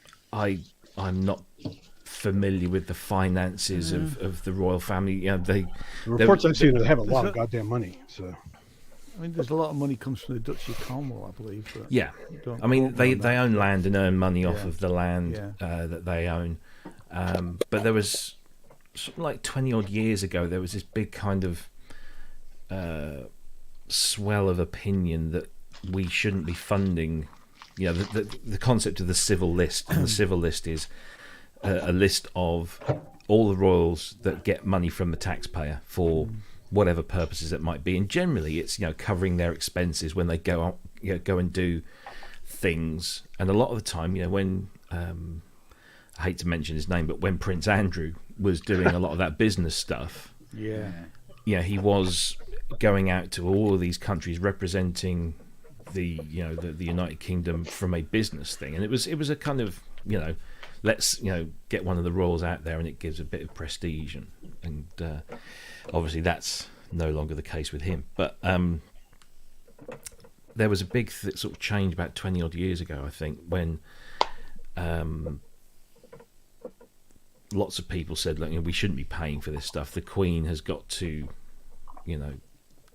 do more stuff to pay for her own way, because they're not short of a few bob. And that's when they started to open up Buckingham House as a visitor attraction, or Buckingham Palace, sorry. It also helped that Her Majesty no more never liked that place anyway.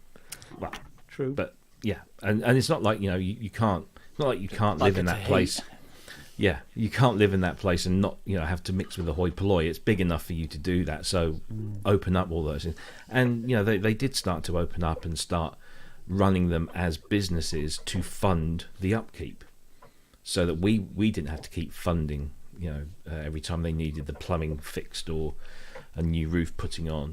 When Windsor Castle had that massive fire, a large portion of the money to restore that came from her own purse.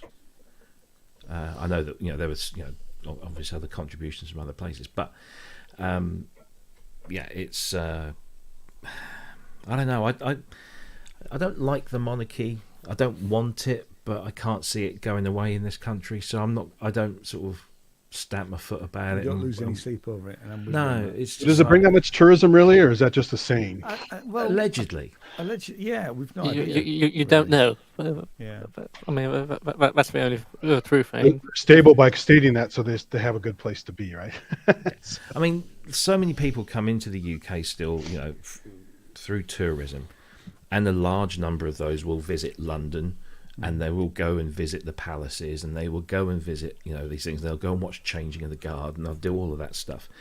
But then there's a vast amount of people that come to this country on holiday and don't go to London. They'll go to the Lake District. They'll go to Scotland. They'll go, they don't. It's not people really a go thing. to the Lake District from outside God, the UK. Yes. Yeah, it's great. I feel sorry for them. No, it's great. Hang on a minute. Fantastic place. One of the most beautiful places on earth. It is. Anyway, I like so sense of humour. when the tourists out there, it is anyway. At least Is it a big lake or a series of lakes? It's a series lots of lakes. Yeah, lots of lakes. Yeah. But yeah, it's it's kind of unquantifiable. You can ask people when they come in, have you come because of the royals?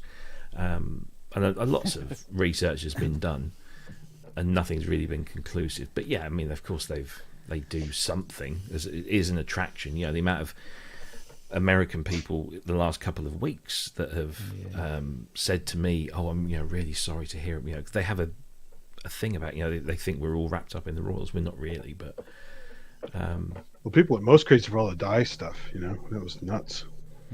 Yeah, that was crazy.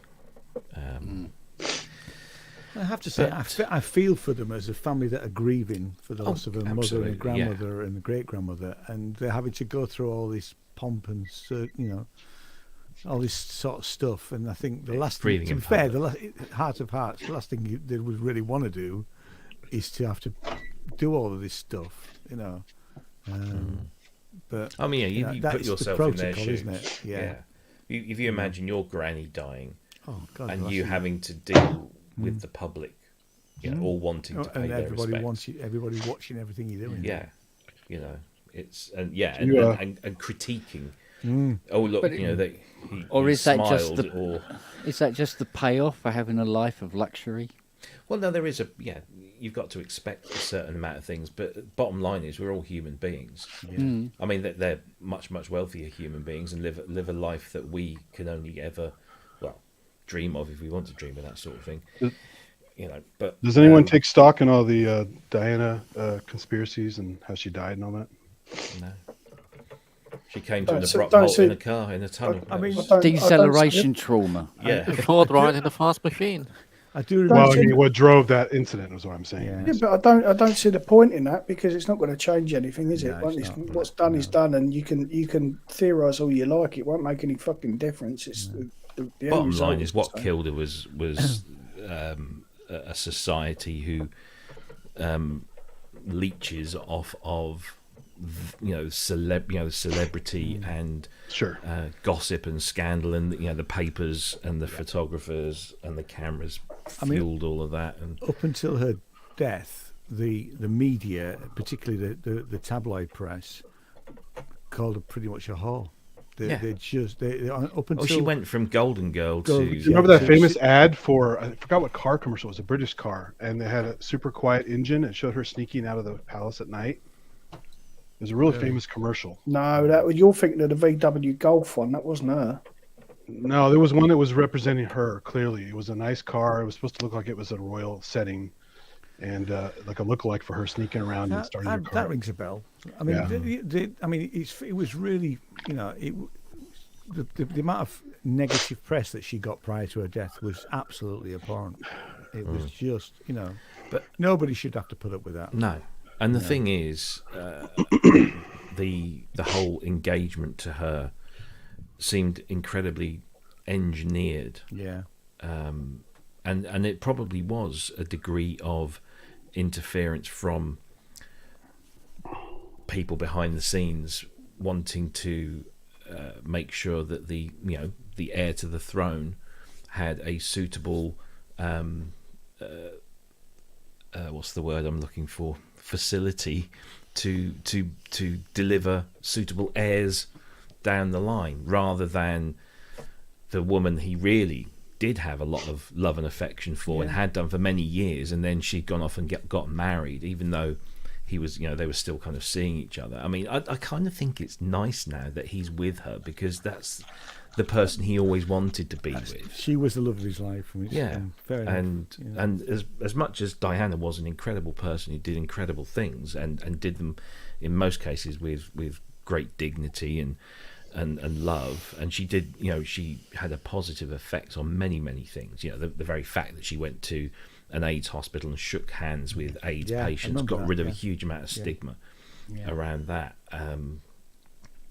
She did great work. However, she was no angel, and she did things, and all right, so a lot of people like the fact that she kicked up the dust in the royal family and kind of fought back. But when she was having one of her affairs, she used to leave her car behind a garage, a petrol station garage, close to where Jane's parents live, and every time, for years, I would go past it and go, "That's where Diana used to leave a car when she was seeing so and so."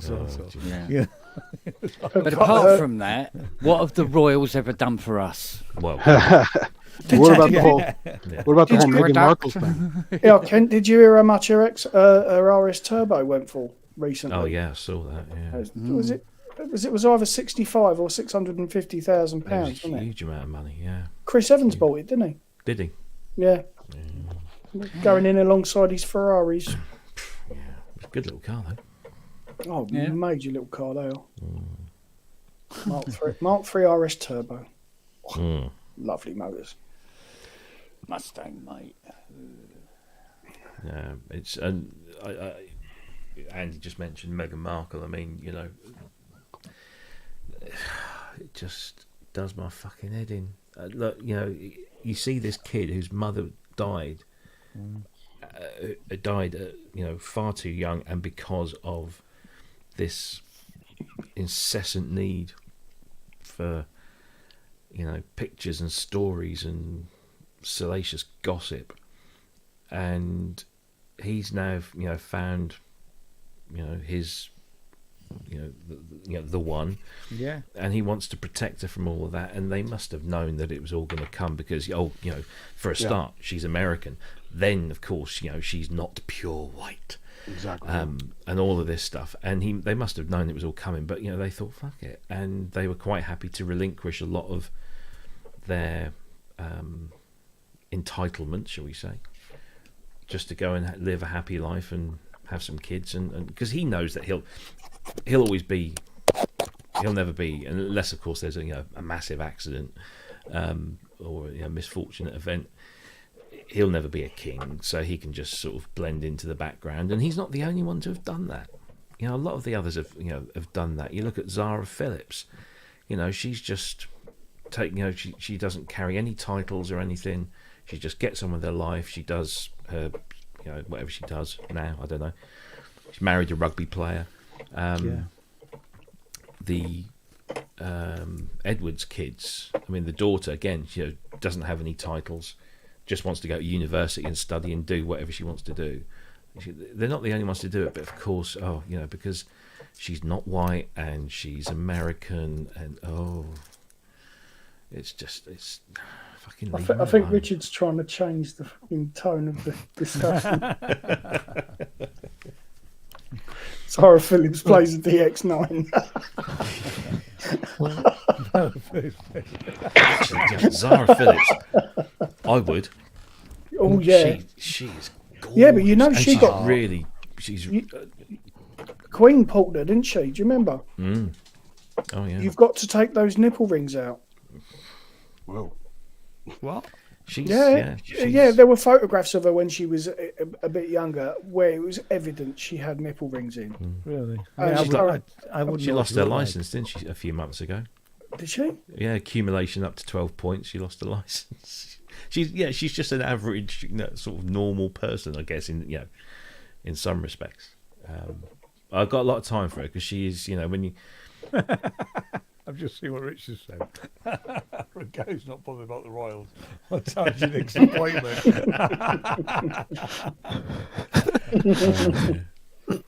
He's after the knighthood, Rich.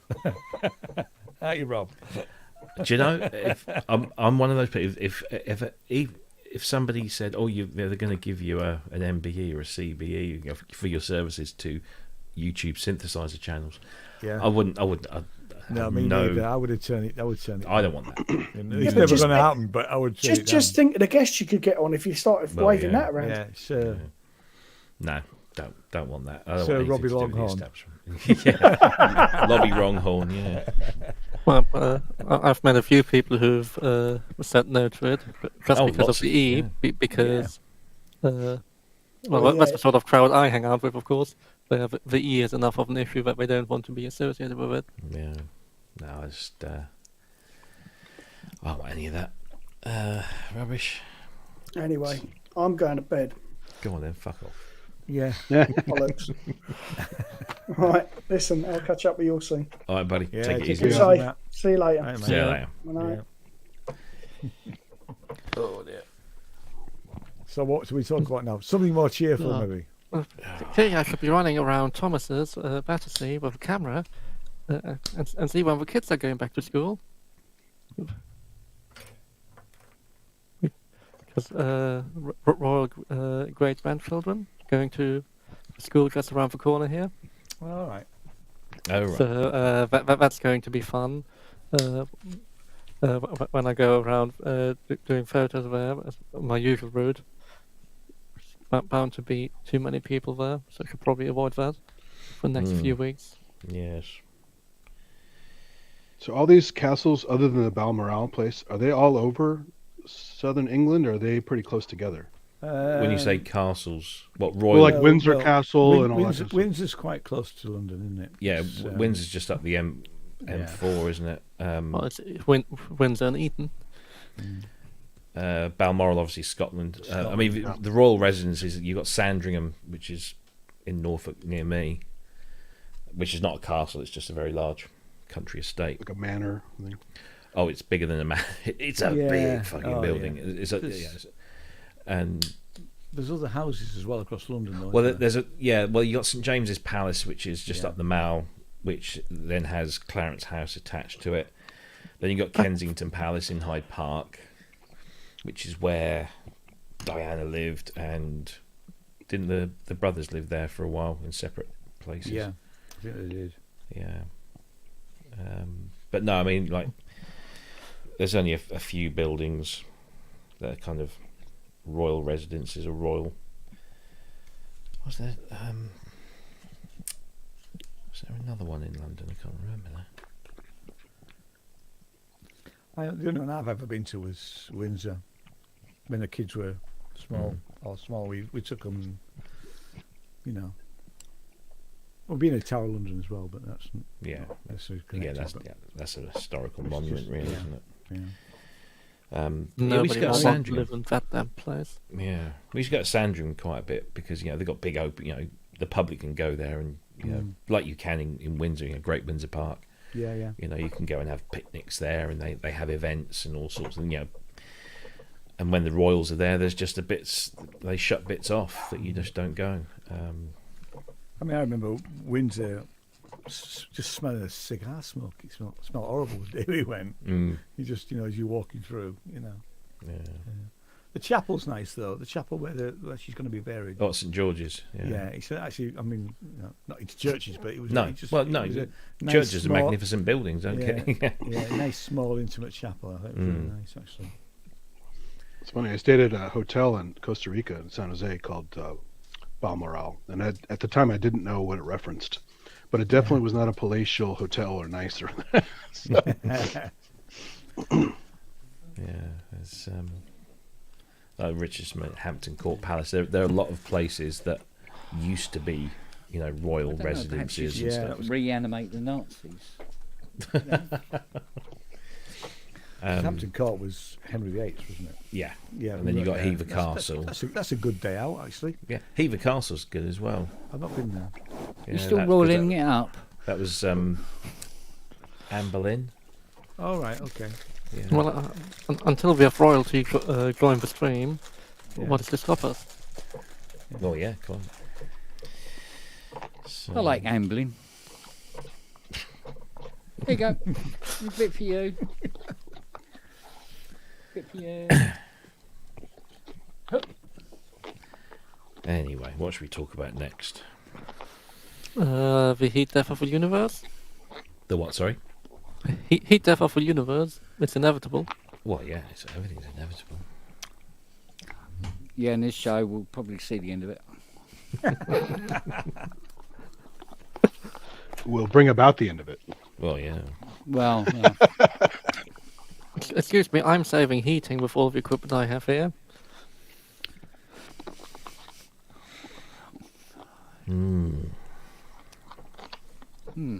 Any new weird stuff this week, Kent? Sort of a personal question, isn't it? Well, equipment-wise. Oh, Not excretions or exudates or. Okay. Well, what sort of equipment? Yeah.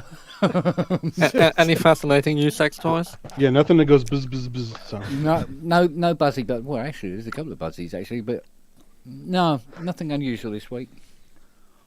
Wasn't there an accident in America just the other day where a lorry load of dildos crashed and spilled out onto one of the freeways? I missed that, but that's hilarious. Yeah. That sounds like a sausage fest. Oh damn it! I was waiting for a punchline. It was on. No. It was like it's a true thing. I saw it on Facebook. It must be true. Well, there was in that video game. In that video game, Saints Row, you use a giant dildo like a baseball bat to beat up people. Have you ever seen Lock, Stock and Two Smoking Barrels? Oh yeah. Long time ago. Can't remember. Beat him to death with a giant black dildo. That's a Bricktop, right? Is that Bricktop? What? Sorry. Is that Bricktop or is he in Snatch? Which one's Bricktop? No, he's in Snatch. That's Snatch. okay. Yeah. Bricktop is. Do you know what nemesis means? Yes. What? You look like you've never seen anybody eat a chocolate biscuit before. Have you ever seen a dog eating a chocolate biscuit before? Gather. Come. Did your bottles spill everything on the ground? They found all the goodies. No. Lids were sealed. Ah, there we go. It's a force of habit. That could have been a disaster. Ready, little one? Good catch. Didn't really catch it. Apparently, Will Joseph is off to another music live stream on a Sunday night. How rude! On a Monday morning. Or Monday. Let's go with him. Yeah. Let's troll him. Well, there are tons on Twitch. I mean, there's some going on all the time, all over the place. Oh, I don't do Twitch. No, it's kind of comforting. There's some good Twitch streams, actually. Yeah, like Sonic State every Wednesday. Well, even Jonathan Cross from the Harbor Jams, he does a Twitch thing once in a while. Here you go. You said those two words, hardware, James. Not Jonathan Cross. He's good. No, sorry. How about the hardware cam with a Fairlight? Oh God, QX1. I wouldn't wish that on anyone. DX7, a TX816, and an RX11. Just not allowed to plug him in. Yeah. Well, none of them plugged in to look authentic, of course. As it was in the day. Like Top of the Pops, so they just sit on the stage and push buttons. Yeah. No, the Fairlight screen was normally plugged in and doing stuff. Oh yeah, the Fairlight was often plugged in because it just. Oh, they did have cool. that plugged in. That's cool. Yeah. Yeah, so that the screen was lit up. They'd even have people using the Fairlight when there was no Fairlight on the bloody record, just because it looked cool. When Axel F was a hit, they had Harold Faltermeyer on, and he had a dual manual Series 2, and he was playing Axel F or playing Axel F with this Fairlight, and I think there's no Fairlight on that. That's great at all. Yeah, but it's more fun, of course, that he was a full Sinclavier person. Oh, yeah. Well, they had Vince Clarke on there playing stuff with the Yazoo, and he was doing, chords and stuff on a Pro One. Yeah. Well, Freeze would use with AEIOU. What's his face? John Rocker had an SH101. He was playing chords on his SH101. Yeah. Now the new one you can SH101A. Well, you can do that. You can, and you can on the Behringer. Just did it too soon. He's ahead of his time. Didn't we have a lovely time the day we went to Bangor? Yep. He had on the way back, I cuddled with Jack and on the side. Yep. He had Classic stage 73, and on top of it, a Transcendent 2000, and he was playing chords on that. They go, why Transcendent 2000? Why not? It's probably all they had in the cupboard at the time. Yeah. But the guy that I do that's great. the guy that I do all this Fairlight stuff with, Peter, at the time, he had a studio in London, and he would rent his Series 3s and Series 2s to Top of the Pops. So whenever you see a Series 3, like when Soul to Soul did Back to Life, and actually in the video as well, they've got a Series 3. That was Peter's. They hired it out for the day, a few £100. He'd just come in, plug it in, turn it on, nice, call up the green screen, and they used to hire tons of stuff off of Tiny. Like Hammer Drive. Yeah. That was a big business back then.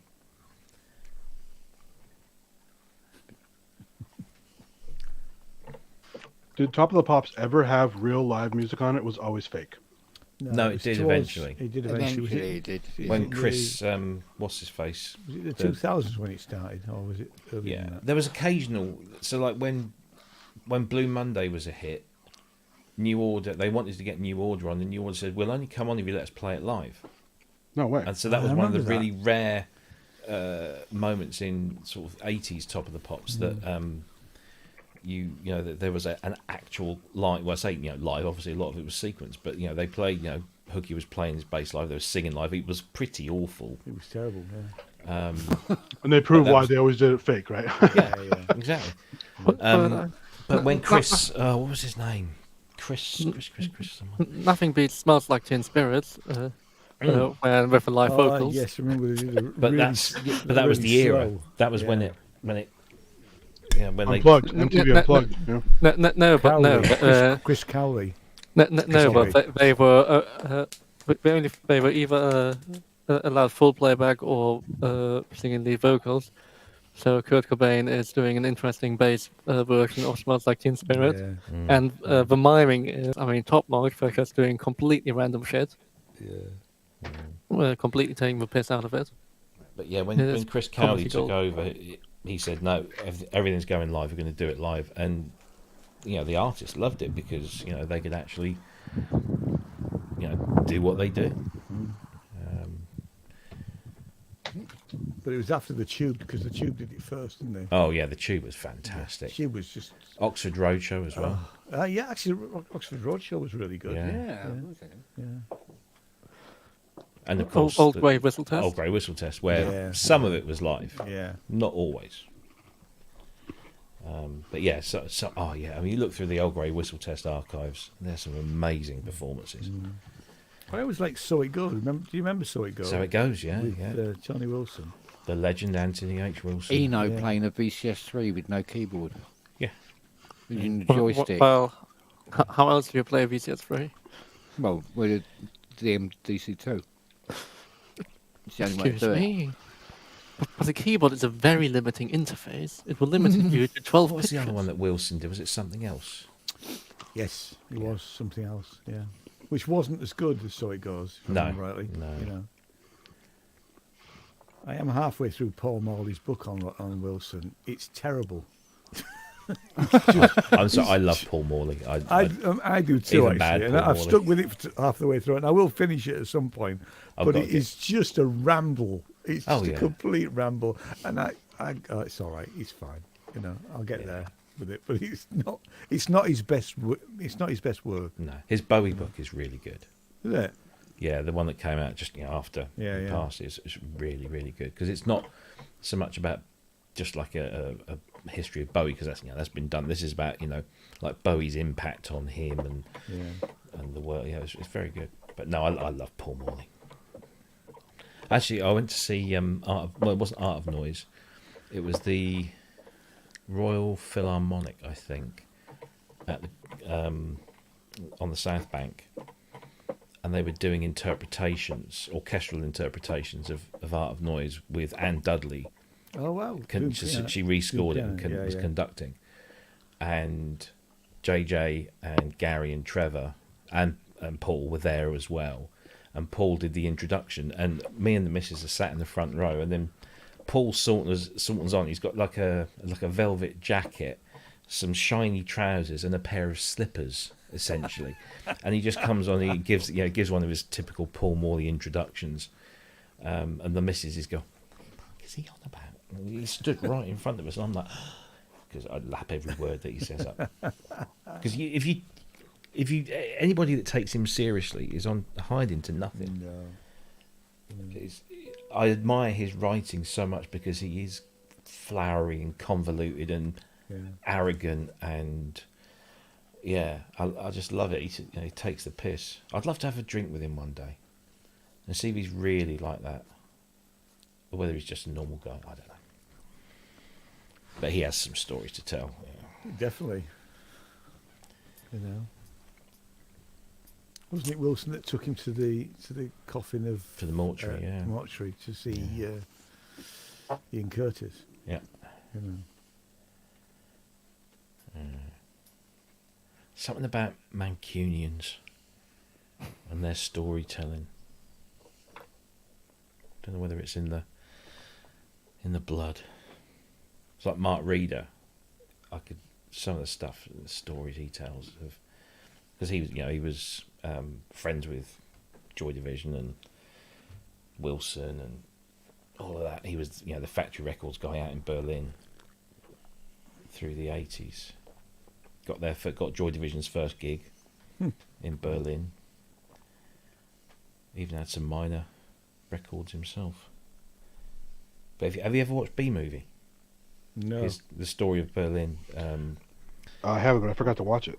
Yeah, it's about the Factory Records in Berlin, is it? No, it's basically it's about Berlin. It's called B Movie. Life and Sounds. Yeah, something like the sounds of Berlin, 79 to 89. And what happened was that these German guys wanted to do a documentary about Berlin from 79 to 89. Yeah. And they knew Mark was big on the scene. He was running clubs and smuggling bands across into East Germany to play, and then back in, and smuggling bands from East Germany into West Berlin. So they said to him, "Have you got any material?" And he says, "Have I?" He gets a massive box of old VHS cassettes. So they start going through this thing, and they realise basically that the story they want to tell, Mark is always there. So they basically then got Mark to kind of it's not a film about Mark, but he's the thread. He's all the way through. And it's wonderful because it's got some amazing interviews with Einstein Zender, now Boughton. I can never pronounce that properly. Yeah. Sorry, Robert. And all those Die Totenhosen and all of those great sort of Malaria. It's just fantastic. Really, really is. And the footage of Berlin at that time and the hedonism and the violence and the crazy stuff. It's a brilliant film. I need to go. The only thing you're missing is the lovely sulphur smell. Well, yeah. Unfortunately, they don't do smell-o-vision, but it's quite. Well, they tried, but it didn't work too well. Yeah. Yeah. Scratch and sniff and pipe it in the smells. They found that bacon wouldn't go away, and then you'd have some other smell mixing with it, and then that's pretty terrible. Why would you want to smell anything other than bacon? I don't know. Lovely smell. Babe must have been quite a hard film to watch. Then. Oh. Well, it was an old William Castle trick, the smell-o-vision stuff, pumping the theater with. If either having skeletons fly around, or buzzing your seat, or pumping smells in. We got one of those. What do they call them? 4D cinemas or something? Oh, they put wind on you and mist and stuff. And spray you with water. And the jiggly seats and everything. What's more fun is how often they're out of sync. Oh, right. Then it just becomes bad comedy, whereas like something's happening, and now you're being shaken, or now you're being sprayed with water after the gores happened 5 seconds earlier. Just like, what the fuck, get your shit together. They actually had that back in the 90s. The Luxor Hotel had this really cool Egyptian adventure thing, and there were several 3D movies in there. And one was the flying with the chairs moving, sync to the film, and you had like mist beam blowing on you and wind in your hair, and it was pretty crazy. There was a ride at, I think it was at Universal, Florida. Yes, it is Universal. I've done it as well. Yeah. The Aliens. And it was, the T2 had that too, the theater. Yeah, I think there was a T2 one as well. Where it blows up and the water sprays your face. Yeah, I remember that. But there was we went on the Alien one, and you're in this kind of like semicircular kind of thing, and you're going round, and there's movement and vibrations, and then you hear the creature sort of running behind you, and then all of a sudden you feel a little gust of breath on the back of your neck, and it really was like fuck. Yeah. But yeah, it's brilliant. Yeah. Now to do the VR game on the PlayStation 5, they have that as well. Oh, that'll come, I'm sure. Well, the last one they made, the AI was really dumb. The alien was just didn't know how to pathfind very well. It was pretty funny to watch the outtakes of it. Yeah, and hide under the bed and stuff. And just how stupid it was. Sometimes it'd find you when it shouldn't ever be able to find you. Other times it would totally miss you, and you're right there. So. Well, AI is hard pathfinding in the video game. Yeah, but by now they got some of that stuff figured out. This was pretty sad for nowadays. Well, no, but you can't fuck up your trigger volumes and your path volumes, which you normally can get away with. So you just have to be even more picky than you normally have to be. It's basically don't do it if you can't do it, is the kind of thing. Because it looks silly when you watch the playback of these things. You just laugh at the alien. Well, you gotta make it somewhat enjoyable. Well, I have to pay a lot of money for it. Yeah. Well, it's only like somewhere between $50 and $70, right? Yeah. Those VR kind of hack and slash games are kind of fun. There's a Gladiator one that's got ragdoll physics and super violent, and it's just you can throw the bodies around and cut limbs off, and it's a crazy game. The one that I really enjoyed is called Blood and Truth, and it's basically a British gangster type game, and you play one of the family. And that's actually really good because it's not one of these ones where you have to like stand up and move around and do all this stuff. You can do it sitting down if you want. But the combination of VR, I mean, obviously you're in a VR environment, so that's it's quite convincing. You do immersive, kind of lose yourself. Yeah, immersive. That's the word. And you do find yourself sort of like believing what you're in. But it doesn't go overboard with the. Some games they try to do too much, and it doesn't work, or it gives you motion sickness. Whereas this really strikes a balance of, using the system, and it's really really good. And then my son is a pretty avid No Man's Sky player because they threw VR into that quite early on. And that's actually very good in VR. I like that a lot. And racing in Gran Turismo, unfortunately, it's only, you versus the computer. You can't race against, I couldn't race against Kent doing it. But it is, again, you sit in this car and you're looking around and you're in the car. Seen that damage patch they got in there? No, I haven't played it for a little while, actually. Yeah, now you can damage the fuckers. Well, that's always one of the big criticisms, wasn't it, Oh, the most realistic driving simulator yet. When you smash it into a wall, the car doesn't show any effects. Yeah. There was an old Viper racing game on the PC, God, I remember 15 that. years ago. Yeah. And Barely it would touched take the crumple wall. damage. It would take damage, but there's a funny. If I said, I wonder how far this damage goes, so I did it. There's this flip mode where you can make it keep flipping, and I basically made it go well inside of its bounding box to be like a ball of metal. Yeah. It's like that's a little extreme on your damage model. Yeah. Yeah, but if you took it round Talladega and you put it into the wall, your race was over, mate. It was like down at the bottom of the bottom, and you're like, that's not going anywhere. But you know what's really bad now? VR. Have you seen the Meta stuff? The Facebook Meta VR crap. I've seen it. I've not used it. I saw some streams of it. It's so bad. It's so dumb. And really, it's people walk up and go, just hey, how are you doing? Ooh, and like goof around, throwing things around, and it's just. Have you ever played a game called Rec Room? No, I haven't seen that. Yeah, Rec Room is like, you know, the avatars that you used to get on Nintendo Wii, which were just basically the Mii's, M-I-I. It's that kind of thing. Yeah. And it was one of the first games I think we all, as a family, sort of really enjoyed playing, because you basically go in and you set yourself up, and then there's just loads of VR games that you can play with other people. So like there's a charades game, and you just walk into a room, and you join the team, you know, the team of players, and then each of you in turn, using your move stick or whatever it's called, you know, you draw something out. You know, you get given a clue, and you have to draw it out, and they all have to guess. And if they don't guess it, you get some points. If they guess it, they get some points. But it's ruined by the fact that you get invaded by just twats that come there exactly. and just want to mess around all the time. Well, the sad thing is he spent over $1 billion on this infrastructure, and it looks like Nintendo Wii stuff from 15 years ago. Yeah.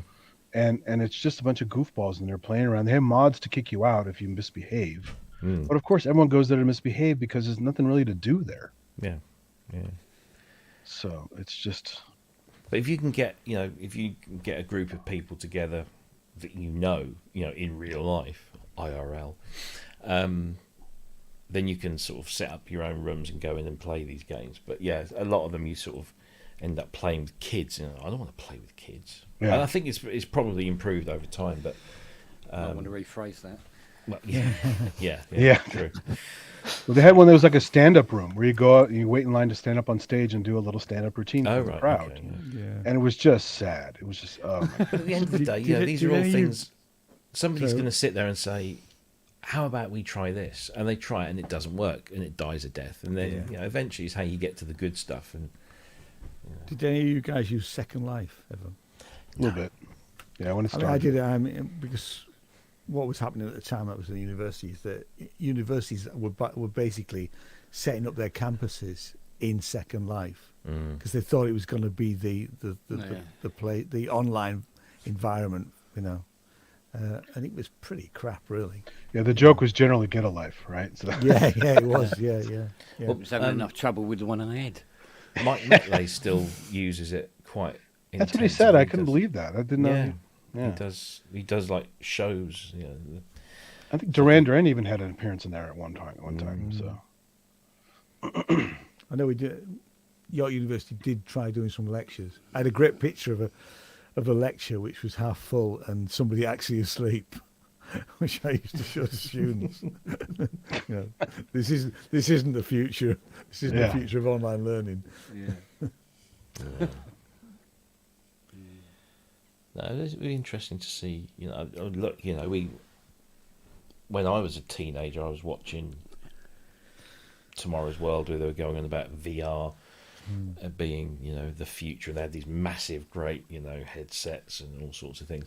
Well, look, it's it's a reality now. It's fairly commonplace.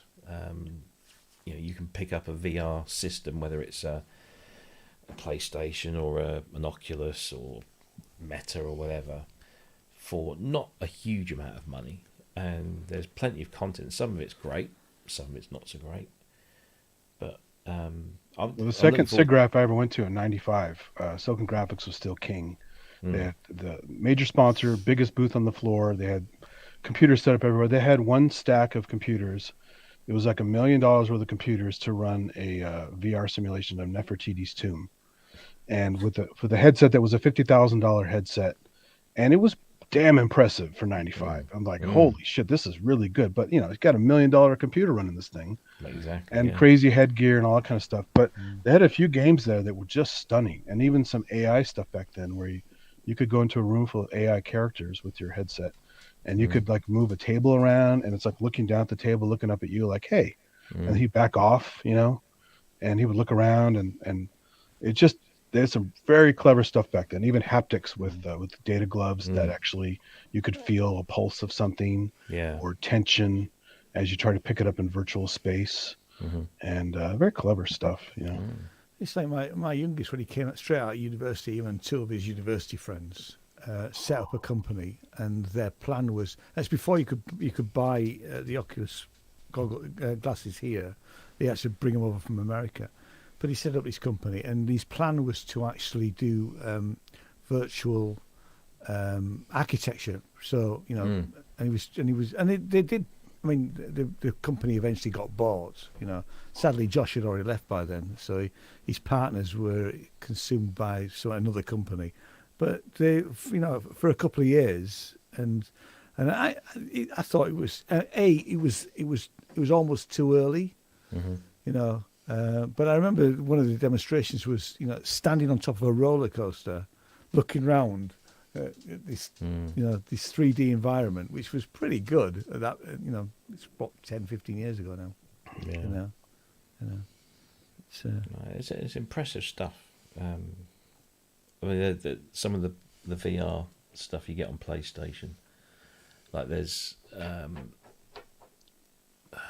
forget what it's called now, but basically they've stuck a camera on a helicopter, and then they take you around some beautiful scenery, like a massive great waterfall somewhere in the world, or across the New York sky, the skyline, and you just and you just sit there with this headset on, and you can look around, and it's as if you're in that plane, but you have no control over where to go. But then there are some computer generated things that you can do, like there's you can land the Apollo lunar lander on the moon, and you're in the lunar lander, and it's a 3-dimensional. But the thing that really blew me away, the first thing that really made me go, wow, this is fucking brilliant, was Star Wars Battlefront had a mini VR game in it, where you got to fly an X-Wing fighter. So you put the headset on, you went into VR mode, and there's your X-Wing in glorious 3D with R2-D2 running around, and you walk over to the thing, and you get into it, and you sit in the cockpit, and then you've got your you got your controller, and you can look around, and you can press buttons to close the canopy. You can do that, and then you're flying in space, shooting TIE fighters, circling a Star Destroyer. Brilliant. And that was what I used to do in the 70s with cardboard boxes and felt tip pens, pretending I was Luke Skywalker. And now I'm actually in this environment that feels, to all intents and purposes... Well, the Star Wars Vector arcade game was really good. Oh, yeah, but it wasn't... it wasn't VR, You couldn't look around and fly a fucking X-Wing fighter. It was great. And then they brought out another game. Better. Well, yeah, but they brought out Squadrons, which then allows you to fly TIE fighters or X-Wings. Yeah, much better in a TIE full fighter. VR. Full VR. It's brilliant. Really, really good. Have you tried the ISS simulation in VR? The space station? It's really cool. No, I don't think so. Because you can go on the spacewalk in it even. Oh, right. And do your little jets and go... and it's kind of creepy. Like, well, I better head back now. It feels a little... I don't want to get too far away from that, because... You feel like you're going to get lost in space. It's really fun. Mind you, I'm jealous of Wagyu. He's got Alex VR. Right. Half-Life. Is that new, or has that been out a while? It's been out I'm way behind. Possibly 2 years. Year and a half, something like that. But because it's part of that. But mind you, I'd like to play Half-Life in VR. That would be brilliant. Sure. That was a good game. Yeah, I love my Half-Life. I love when they did the switcheroo where you first played as it Gordon Freeman? What's the guy's name again? Yeah, Gordon Freeman was the scientist. And then they played the other one around where you're one of the other guys, and you see Gordon running by, and you have to try and shoot him. They played the same game from a different point of view. Yeah, and then they did That Blue was clever. Shift, where you were one of the security guards. That was it. Yeah, that was fun. Yeah. But it was also where you played Shepard, who was one of the guys, the army guys sent in to kill all the scientists and keep everything under wraps. That's it. Yeah. And they always had wonderful cutscenes that are perfectly timed, that were creepy and funny at the same time. Yeah. And then you had to wait 10 years to get the microwave joke. Because remember in Half-Life 1, where you can go up to the microwave and you can turn it on, and there would be this casserole in it, and then it'll pop. And then 3 games later, he's one of the professors is showing him how to use the sticky bomb to blow up the walkers. And he goes, if you're successful with this, we will forget about that debacle at Black Mesa. And you think, what, the resonance cascade? And he goes, you know what I'm talking about, with a certain, with my certain casserole. This is like 10 years later. That's pretty funny. Yeah. Wow. What a payoff. Really? Yeah. So I love those walkers. I tell you, if they ever do Last of Us in 3D, I'm buying it. Oh, yeah. I am buying it. Have you ever played Everyone's Gone to the Rapture? No. Oh, I mean, it is one of the most incredible games. It is famously dubbed a walking simulator, but basically there's a whole story to it. So it's about a small village in Shropshire, and an event has happened, and there's nobody left. I've played a bit. I played a demo of it, and it was the first level, I think. And you walk around that country village, and it's idyllic. It's and really it's beautiful. creepy. I seem to remember seeing a trailer for that and going, "Oh, that's one to I played the demo. It is. I mean, it's one of those games that nothing is happening, but because of the elements of the music and the visuals, and there's a story that you follow and you pick up, you see elements of what happened in the past. So you don't actually see characters, you see like outlines of figures talking to each other, and the acting and the voice acting is done by people who clearly have professional radio actors, because it's very you can almost hear these people in the Archers. It's so well done, and you're just wandering around and there's just a little piece of music or so, and your hairs all stand up, and but that in VR would be amazing. That would be super. Yeah, I mean, I didn't play all of it, but I think you downloaded the demo from PS4. Yeah. The sound and the soundtrack, Jessica Curry's soundtrack on that is stunning. I would have liked to have seen another Mafia game, but go back. Yeah, Mafia was fun. Yeah, actually, the Godfather Black Hand Edition game. Have you played that? No. It's basically GTA with Godfather. Yeah, and it's really fun. It recreates all the scenes from the Godfather movies, even where they shoot Vito and the oranges roll toward the camera. Yeah, and all that stuff. And then there's Luca Brasi gets his hand stabbed by the corkscrew in the bar. You see that through a window as an onlooker.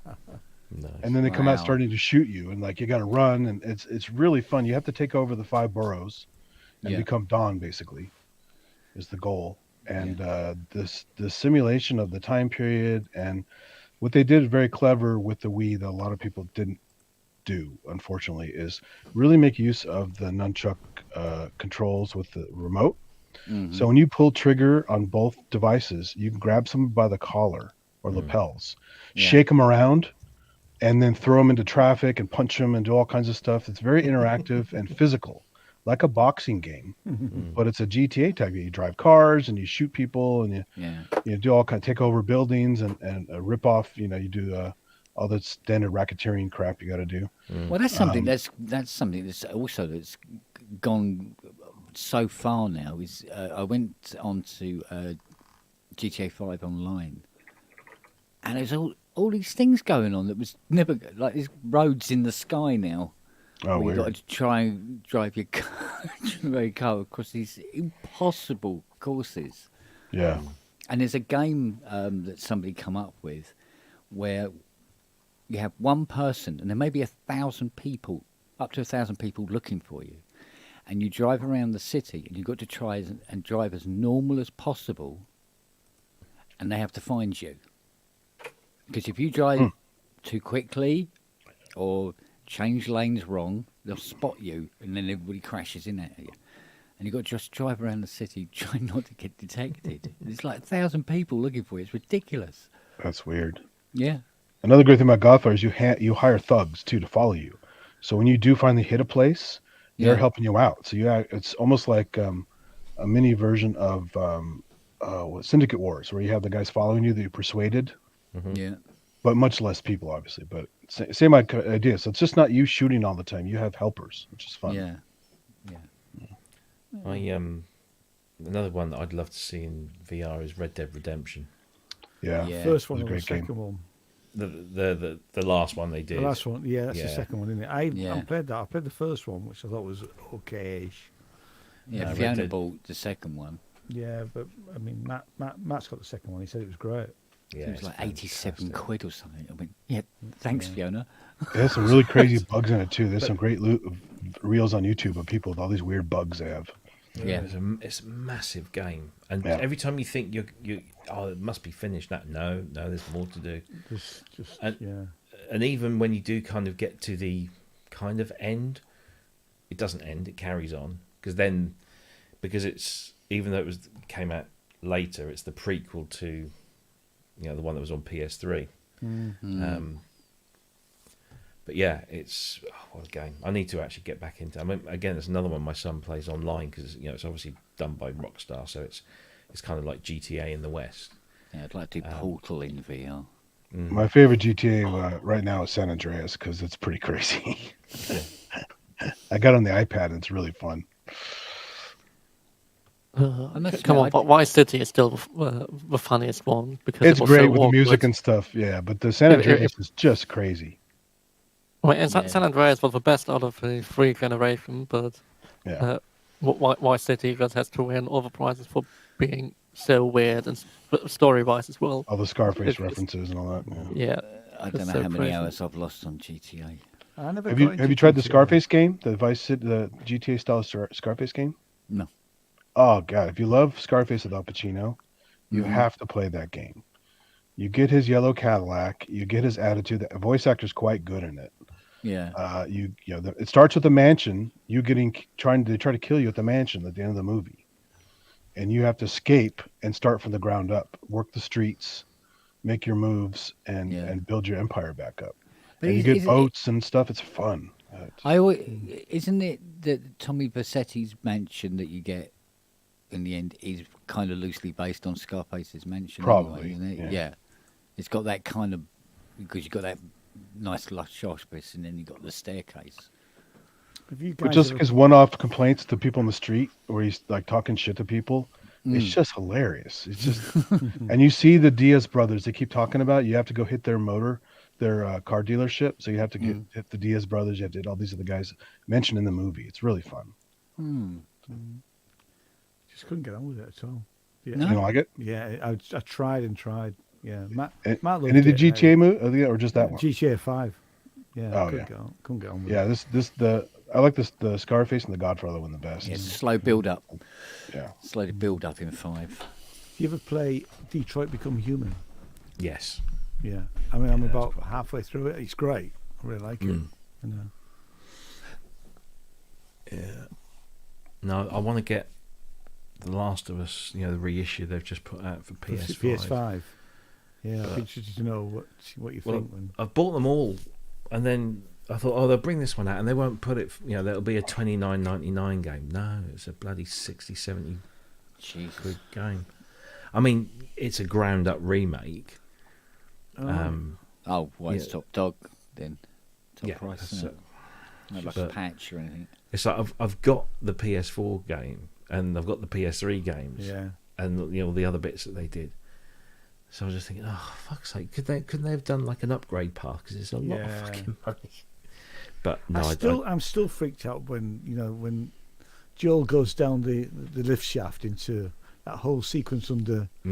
It's just really freaky. Yeah. I'm looking forward to the TV adaptation. Yeah, I know. Yeah, I keep seeing odd clips online. Yeah, because it's the guy that was it Pedro Mandalorian. Yeah, I haven't seen Mandalorian, but he was in Game of Thrones, wasn't he? And so was the girl. Yeah, it's a shame they didn't. I mean, I suppose because the people that did the voices for that, I mean, there was some pretty big names in there, but I guess by now they've probably grown up a bit. Certainly the young, the kids in it. But the best thing the Mandalorian guy did was Narcos, the series Narcos. Yeah, that was and great. they've got Anna Tovey. She's Anna Tovey, isn't it? The Canadian. She's doing Tess, I think. Right. Yeah. And they're brilliant games, absolutely brilliant. You guys play that Cyberpunk game at all? Is that... No. No. I was put right off that before. Yeah. I heard it was interesting, but it had bugs and stuff. A lot very buggy. Yeah. I used to like the Need for Speed games, and then it all went drifting. And I go, I don't want to do fucking drifting. No. Now, you would have thought that the people behind Cyberpunk would have learnt the lesson from like No Man's Sky when they kind of released it a bit too early. Oh, same company? No, it wasn't. But yeah, well, the first release of No Man's Sky was a complete fucking disaster. Yeah. What do you mean, public alpha? I've got it. Never played. Well, technically it was a proper actually at release, but it was not. There were bugs, but the thing was, it wasn't the game that they'd promised. Yeah. That was the big thing. It didn't contain or do. Now, it is, and it's more. Oh yeah. Way more. Yeah, I mean, it's massive, right? I mean, it's just. And they took it on the chin. To be fair, they did sort of say, "Look, yeah, we fucked up, but stick with us. Yes. We will update it. We won't charge you." And within a few months, they'd expanded it, and they were always patching and fixing, and then all of a sudden, completely out of the blue, one day they said, "Now available in VR." Oh, wow. Whoa. Yeah. And there was no additional cost. It was just like all there.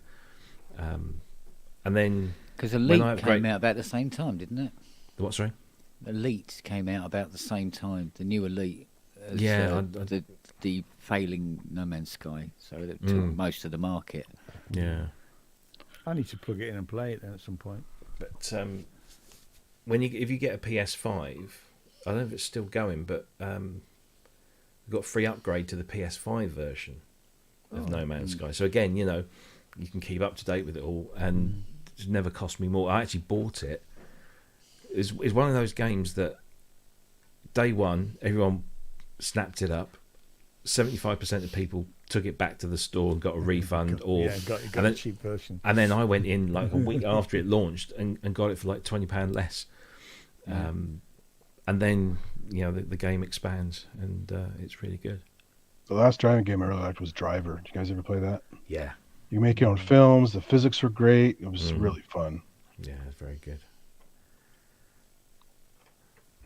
Because what was that one that was based in London? It was originally on the PS2. And it was like a gangster, British gangster thing. And they'd actually mapped the entire city of London as it is. Wow. So if you knew your way around London, you could drive around. Cool.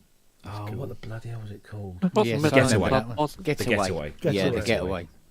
Though it's that company that did Blood and Truth, which is this VR game. So it's kind of set in the same world, but it's in VR. Really, really good. Getaway. Yeah. I need to get back into my PS4. I'm halfway through doing The Last of Us 2 for the second time. Yeah. Yeah. And just taking my time because I felt like I rushed through it the first time. Do they have a lot of replay value, those games? Well, Last of Us 1 definitely. I've played it loads of times. So different paths you can take and stuff. Not so much with Last of Us 1. I don't know about Last of Us 2. I'm not so sure actually. I think it's still the same sort of it's you a can big take environment. slightly. It's a big environment. You can do things in a slightly different way. Because classic games like Deus Ex and stuff, not only do you have lots of different paths with which you equip yourself and how you do the game, but it has 3 endings. Yeah. So. Yeah. I mean, I know when I went through Last of Us 2 the first time, I missed some bits. You know, I didn't. Whereas this time, I've gone down and did like a mini game to some extent, and then come out again. You know, so there's a bit of that sort of stuff. You've got to find them to some extent. You know, because it's not always obvious where this stuff is. You know, but it's massive. It's what 40, 50 hours, something like that. Oh yeah. You know. I mean, Beyond Two Souls was amazing with its 16 different endings. Yeah, I've played that. Because well, there's 1 year of development work that most people will never see. Yeah, it's great. It was good actually. I liked it. I remember all the build up there was for Unreal to come out, and then it finally came out, and who knew that eventually it would be this super graphics engine now that it is. We used to shut down the shop and get on the LAN, the local LAN at work, and just have a massive Unreal tournament. Oh, Unreal tournament! Oh, brilliant! That bloody gun, Key 2, the long one, the single shot job, just shooting people in the air and stuff like that. We did after our stuff at work with Quake. It was a lot of fun. I used to love Quake. Low grav levels with rocket launchers and so much fun. Yeah. I think Unreal Tournament for me is still one of the best sort of multiplayer. Yeah. Online multiplayer. There was a rooftop level. Oh yeah. Do you remember the rooftop level? Yeah. Oh, it's fucking mayhem. Yeah. Right, guys, I'm going to go to bed because it's 1:15. You got to go play some games. Well, yeah, exactly. Well, it's not like there's anything happening tomorrow anyway. No, actually, I might not be doing some music tomorrow. I might be playing the PS4 now. You know that, don't you? Sorry. It's your fault. Yeah. Right. Good night, guys. All right. Take it easy. Take care, mate. See you later. Look after yourself. Bye. Yeah, I must. I've neglected my PS5 for a little while. Yeah, same here. I never got into controllers. I'm still kind of a mouse keyboard guy, but I'll play certain things if I have to because they're only on consoles. Yeah. I'm the other way round. I'll play some things on computer because they're only on there. But give me a games console any day. The only thing is, if you go against a first-person shooter game with a console controller and the mouse keyboard will wipe the floor every time. It's just more responsive and more accurate. Yeah. Oh, it's really quick. It is really quick. Yeah. But that said, when it came to, I couldn't get my head round the PlayStation console controller. I think this would be PS3. Yeah, because I'm this, right? Yeah. Not this. But it was GTA that got me to nail that bloody thing. Also, your thumbs are really inaccurate control mechanisms. They're really not meant for doing little sticks, you know. Yeah. But soon picked up on it, I must admit. Yeah. I'm surprised they don't bring out more. Because like when I had my Sega Saturn, you had the regular controller, which was like, you know, this standing arrows and buttons. Then there was a 3D controller, which was like a big round thing that had kind of grips on it and triggers and an analog stick as well as a digital, up, down, left, right, and then some buttons. Yeah.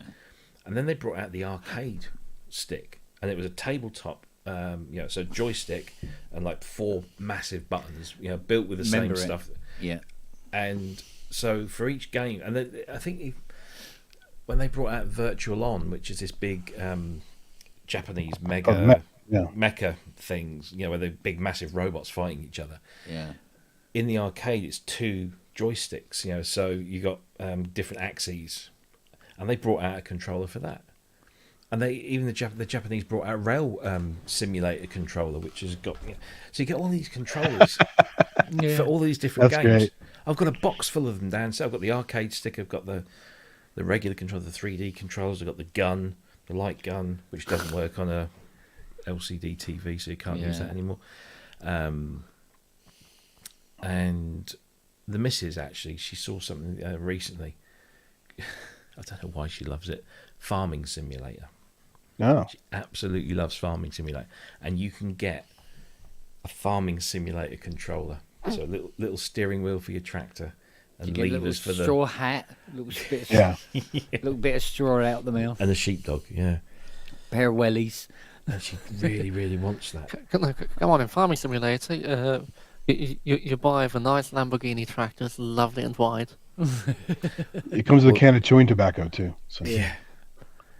Well, when my daughter plays it, she found the cheat codes for it, so she just basically has unlimited money, and then just goes and buys all the best equipment and employs all these people and sets up a massive farm. But I don't know why she really got into that. The Sims was really great because you could torture your Sims. I had so much fun with that game. My daughter still plays Sims. You could kill them, you could torture them, you can make them go crazy and stamp their flowers and smack people. It was so much fun. I started playing Sims 1 recently again.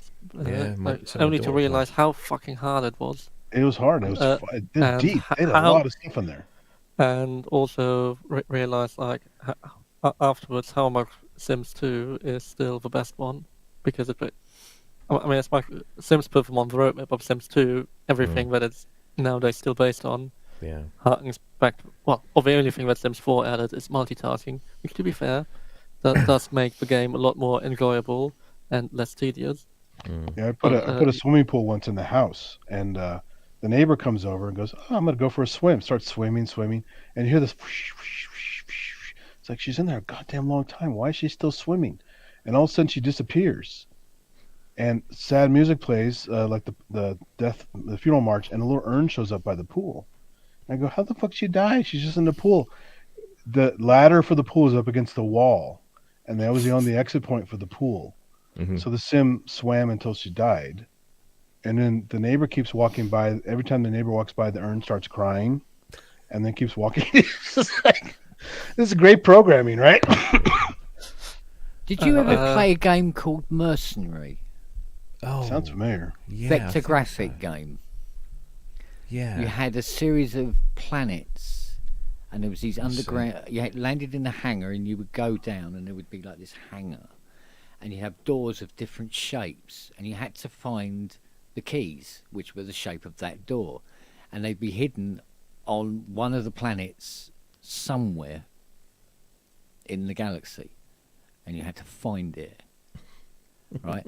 And you had this ship, a dart, and if you were lucky, sometimes you would go to some godforsaken planet, land, and there would be a ship in the hangar, and it was better than your ship, so you'd use that. And then at some point you would get shot down by one of these mechanoid ships, and then you'd have to walk. And sometimes you could be walking for 6 hours, real time, 6 hours, trying to make your way using the there's a Sim map coordinates, to find a hangar, and hopefully there's a ship there, or a teleporter, which would take you to another hangar, and hopefully you're not stuck in a hangar that had different shaped doors that you didn't have keys for, right? And there was things you'd collect, and sometimes you could take these things, and if you left them in a room, you were given a reward, whatever it might be a key or something. So anyway, and I can remember one time, because I was playing it with my old girlfriend and her boys, and we were playing this thing just for hours and hours and hours, and we'd crashed the ship, and we had to walk, and we walked for, we took it in turns, but it took about 11 hours, and we got to the hangar, and we were carrying, I remember, a couple of keys, a large wedge of cheese, which could never That's for find King's out. Quest. You got to power the machine with that. Exactly, and there was this large wedge of cheese. Never seemed to find anybody who was interested in it. We thought, well, maybe it's a food. We'll never know. We'll hang on to it. And we were playing this, and we played this thing over a course of a couple of years. Then one day, completely by accident, I found out that this piece of cheese that we'd been carrying around is the fastest ship in the universe. But it's a piece of cheese. But it's also the fastest ship in the universe. And we were walking everywhere carrying the fastest ship in the universe. And it was like, I hate this fucking guy. Wow. We were doing that on Atari ST. It's funny, you talk about long walks and stuff like that. The hardest military game I ever played was Operation Flashpoint. Oh, yeah. where you could go. All the vehicles worked, and people, the crew joined you. You drive troop transports around. Yeah. And you could take damage, and you have to crawl around because your legs are now damaged. Yeah. And one time I made it all the way from one enemy point to the other, crawling, and it was going to take forever. So luckily they had a speed control in the game. Yeah. So as long as nobody finds you, you can go and do like 10 times speed of the game and crawl super fast across the field to the next waypoint and then go back to normal speed. Yeah. But the sharpshooters are very good. So you had to be very careful to hide. It was one shot, one kill kind of game. Yeah. But at the time, the most realistic military game I ever played, and it's all these real places in France and Germany. Yeah. And it was a blast. So cool. So you played it. Yeah. Anybody remember a game called Sentinel? Yes. I don't remember why. It rings a bell. So it's kind of like set on a, I guess you'd call it like a 3-dimensional chessboard with different heights and different levels. And on every level there is a sentinel at the highest point. And the sentinel is always turning. And if he can see you, he will suck your energy away, basically, until you disappear. Yeah. So what you have to do is you have to move around this 3-dimensional kind of chessboard type landscape, and you have a little bit of energy, and it's enough to create, say, a block. So you can create a block, and then you can teleport onto the top of that block. And scattered around the landscape are trees, and if you zap a tree, you absorb its energy. And then the idea is that you build up enough energy to get to a point where you can then absorb the sentinel and take over the landscape, and then you go to the next level. I mean, it's like dead simple graphically and, strategically, but God, I used to play that for hours and hours and hours. It rings a bell. It's a really, really simple, strategic game. Yeah. But 3D, and it was on. What did I have it on originally? It might have been PC. It might have just been a PC game. I'm sure I had it on a console. Yeah. But anyway, yeah, it's a brilliant, brilliant game. Hey guys, I got to run another errand, so good hanging out. Yeah. I'll see you later. See you later. Thanks. Bye. We'll say hello. Bye. Yeah, sometimes you get a game where the graphics were not wonderful or anything like that, and even the premise of the game doesn't seem like it's going to be engaging, and then you find it absolutely bloody addicted to it. There was a game on the Commodore 64 called Zolix, and it was the most, graphically, probably took about 10 minutes to come up with this thing. So you basically had the screen, which was, and you had a border around the screen, and you were a dot. I mean, you were nothing but just a glowing dot. Yeah. And bouncing around inside of this square are lots of other little dots, and if they collide with you, you die. Right. What you've got to do is you've got to move your dot, and as you move your dot, you draw a line, and you've got to lock off a percentage of the screen, so say 75%.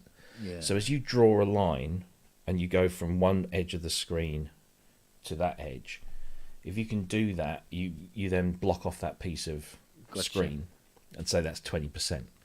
So then but all the time you're avoiding all these other dots that are running around. Is it also where you're drawing the line, if a dot interacts with the line before you've locked off? Exactly. Again. Yeah. Yeah. This sounds and the way to reduce the number of dots is to encapsulate them within one of your blocking off, and it cuts them out. Yeah. And then they go away. And it was just so simple. It was like I think it was on Firebird, the BT label that they had, 199 games. Again, just hours and hours and hours you'd play on this thing. Just going up to the next level, and everything gets a little bit faster, and you get more dots. So you have to. It's just yeah, brilliant. I mean, but graphically, it was probably very coded basic. in 10 minutes. Yeah, yeah. It's something you get on a ZX Spectrum, even like a game like that. Yeah, great stuff. Yeah. Well, my favourite Commodore 64 game was well, there was two by Andrew Braybrook, called Paradroid and Iridium. Iridium was like a horizontal scrolling, space shoot 'em up thing. So you're sort of traveling along the surface, like Defender. Yeah, that sort of thing. Yeah. And Paradroid, you were just basically droids. Again, it's a bit like Sentinel. You sort of, each droid had a number, and the higher the number, the more powerful they were. So you could then battle these droids and then soak up their powers and become a bigger droid, and then sort of take over the ship. But the best one was Whizball, which was a Sensible Brothers game. Sensible Brothers, bloody hell! There's a blast from the past. It was before they sort of hit it really big with the ST. Yeah. And it was, again, it's just it's a crazy sort of like premise that you're a wizard trapped in a ball, and you have to reintroduce colour into the landscape. So you have to go around collecting all these kind of globes of colour and then introduce it into the landscape. I also had talking about Commando. Oh God! On the C64, remember that? Yeah. Yeah. And International Karate. I seem to remember a game called Speedball. It was sort of like a rollerball kind of game, but I think it might have been more ST than C. It might be C64. I don't know. God, there's so many consoles, so many games. Yeah. So many hours. Indeed. Yeah. And you have all these fond memories, and then you go back to these games and you play them, and you think, Bitmap Brothers again, yeah. Oh yeah, Bitmap Brothers, yeah. Bitmap Brothers, that's it, yeah.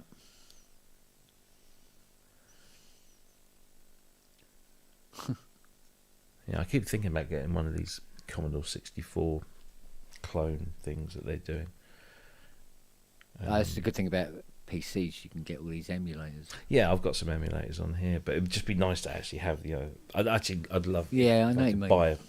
I sold my C64 to a friend and then bought the Commodore 128. Yeah. Which was essentially a Commodore 64 with two other modes in it that you never used because you just used it for the Commodore 64 stuff, and it just. I don't know what happened to that. I think I sold that as well.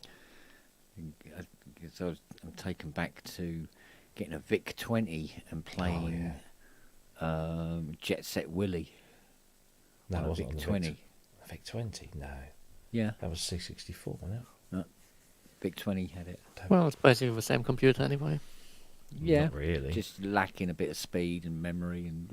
Not really. No, but the design of the 64 is just a VIC 20 Mark II. Really, but internally it was quite different. No, not too different. But the entire way it worked is basically the same. It's just better components, but it was bigger RAM as well, wasn't it? Yeah, well, 64K. Yay! Which you can barely use anything. But. Oh, it's my first sequencer was on a C64. Electro sound. Yeah, do you know what? I didn't go anywhere near sound or music on computers until I got the ST. Which is much later. Debenhams 399. Actually, I bought my Commodore 128 from Debenhams. Yeah. They were quite a computer stockist. Yeah. It had a 128. Yeah. That was a weird machine. It was. It really was. I shouldn't have done it. Completely pointless. Well, yeah, because it had three modes. You had Commodore 64 mode, you had Commodore 128 mode, and then you had the Z80 mode, because it had a Z80 processor in there as well, with CPM, running the CPM language. And never used the 128 mode because there were very few games that came out for it. Very, very, very under-supported. And you just used it for the C64 mode, really. Yeah. Well, I mean, with them buying Amiga, sort of, there was no point to keep supporting it. And of course, the thing is, all the Commodore engineers left with Jack Tramiel and went to Atari. And all the Atari engineers who left before then and founded Amiga. Obviously, Commodore then bought Amiga. So there was this short vacuum where the 128 was developed by a few remaining people. It was a funny time for them because they had the 128 and then they had these kind of other... They had the Commodore 16 and then the Commodore Plus 4. And it was like they couldn't make their minds up. Yeah, the Plus 4 was this little thing. Yeah, they were just... I think they tried to market the Plus 4 as a business machine because you had built-in software applications, so you could press one of the function buttons and it would start up the spreadsheet program. And they were all, in ROM. And then you had the 16, which was kind of like... It looked like it had the same sort of casing style as a C64, but it wasn't compatible or anything like that. Yeah. Well, I remember playing on a computer. It was a right pile of shite. What was it? Oh, Dragon 32. I was just about to say, I bet that was a Dragon 32. Yeah. Or an Auric. The Auric 1. Oh, God. Yeah. They were not what they were cracked up to be. So I remember I was at school once and this kid came in and he said, I've just got a Dragon 32. And like we were all like Commodore 64 or Spectrum. Yeah. That was the thing. And he said, why have you got one of those? Like, there's no games for those. Oh, it's brilliant. It's better than your stuff. Because you're sort of 12, 13 years old. You're sort of, my computer's better than your computer thing. And then about 3 months after he bought it, it overheated and basically all the white plastic just like all over the boards. Mind you, I thought it was the dog's nuts when I got myself an SX20 PC. 20 megs. No co-pro. Fucking hell. What's the the Auric 1, because the Auric 1 was like a British version or another British version of the Spectrum, so it had the same sort of size, but the buttons were plastic buttons rather than rubber keys. And again, there was another friend of mine. His dad was the guy that went out and bought Betamax instead of VHS, which obviously was better, but it was better. It died, and he bought the Auric 1 on the same principle that he thought it was better than the Spectrum. Of course, there was no support for it, so it all died pretty damn quick. But there was everyone was in on the game, weren't they? At some point, it didn't take too long before people realised that support was more important than what the machine was you were buying. You bought the machine that had the support. Yeah. Even if it was, made of tissue paper and dog shit, it didn't matter. But if you had the support.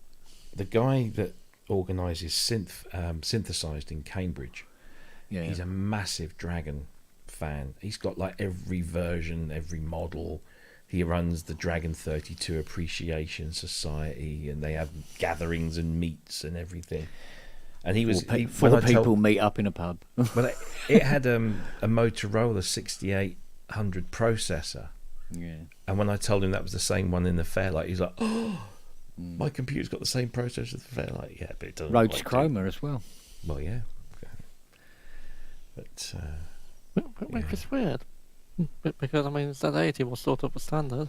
It was, and ARP decided Memory Moog to go for Motorola for a proper processor. Yeah, well, I don't know. But once I got into PCs, oh my god, goodbye money. Fucking hell. SX20 became a DX33. Then it became a DX66 2. Then Syrinx 128. Because that was the next latest greatest thing. It wasn't Intel, it was cheaper. And then I remember getting myself one of those Pentium 1s, the big plastic case. Yeah. And then I had a dual Pentium 1 for a while. I think I had to sell my car to get that. Because they were fucking price. And a dual processor board. Serious fucking money. Yeah. I think I started off with a SX25. Mm-hmm. It's slightly faster than me. Then the next computer I got had a DX33 in it. Mm-hmm. And then I upgraded that to a DX66. 66 2. Yeah. And then I think I got there was a Pentium. Was my next one. You missed on the Syrinx. Yeah, I just couldn't afford it. That was all the 100 megs and 120 megs and right in that area before the actual Pentium ones came out. But yeah, I was, so a Pentium, and then I just sort of carried on up. I think Pentium until was I saw 333. Sorry, Pentium 1 was a 333. Oh, I don't remember. Something like that. And there was a Pentium 500. Yeah. I remember getting the 1 gigs. It was like 1 gigahertz. Apple didn't know of that until 2004 or 2002 with the Intel switch. And then I had when I was into me Lightwave, and I got a quad board. Man, I never did quite fully populate that thing out. It just cost too much money, and Lightwave was still taking fucking hours to render anything. So. Oh dear. Yes. What I should have done is put all the money into a nice big carrier bag and set fire to it. For all the use it did me. Yeah. Later on, anyway. And here we are in the world of, well, Apple I don't. Silicon. This 3SX machine. I don't even know how fast it is. Just started to lose interest in the details of it. Just goes, is it quick? Good. Right, fucking hell. Load the software on, go. Yeah, it's funny because like when you go into this, so normally on a Mac, if you just click on the Apple logo top left and go to About This Mac, it'll tell you what you've got in there. Yeah. And it'll tell you what processor it is. It'll tell you the frequency and whatever. On the M1, it just says chip, Apple M1. Yeah. That's all you need to know. And I had to dig around to find out what's it running at, because it's not really that equivalent to Intel. That's the same it was with PowerPC back in the day. Yeah. Which were running at like 666 megahertz or something like that. When the rest of the world was at like at least 1.2. All I actually know about this machine is it has 64 gig of RAM in it, and it's i9. Mm-hmm. As to what the processor is, it's supposed to be pretty quick. Okay.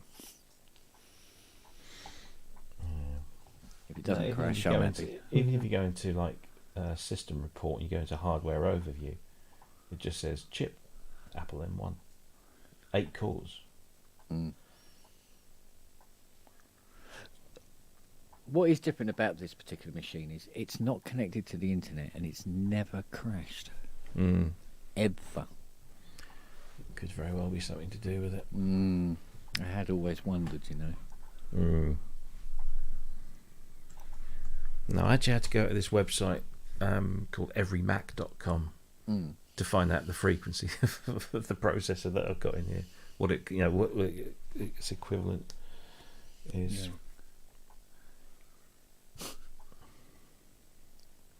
I can't even remember, so I'm looking again.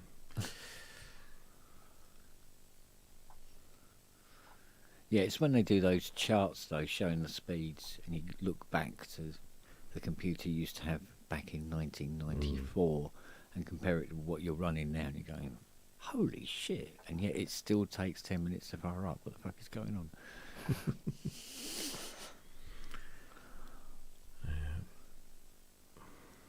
Thing is, it used to be something you used to obsess over, wasn't it? Yeah, it was important. Every cycle counted. Yeah. We must have another cycle. Let's see if we can clock it.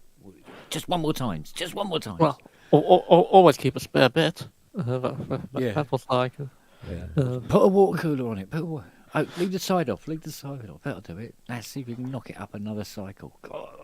Push it. There you go, 3.2 gigahertz apparently. That's what it is. Now, I made that fatal mistake of completely misunderstanding how computers work and walked into my local computer store and said, I'd like to order a DX662 chip, please. And she's like, okay, yeah, very well. Hand over the money. Yeah. A week later it comes in. I go and pick it up and I'm like really, really excited. I get home and I fit the chip and I turn it on. And I'm like, this doesn't feel that much faster. And I was trying different things. I'm like, oh, I was expecting it to be at least twice as fast. Mm-hmm. And it wasn't. So I went into back into the computer shop the next day and I said, do you know what? Are you sure you supply me with the right chip? And she said, well, how much memory have you got in there? And it was just, whatever it was small. And she said, oh, there you go. If you should have bought memory instead. You'd have noticed a much bigger difference. Straight up. Yeah. I'm like, oh, okay. That's how they work. I mean, back in those days, you used to have to use jumpers on the board to set the bus speed. Yeah. As well. Yeah. Wasn't it? Jumpers for everything. Fucking jumpers for it. Yeah, jumpers to get COM-port 2 to work properly. It was like, yeah, and you had to mess around with... Write down the IDs and all that. IRQ settings and... Oh, Jesus. Yeah. It's spoiled with all these auto fit a new card now. And it would clash with something else and then you had to figure out which one it was. And IRQ interrupts. Interrupts. Shit in hell, yeah. Set the memory for the video card. And all that. Oh, mate. Absolutely. Yeah. Jumpers for goalposts. Yeah, it is. It's pretty much like that, isn't it? Because it was interrupt memory address. The memory addresses had to be in the right area as well. God, fucking hell. I've forgotten all that. Well, there's a reason. That's why, because you don't have to do it anymore. Yeah. No point in remembering. Exactly. Well, because nowadays you can pretty much combine any board with any processor and any RAM. Yep. Just throw them all in there, it'll work it out. And it sort of works. Maybe not great, but it works. Yeah. Yeah. Yeah, we don't get interrupts, conflicts anymore, that's for sure.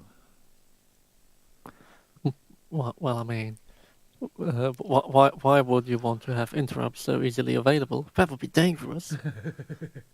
Yeah, auto exec back and config sys, and changing fucking values in auto exec back and stuff like that.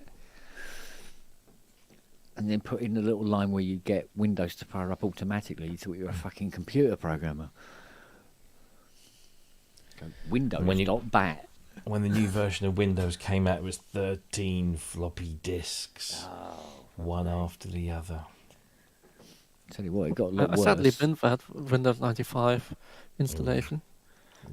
Yeah. It was a lot of floppies. Because there was one with there was one with like nearly 45 discs, but some of them were printer driver discs and what have you, and you put the right disc in for whatever printer you were using and all that. Anyway, 95 was for it was your standard cardboard box for software, but it was full to the brim. Yeah. Just with floppies. I remember being like a dog with two dicks when I got myself a four times spin CD-ROM drive. Oh yeah. Whoa! Working with the big boys now. I remember I bought a CD-ROM drive and I was just like, put it in, and I thought I didn't have anything to play on it, or to use, and I went out and bought a magazine that came with a cover-mounted CD-ROM. Yeah, it's the only CDs available. Yeah, and it had a video of, pop video of some obscure band, and it was like 240 by 3 something or other, like on the screen. But we were like, oh my god, it's like movie video. It's like when Windows had that Weezer video. Oh yeah, Buddy Holly. It's like, you go watch that simply because it was a video on your computer. Yeah. And what was the first? I had an encyclopedia on a CD-ROM, It began with G. Oh, what the bloody hell was it?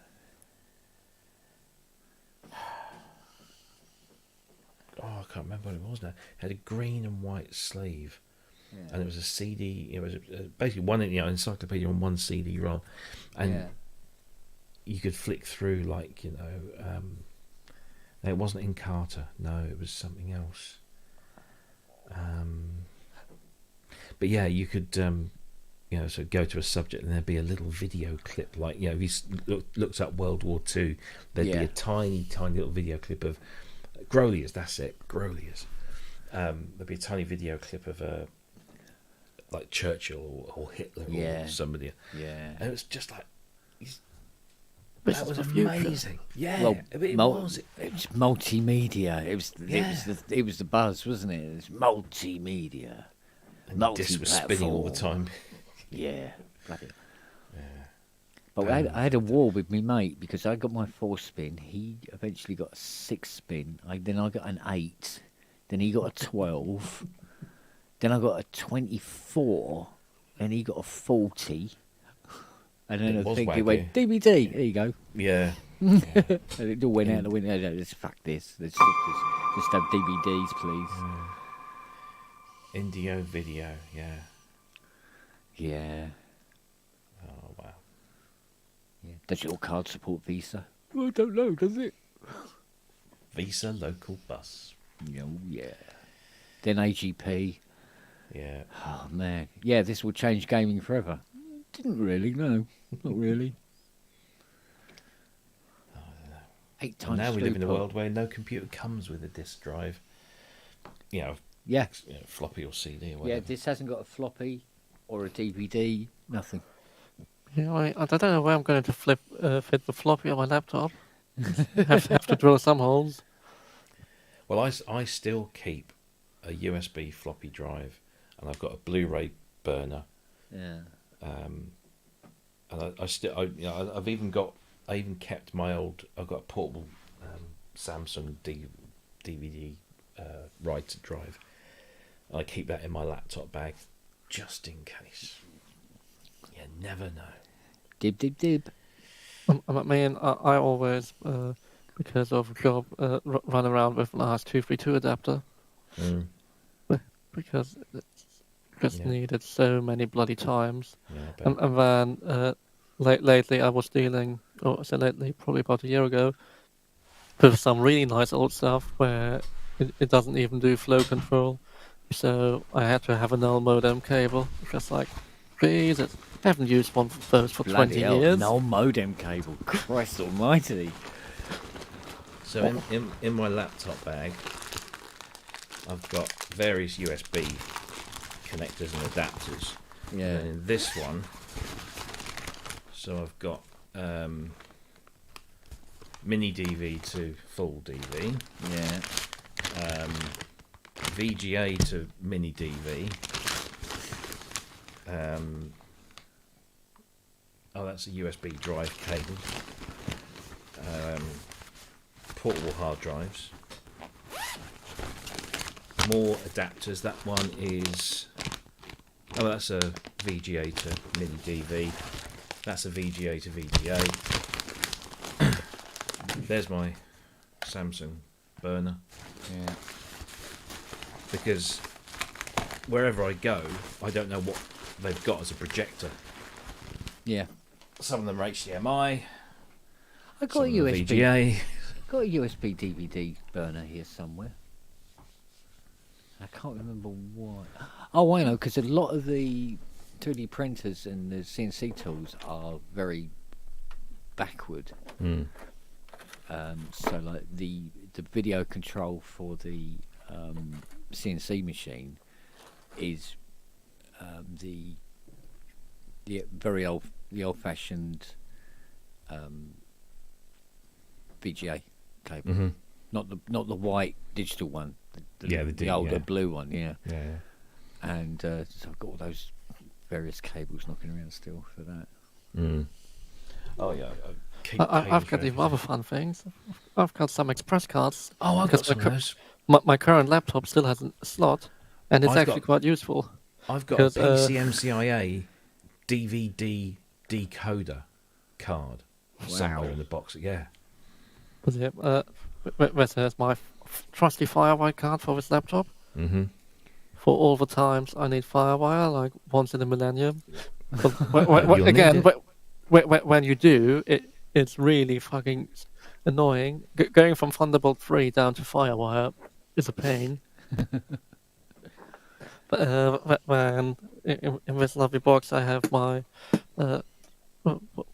ARM interface with its dedicated Express card. Mm-hmm. Yeah, I've still got all of those from my old ones. You use a 6-pin Firewire, but it's not Firewire, it's their own custom protocol. Going down memory lane here. When I was at Gateway, we were clearing out the office, and we were just like, what can we liberate from here? And I grabbed a handful of these PCMCIA adapter cards. Yeah. So I've got a modem one, I've got this DVD decoder card, I've got Ethernet. Other interfaces random. Then two of them were adapters for memory cards, and one of them converts SD cards. And what was the bigger one? The original card. Smart Media. Smart Media. Or Compact Flash. Yes, Smart Media. Shit cards. But the Z1 has a PCMCIA slot as its memory expansion. To get the genuine cards, it's like Yamaha cards, you pay a bloody small fortune for them. But it took my PCMCIA adapter card, so I just put a regular SD card in there, 4 gigabytes, because that's all it will recognise. Sorted. And then I've got a compact flash one as well, which I can use for other things. So they all come in handy. Every time I do that, I Flash still exists these days. Yeah. We'll be fucking about within 10 years. Indeed.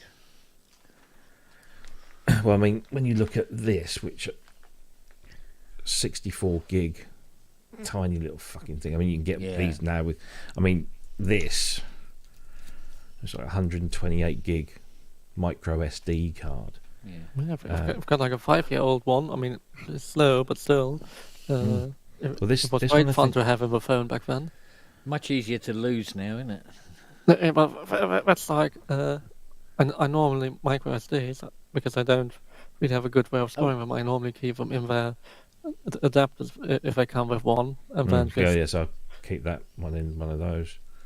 Because it's far too easy to lose. Yes. Yeah. And then 128 gigs, that's a lot of data. That might be the multi-track of one job that I need to send to somebody. Yeah, but it wouldn't take much, would it, for it to drop down a crack in the settee? You know that, did I tell you, I had one of those... I could lose that in my pocket. That's the thing, and find it 3 months later after 20 washes. Recognise that. Oh, Steinberg, e-licenser. E-licenser? Yeah, I have so many of those. I've still got mine. Did I tell you I had this custom SD card for my old MacBook that sat, puts it in, it sits flush against the bodywork, and it went wrong. It's 2.5 years old. Sent it back, and they're replacing it free of charge, which is a bonus. Will you try to feel the right tip? No, Fiona. A fruit bat. Where's my tobacco? And since when was the carpet an ashtray? Oh, shut up, woman. For heaven's sake. Anything else you'd like to bitch about while you're here? Lazy git. We got loads of ashtrays. Yeah. Look, there's a TR-55 up there. You could use that as an ashtray. Be in awe. Whatever that is. Whatever that is. It's a nice black box with pretty buttons. Go on then. Got a tamper wolf. Hit the silver bit. Oh no, don't encourage him. Like that. No, the silver bit. Perfect ashtray. The metal is about the best thing about that thing. That's where all the budget went. Making the metal case. 55 stopped working. Oh well. Did a job. Never mind. Don't work. You broke it. You were the last one to touch it. That's why you did it, yeah. Careful. You all right, baby girl? I'll practice my marksman skills on you again. Oh, yeah. That'd be cool. Again. Can't be very good if you haven't tried again. You keeping all your shopping then?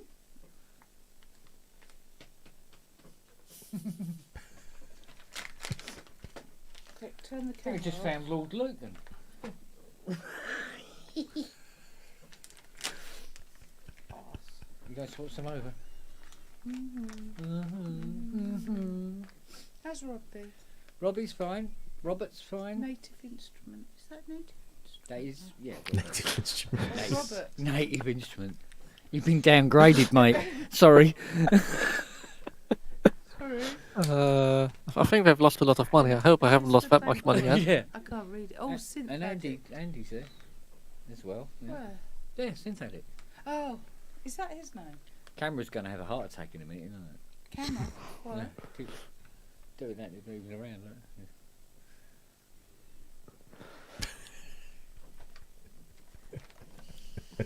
There you go. Thank you, baby. Well, at least the camera's no longer getting confused with hands in the background. Yeah, it didn't go completely How's insane your this arm? time. It's alright, it hasn't hurt.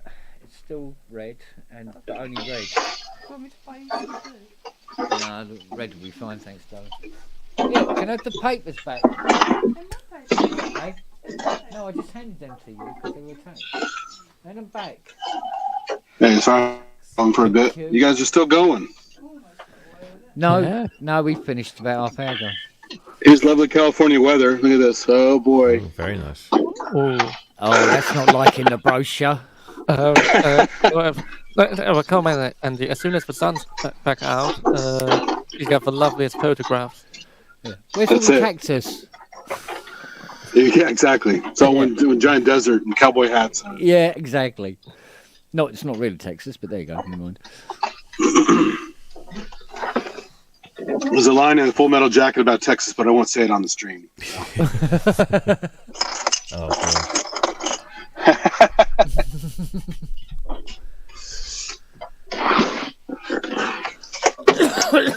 Yeah, that wet stuff, Andy, is rain. Yeah, it's weird, isn't it? Yeah, you probably don't see that all that often, do you? Actually, it's so weird because right now we still shouldn't be getting this. This is still technically summer here. Mm-hmm. And we even got rain in August, which is really weird. And a couple years ago, you probably saw a video I posted a while back of this freak thunderstorm we had here with thunder, lightning, rain, like in the beginning of August, which is completely insane. Wow. Supposed to be hot, dry, somewhat miserable. Instead, it's like cold, rainy, thunder, lightning. Lightning caused some local fires, too. I imagine Californians would lose their fucking mind if they came here. Oh, yeah. They'd think the sky was broken. Well, unless you're from the Pacific Northwest. If you're from Oregon or Washington State, this is nothing. I mean, they're used to your weather.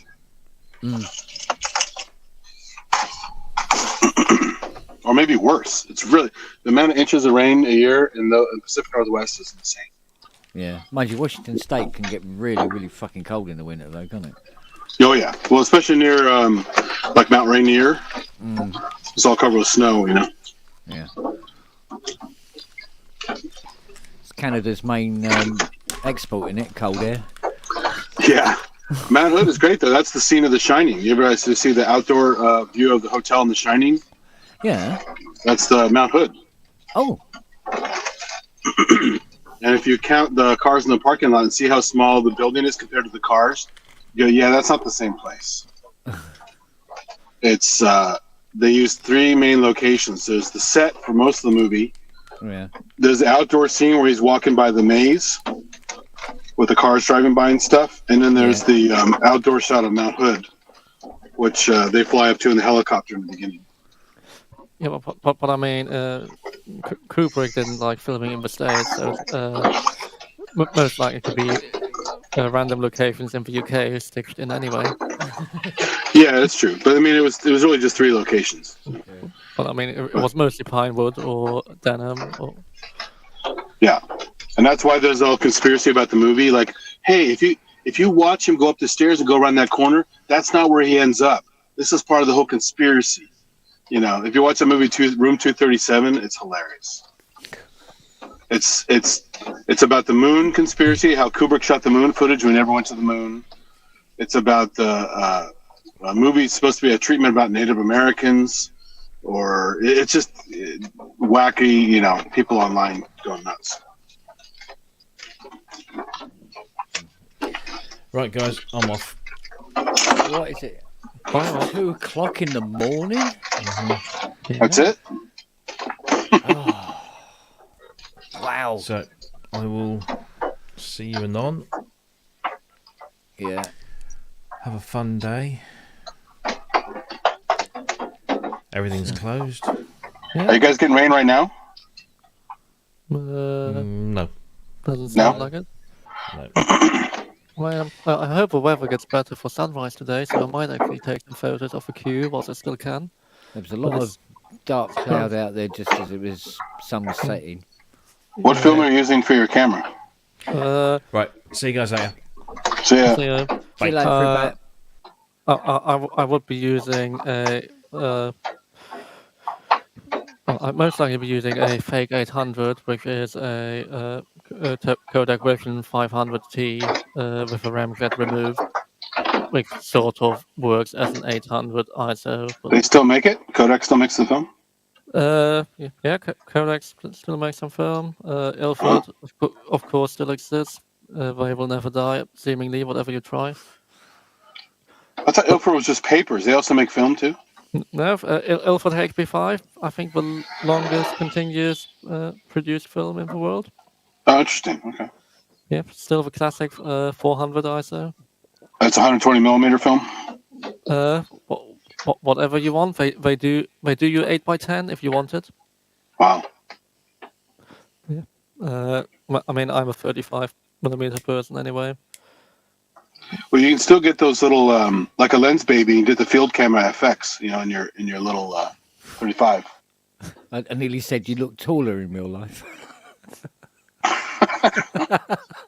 I mean, what I'm currently having more fun with is trying to work out how to adapt some cheap anamorphic 35mm projector lenses to get them to the right distance on the lenses I have to do some anamorphic 2:1 photography. Go ahead. Sorry. Because clearly an aspect ratio of 3:1 that it would end up with on 35 is the correct aspect ratio. Speaking of weird lenses, did you know that last Zack Snyder zombie movie, he found some stupid, crazy lenses and adapted them to a camera because he thought it looked cool, and he was also doing his own cinematography, and that's why the movie looks so bad. What a hack. Didn't work out. No, it was also a ripoff of Aliens. All those plot points were straight out of movie Aliens. And a couple other movies. You notice that? No, I mean, I've never been too keen on Zack Snyder.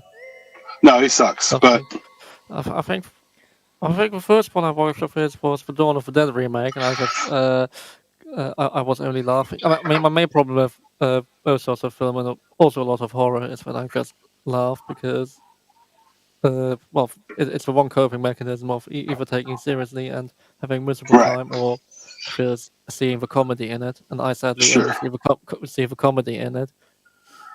So it was not well written, of course, and the acting is pretty bad. But if they didn't put the Dawn of the Dead title on it, it would have been a better movie. Because the original is a far superior movie. But the original is the classic. It's awesome. The remake, the only really cool thing about the remake is that all these zombies are withering away and decomposing. Which is actually quite interesting, but when you pick that out over the time. The only thing worse than the Dawn of the Dead remake is the Day of the Dead remake, which is atrocious. Do you ever see that? No. It's made by Steve Miner, one of the guys who used to work on Friday the 13th movies. It's awful. It's so bad. It has Ving Rhames in it. It has some major people in it, but it's really fucking bad.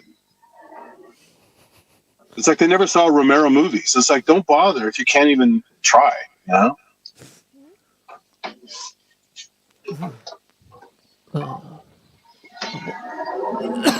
mean, oh God. What other films has Zack Snyder done? Well, I mean, 300 was okay. 300. Was that where they ripped off all the music from Titus? Yeah, that was 300, wasn't it? Yeah. Probably, yeah. Yeah, that's where that fun occurred. But everything else he does is just because he's a commercial film guy, so he likes gradient effects on his filters on his lenses. And I mean, it is quite nice that he seems to get away with putting filters on lenses, because I mean, even Tony Scott didn't get away with. Not really, yeah, he did a lot. Custom films. Well, no. If you ever seen the director commentary for Spy Game, yeah, like he wanted to shoot it for the three distinctly separate eras that are coming on different film stocks, but studio wouldn't allow it, and producers. Wow. So they just digitally did that. But yeah, he wanted to do a sort not a complete bleak bypass, but a shorter bleak for the film noir segment that's set in Cold War Berlin, then the Vietnam era stuff on reversal. Well, that was also overused. All that Skip Bleach stuff. Ever since Saving Private Ryan, everyone's doing the Skip Bleach, and it's so annoying. Minority Report. That's the coolest bleak bypass ever. Yeah. I mean, but again, that works with the aesthetic of a film. Yeah, the movie wasn't good. I'm sure the book was fine, but the movie was not great. So. It has a great score. It has some interesting technology, and you just ignore the story, how weird it is, how bad it is, and yeah. If you watch Electric Dreams, the Philip K. Dick series on, I think it's on Amazon Prime. That's good. There's a bunch of his little short stories made into little short films, and that was pretty good. It's kind of like Black Mirror, but Philip K. Dick style.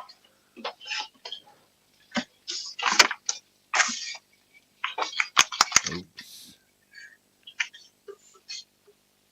Oh, that's it. That's cool.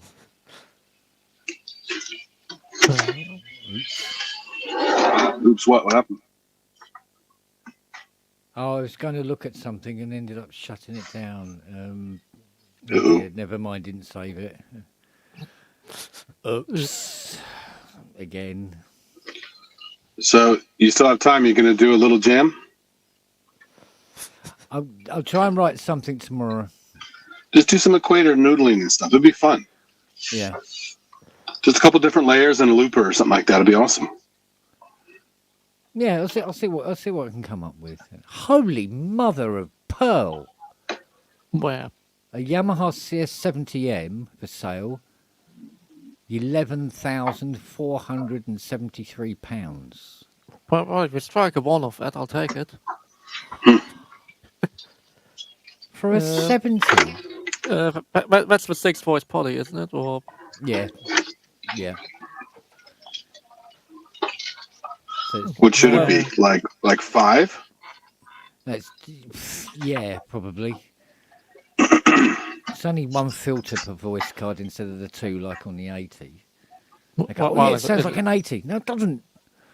Well, there's nothing like it's different oscillators and different filter design anyway.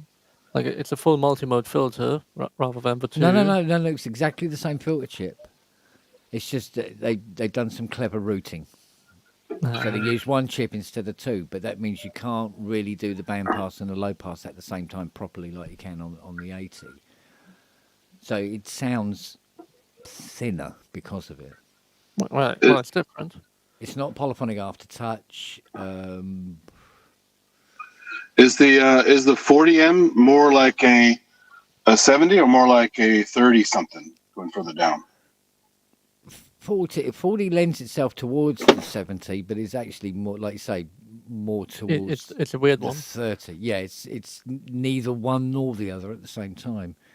I think if I remember rightly, I think the LFOs aren't digital. The LFOs are under the keyboard. There was something. Oh, some of the waveforms I think were digitally created rather than from the analog from the analog LFO chip and stuff like that. So it's all a bit. It's kind of okay, but it's not quite there. It certainly isn't 11 grand's worth. That's for sure. That's just ridiculous. That is just ridiculously ridiculous. More to the point, I've got 2 of these fuckers. If they're going to go for 12 grand, I'll dig them out. Jesus Christ almighty. It's all part of that, oh, it's a CS, it must be worth a fucking fortune. Scenario I sort of get that for an 80. It's an interesting performance instrument. And for a 30, I sort of get it. And a 15 maybe as well. But those are interesting Well, instruments. there's a 50 here for 10k. A 50 for voice. No polyphonic aftertouch. Single VCO per key. And I thought 3 or 4k for those was excessive. But the reason they're this price is because, there's CS80s up there for stupid money. Well, yeah, if your CS80 is 50, then a quarter of it is reasonably less. And then, on the other hand, there's a CS15, a Model 10, Model 10 original, and it's 10 grand, and they've taken 4k off it, and it still hasn't sold. That's bad. Actually, wait a minute. Brighton. Hang on a minute. Hang on. What? Do you mean the GAC one? That's a clone. I restored this one about 4 years ago. Well, you can buy a brand new Model 10 for 10 grand. Yeah, that's probably why he's trying to sell this original for that. Well, I'm unsure whether I would even want a new one. I mean, because for the prices, I'd rather go to Gerd Meyerhofer Synthwerk, who actually made 90 with enough experimentation, got 901s as close to the original circuit as possible, but also really stable by actually using higher quality components where it matters. Yeah. Well, I would really love one of those Moogs, but no. that amount of money is just... Oh, okay. Now there's another CS70 gone up for 13,000. This one I did restore because it's been sold through RL. I mean, it looks, that looks like my restoration work. But 13 grand, come on. It's a fucking 70 for Christ's sake. It says 11,500 on RL for 70M. Yeah, I've got 13 here. I'm just on the RL website. It does say it's been restored by you. This is on Reverb, but it's RL Reverb add a couple of charges a decent amount of money. Yeah. So presumably that's where the extra comes from. And then there's 180 quid shipping. Mind you, it'll be packed in a box. You could bounce a fucking car off it, wouldn't it? 45k for the 80. 10 grand for a Profit 10. Why? 7 grand for a Profit 5 Rev 3. It's a Rev 3, it's not been a Rev 2. Really? Well, why would you pay that when you can get the Rev 4, which is just better than the Rev 3 in every way? As it has okay, the envelopes are digital, but I couldn't hear any stepping on them, unlike some other company. Mind you, see, there's an OBXA here for 8.5k, and the fact that the OBX8 exists, I'm going, yeah, you're trying to get out the door as quickly as possible. It's still a more reasonable price than the Prophet 5. Yeah, agreed. The Prophet 10 is... Oh, hang on a minute. That looks like my floor. Oh, it is. It's one I've restored. There we go. Oh, it's another RL. So that's 10,880 quid for a Prophet 10. Another one of my restorers. Yeah, you can see the CS80s lined up against the wall in the background. Yeah, that's my floor. Oh, yeah, that's my coffee table. Hey. It costs me £3,000 for... Or was it Refurb is 3.5 just for? full of photographs of my house. It's so is there anything that here that isn't me? For God's sake. None of them were selling though. Wow, that's the price of vintage now is just even I'm embarrassed to be involved. Stupid, it really is. I mean, I know a lot of work goes into them, but bloody hellfire, really? Some of these prices are, pick some numbers out of a hat, you know? I mean, Moog Prodigy 1.5. Like, why would you pay that for something built with such shit components?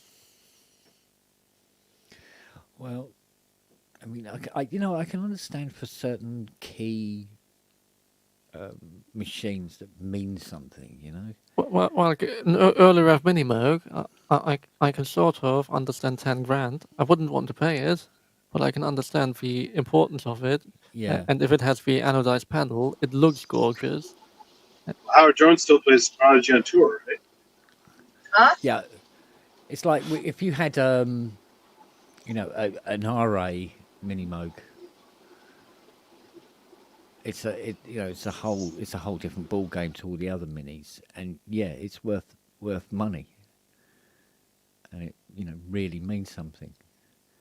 But standard 74 going for nearly 10k. I mean, there's nothing outstanding about a 74 mini Moog. I mean, it could be worse. It could be a 79. Oh yeah, true enough. With the brown paint. Oh yeah, that bloody cat sick they used to paint them with. And they were quite sterile as well. The last of the mini Moogs, they got too accurate. When we worked out how to use 726s in the end to make them stable. Yeah, this is it. So it lacked something because of it. But I don't know. It's all horses for courses, isn't it? But there's me thinking that all this cloning and everything was going to settle the market down. I mean, Prophet 5's Rev 3s, they were occasionally more expensive, so they definitely seem to have leveled off. But the Rev 2s are still climbing. Yeah, well, the Rev 2s have that sound, don't they? The Rev 3s just cannot provide. But whether it's worth that money? Well, all the time I'm going to be trying to sell a Prophet 5 Rev 2. Yes, it's very well worth the money. I can't recommend them highly enough. But, no, you know what I mean? It's just... I thought the prices would calm down, not go mental like this. It's ridiculous. How much was that last Oscar you fixed? That Oscar? Did he say? Yeah, Oscar. Yeah, Oscar. Yeah. Oh, the Oscar. Yeah. No, that one wasn't going up for grabs. That was already owned by somebody. But I know there was one knocking around for about 6k, which strikes me as a little excessive, I have to admit. Oh, yeah, the original Water Worlds, was it 1959? Yeah, fucking sweet. Best Water Worlds film, can't be beat. What else we got here? No, That seems to be about it. The rest of it seems to be normal stuff at relatively normal prices. But I'm waiting for CS80 prices to settle down. This is because it's just stupid at the moment. But why will it? Because people continue going on about it, and I think Vangelis' death hasn't helped either. No, but no, I think it's actually initially has been driven by greed.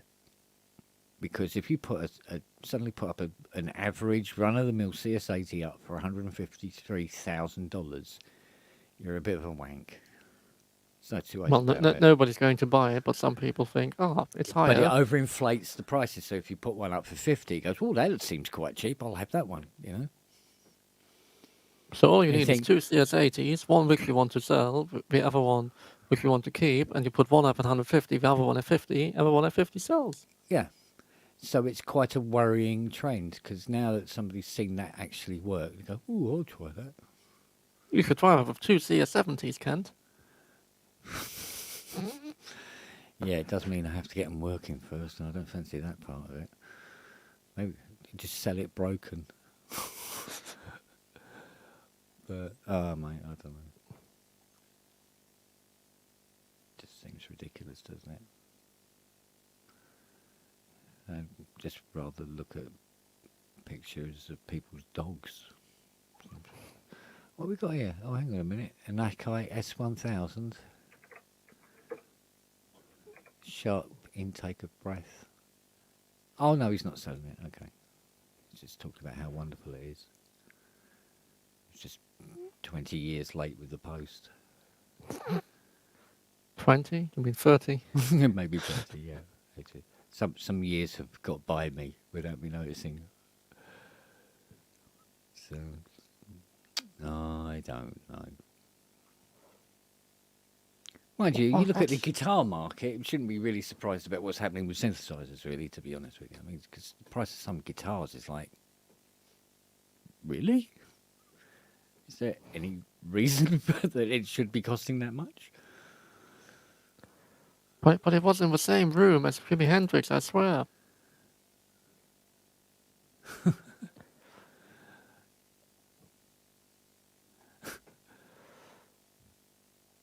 What's this? Just send me your video and a refurbished Model D and I'll take care of everything. Cheeky monkey. I don't know. Oh, it's no good. I'm going to have to go and sack the hit. It's all these long nights, one after the other.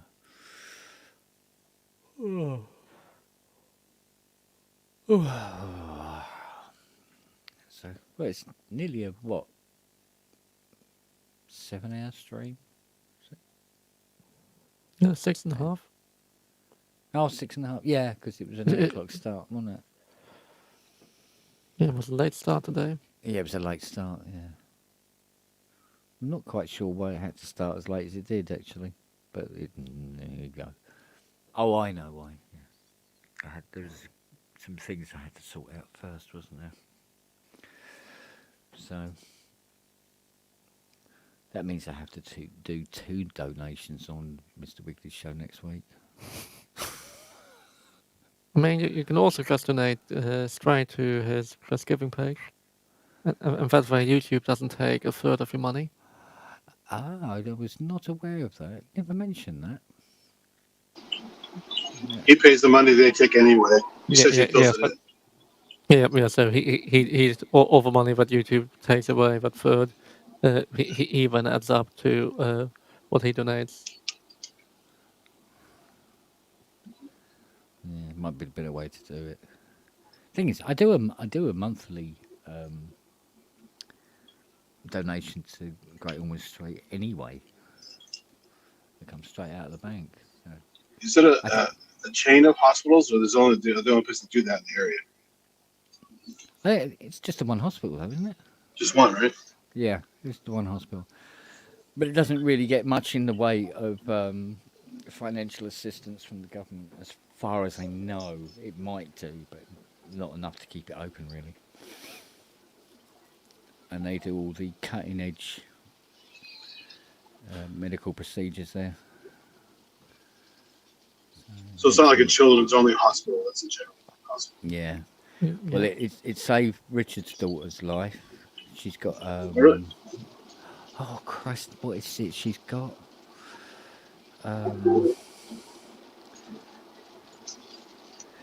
Basically, what it is, the membrane or something around her. The proteins don't get into her brain, so it's stopping her brain from developing. So she has to go into ketosis. So her blood has to be permanently in ketosis, which would not normally make everybody feel. It would not make a normal person feel really, really sick. That's that has to be her natural state.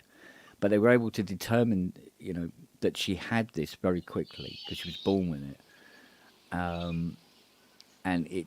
Because they caught it so early and was able to treat it, and they got some of the best people in the States over, because they don't normally catch children this young with it. So specialists in the US were like, they were there, Wow. And they saved her life, and she's been developing normally, and she's a lovely little girl now, thanks to them. And they saved my cousin, not my cousin, sorry, my nephew. He had something wrong with his platelets in his blood when he was born. And Great Ormond Street snatched him from the jaws of death, basically. Nice. Which is why I'm well happy to donate money to them. Yeah, sure. So I think I do it on the Wiggly show, though, more for Luna May. Yeah.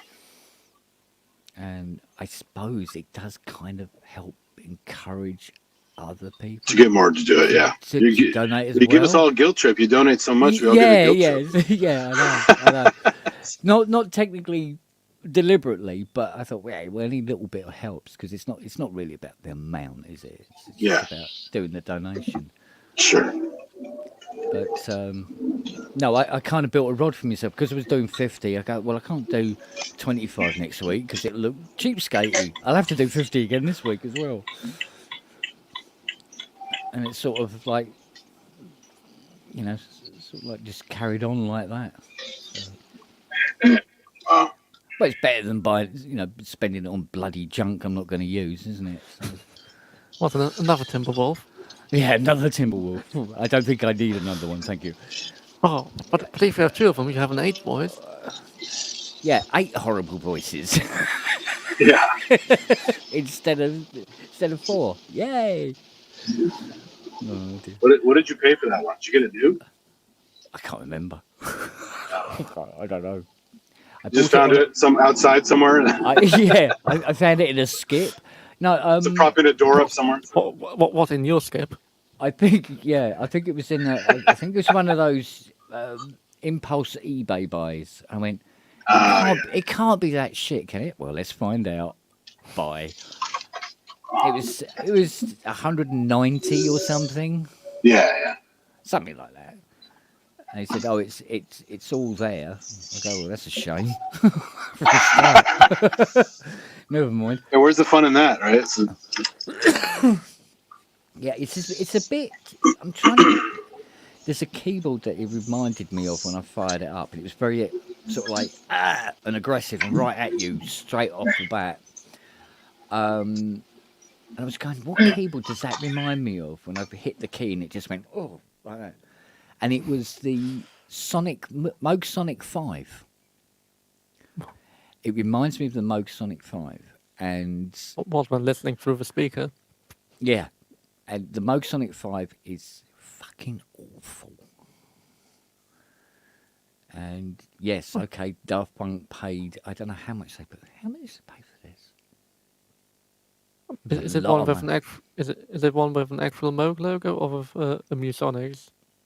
Oh, it'll be I think it was Moog Musonics. Yeah, Moog Musonics one. Because there are some prototypes with just the Musonics logo, which must be even more. Yeah. No, but this one was bust, but it left the whoever was selling it, it left their bust because they put the big long bolts, they put the bolts through the speaker instead of the surround of the speaker over the bolts. So it wasn't going to ever work. But because there's quite a high voltage runs through these speakers, it fucked all the amp and everything like that. So it came straight here before it went to Daft Punk and got it all working for them. And it did take quite a long time to get it to work as well.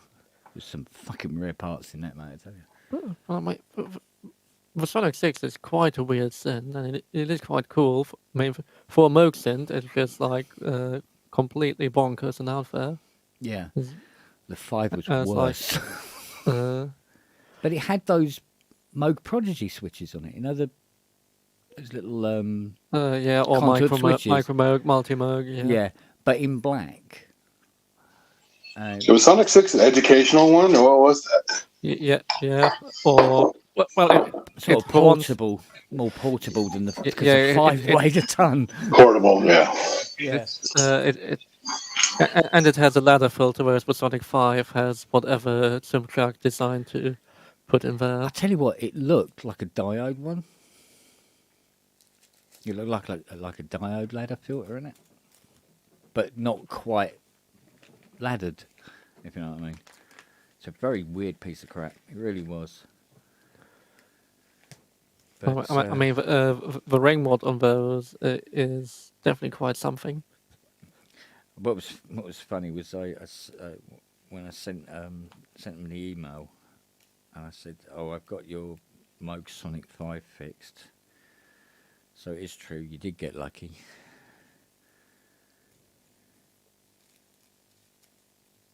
So, but there you go. It's a funny old piece of kit, I must admit. So do you think the Moog, like the grandmother and matriarch, was just copying the old EMS colorful stuff, or they just came up with that idea on their own? God knows. Or they've looked at Eurorack. Yeah. Who knows? Because to be honest, those EMS educational models are really colorful, the red and yellow. Yeah. Well, you think about it, Moog weren't known for colour, were they? Really? Well, except for the Sonic Side. Well, what's the one? The bit of blue in it. Yeah, there was a lot of colour for Moog. That was a lot because it was either black or silver. Where you going? It's a lot more than. Do you want your aluminium or do you want your anodized aluminium? Yeah. What's the membrane one from the 80s? That one's very colorful. The what one? The Moog membrane one from the 80s. The source. Oh, source. Yeah. Very colorful. Red, orange, and blue, and all that. Not really. It is the blue back panel with the orange buttons. It's pretty colorful compared to what they had. Yeah. And the brushed aluminium. Yeah. Yeah. Not as colourful as Tysco. Yeah. They went to town with green triangular LEDs and stuff like that. Have you ever fixed a source? Yes. Yeah. Most of them you can fix, but it's touch and go sometimes. Those membrane buttons are hard to replace. I've never really had one come in that's had a real direct problem with the membrane. Because the DX7 had terrible button problems, right? The damn membranes.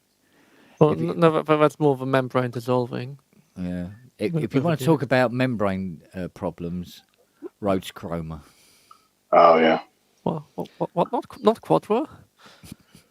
Oh, we don't talk about the Quadra. we just pretend that never happened. Okay, it never happened. Okay, no such thing. Yeah, I think it would be great for ARP as well. They might still be around. How about Chroma Polaris? Was that a pretty good one? Yeah, it was all right. It's a boring Curtis-based synth. I don't understand why it gets some people to go on raving about it. It was a lot heavier than it needed to be. That was for sure. Because you open up and go, really? That's all that's in there? Why is it so fucking heavy? Wow. Whereas you open I mean, up a you say Polymoke that, and you go, ooh. Yeah, well, you say that a lot heavier than it needs to be, and then you look at Oberheim, OB8, and you think, why is this so big? Well, look at the Kurzweil K250. That thing was a giant boat. Yeah. And that huge base station that was the power supply with the foot pedals. Huge. Yeah, well, with a nice massive hose to connect the power supply to the. Yeah, because it's like with the OBX. I mean, the OBX must be, 4 times the weight of an OB8? And the OBX is also just. If you think XA or 8 is big, the OBXA is just slightly bigger in every dimension. Mm. Like when you have them directly next to each other, you didn't think it was possible. Yeah, because it's technically all the same keyboard. Technically, the weight difference is quite worrying. But the 8 is very different because the 8 envelopes. LFO is definitely just software in V8, and I think envelopes might as well. No. Hang on a minute. No, because V8 has all the second panel fancy LFO stuff, which was all done in software. Oh, true enough. But no, I think the envelopes are 3310s in the 8. I think they're 3310s. It just as you go through each iteration, there was just more Curtis in it until you get to the 8, where it's just all Curtis and it's done. You know. Because on the X, it's transistor. Well, it's Curtis envelope, but I think the rest is discrete. No, yeah, on the OBX, it was all discrete. And it was I think the envelopes are because the OB1 was the first time they used Curtis envelopes. Yeah, but in the X there isn't Curtis envelopes. That didn't appear until the 8. On the XA, it's component based, and on the A, it's component based. And it was Curtis envelopes on the 8. That's when they introduced them on that one. And when they expander, everything's software. Oh yeah, good old expander. What a great synth. I mean, slow as fuck, but what an amazing dream machine. Do those need a lot of maintenance? If they work, they're fine. If they don't, then I mean, there's not a lot in there. Is it fluorescent display or LED? I forgot. On the LED? The filters in the Matrix are 33. Is it 3374s? Well, probably something like that. I think it's 3374s and the VCOs are 3372s. So because they're dual. It's dual filters, dual VCO. Curtis. It's just one filter per voice, but it has all the funny ways of reconfiguring it. Yeah, but I mean, they were dual voice on the chips, so it was 2 VCOs, 2 VCFs, and 4 VCAs. But it was one chip, but it was doing 2 jobs. I've over filtered just one. I'm sure it's 3372 dual filter. Do you know what? It's too late. It's too early in the morning. I can't think straight. It's cool that Darcy said he got the inspiration for the Hydrosynth routing buttons from the that synth. So. Yeah, that makes sense. Yeah, looks more like Ensoniq to me. Mm. That's what I thought at first, but then I haven't seen the expander very closely, so I didn't know. But on the expander, you don't have you have a graphic, but all the buttons are nice and OCD wise in a perfect matrix. Whereas with the Hydrosynth and with the Ensoniqs, they're like So it's really a combination, more in the flow chart. Yeah, the Hydra scenes definitely reminded me of the ESQ one. That's what I asked him at the expo when I saw it in 2020, and he goes, "No, it's Oberheim expander." I go, "I don't know. I don't know what the buttons look like. I guess take your word for it." Yeah, I always found the buttons on the expander sort of like, why they were, what's going on? Whereas it seemed to make perfect sense on the ESQ one. But then I owned an ESQ one for an awful long time and not an expander. And Sonic Guy's really clever though. That stuff's great. Yeah. So much fun. And so easy the way to get around the navigation thing. Like just those buttons around the screen, very simple, you know? Yeah. Well, again, Expander or Matrix 12 is Matrix 12, I'm thinking of. It's just so amazing how quickly to use VR with all the complex modulation stuff you can do. Yeah. It's such a great user interface design. Yeah. Yeah, I'm still waiting for the replacement front panel to come back. It's only been 2 years. Do you think they would make an expander VST? Well, that's the Matrix 12 VST, isn't there? Is there? I haven't seen that one. I'm not isn't that the Arturia Matrix 12? I don't think they have that. No, you said that. I'm going to have a look. Yeah. I probably own it, don't even know it. Arturia Matrix 12 V2? Wow, that's funny. Come on, Cubase. It doesn't take that fucking long to fire up. Right, let's have a look. Add instrument track. Is this the latest Arturia bundle or the previous? Yeah, this is the 9. I don't think they've updated it for a while, though. Okay. So let's have a look. Would it be released? There's a Matrix 12 version 2 in Arturia 9. Let's have a look. Let's call it up. Looks like I've never fired this up. Oh yeah, there you go. Hello. Thank you for installing the Arturia plugin. Yes, I've never played it, sorry.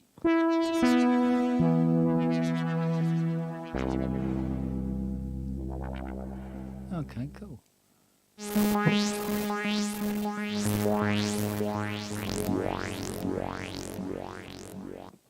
Yep, it works.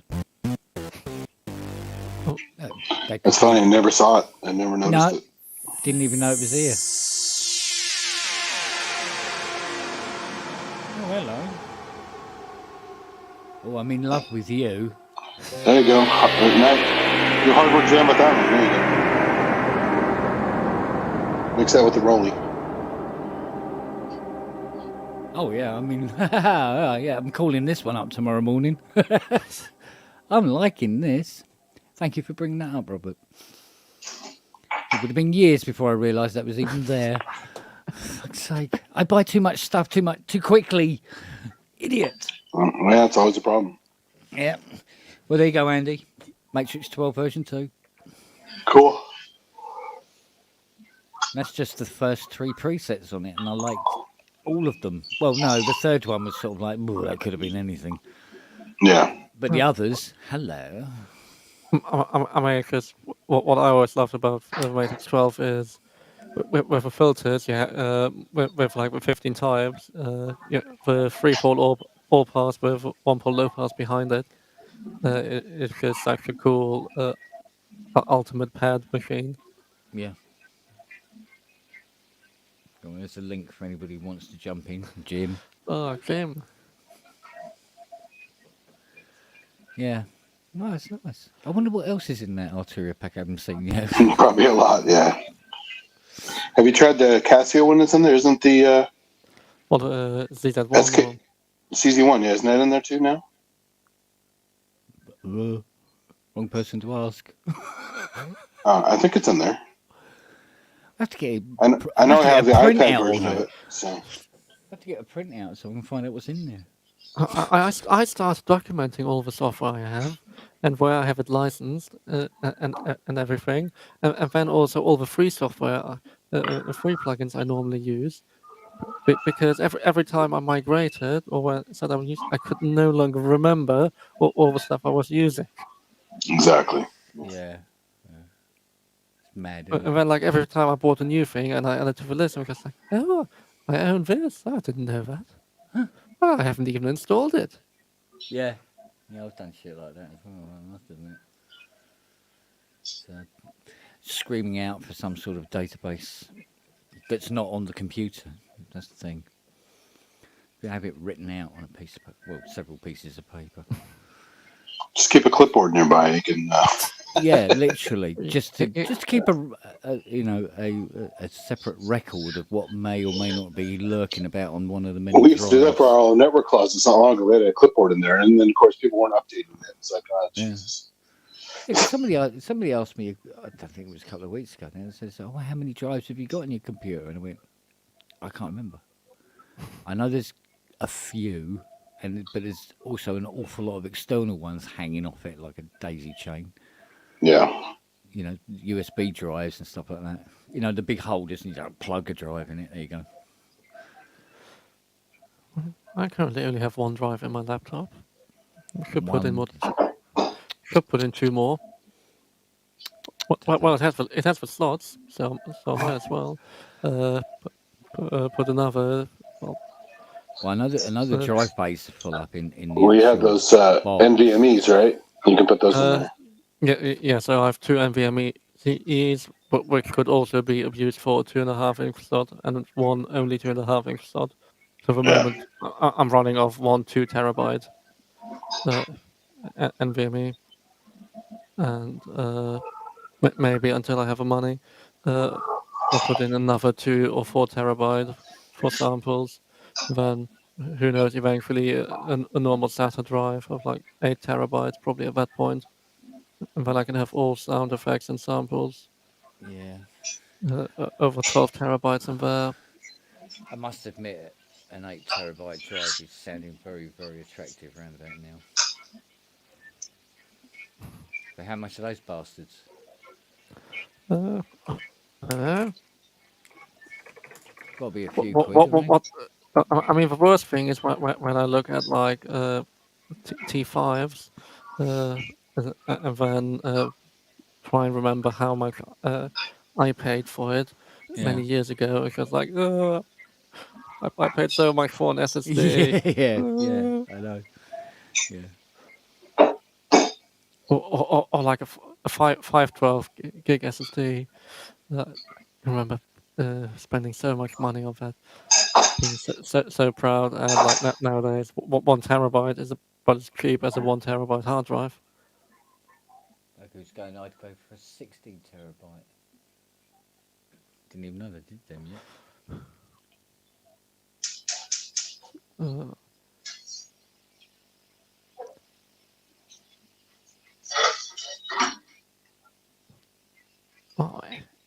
NVMe up to 8 terabyte. How much are those? Well, I'm going to find out. They're up to 22 terabyte now. Yeah, but like you say, that'll come with the additional cost of being a flash bastard. All the latest technology has on it for the first 6 months or so, doesn't it?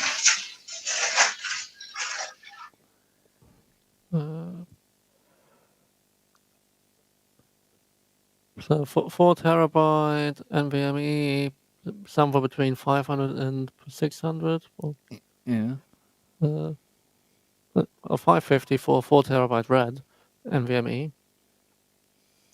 That seems tempting.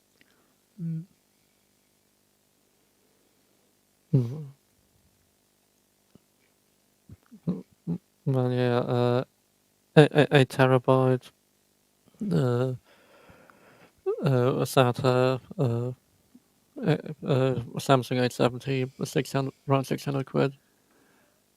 I might wait a few more months.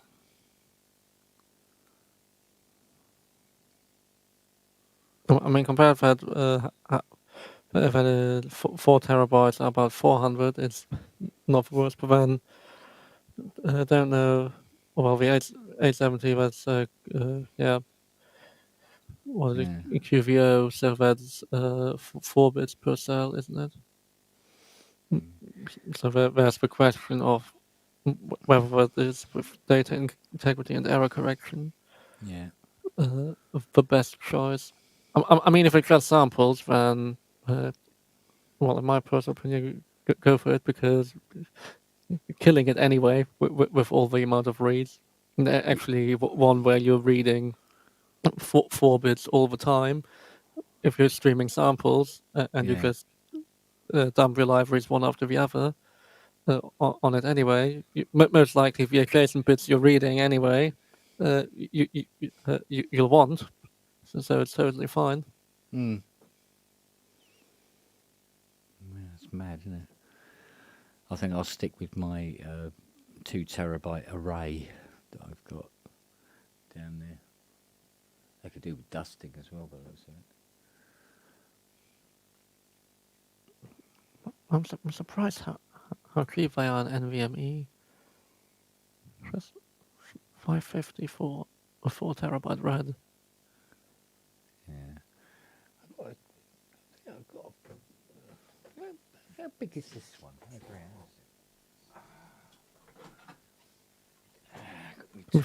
I first need to buy more backup drives and store them at my mother's place in Switzerland again. Oh, this one's 4 just terabyte. In case. It's your backup. It's 4 terabyte. But I just can't bring myself to like use my backup drive to be a functioning drive. Just in case.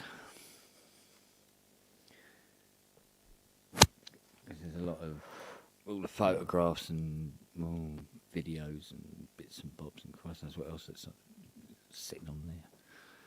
Although I imagine if I went right through it, I could peel off some of it onto a smaller drive and get that in there.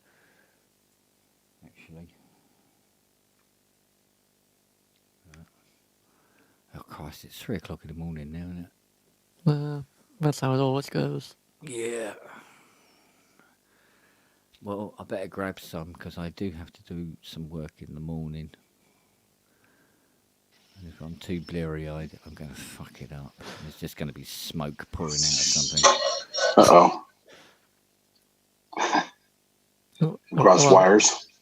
Hey. Oh. Hello. Hello. Oh, God. How's it going? How was Victoria Coach Station? For 4.5 hours, it was quite interesting actually. Yeah. I mean, seriously, you should have just said. You could have come around here for a gin or a few. I had no idea how long I'd need about to be 100 there, bottles. so. Why? Have you got a distillery there or what? No, because my flatmate seems to be collecting gin. Right. And so after having an alcohol cupboard, that became the gin cupboard. And then eventually the kitchen just became the gin cupboard. Yeah. Now you've got a gin palace. Yeah, it's literally just bottles everywhere around the kitchen. You could think there are alcoholics living here, but clearly more of a problem is that they're not drinking enough. I've got some gin and juice. Yes, but basically all 2 sips per bottle. Oh, right. So they're gin tasters rather than gin drinkers. Yeah. It's just can't drink too much gin every day, can you? Well, they call it mother's ruin, don't they? Well, I tell you what, I'm going to something. I'm going to go to sleep. But I tell you what, I'll just leave the stream going. Okay. What about if you get up in the morning and you forget? And then, you're like, all of a sudden, you're I'll get this phone call sort of like from YouTube going, do you mind? Yeah. Put some pants on, Ken. If you would be so kind. Do you think you might, end your stream now? Yeah. So, I'll leave it running. Well, I don't think I'm going to be up for that long, to be honest. It's quite a journey. But I mean, at this point, I might as well stay up until sunrise. Yeah. and see how the weather goes. You'll have to host it from now on. It's your show now. That's going to be fun. I can finally play music with a piss tie right off. Oh yeah, he'll probably wake up soon anyway. He might still be awake. Yeah, come in and shout at you, no doubt. Did he come on earlier or just chat? No, he was just in the chat. Things we wouldn't be able to let him in anyway, would we? Because he had old Priggles. He had what is it? He had Philp one side and Boo the other, asleep, and he was stuck in the middle, so he couldn't really come. Oh in. yeah. So there you go. All right, like I will see you lot later. No doubt. Good. Get some rest. Yeah, I'll try and get some sleep. I'll finish off those 2 jobs in the morning.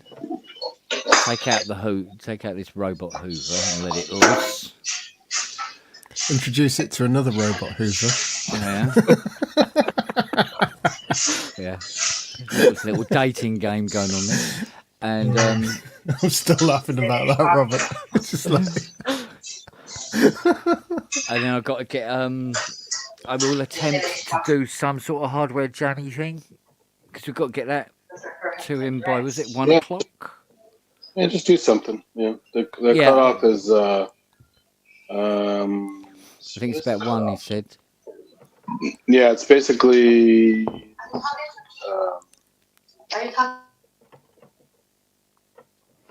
I think the last time I submitted one late, it was like 8 in the morning my time. So. So you could do a little bit later than 1, but you know. What's the theme? Dark. Yeah. Yeah. With possibility of starlight. And what are the rules? Does it have to be all hardware or? No, it's. I mean, there were several that I've used, like a Cherry Audio 8 voice, along with some other hardware. So I mean, it's pretty loose in that respect. They just don't want people to sit there in front of a computer and push buttons and just sit and watch the screen, right? Yeah. So as long as you're doing theoretically, if you got like a plug-in, but you're playing it. Yeah, using a hardware controller. That's no different from. Essentially, yeah. That's why that's allowed. Yeah.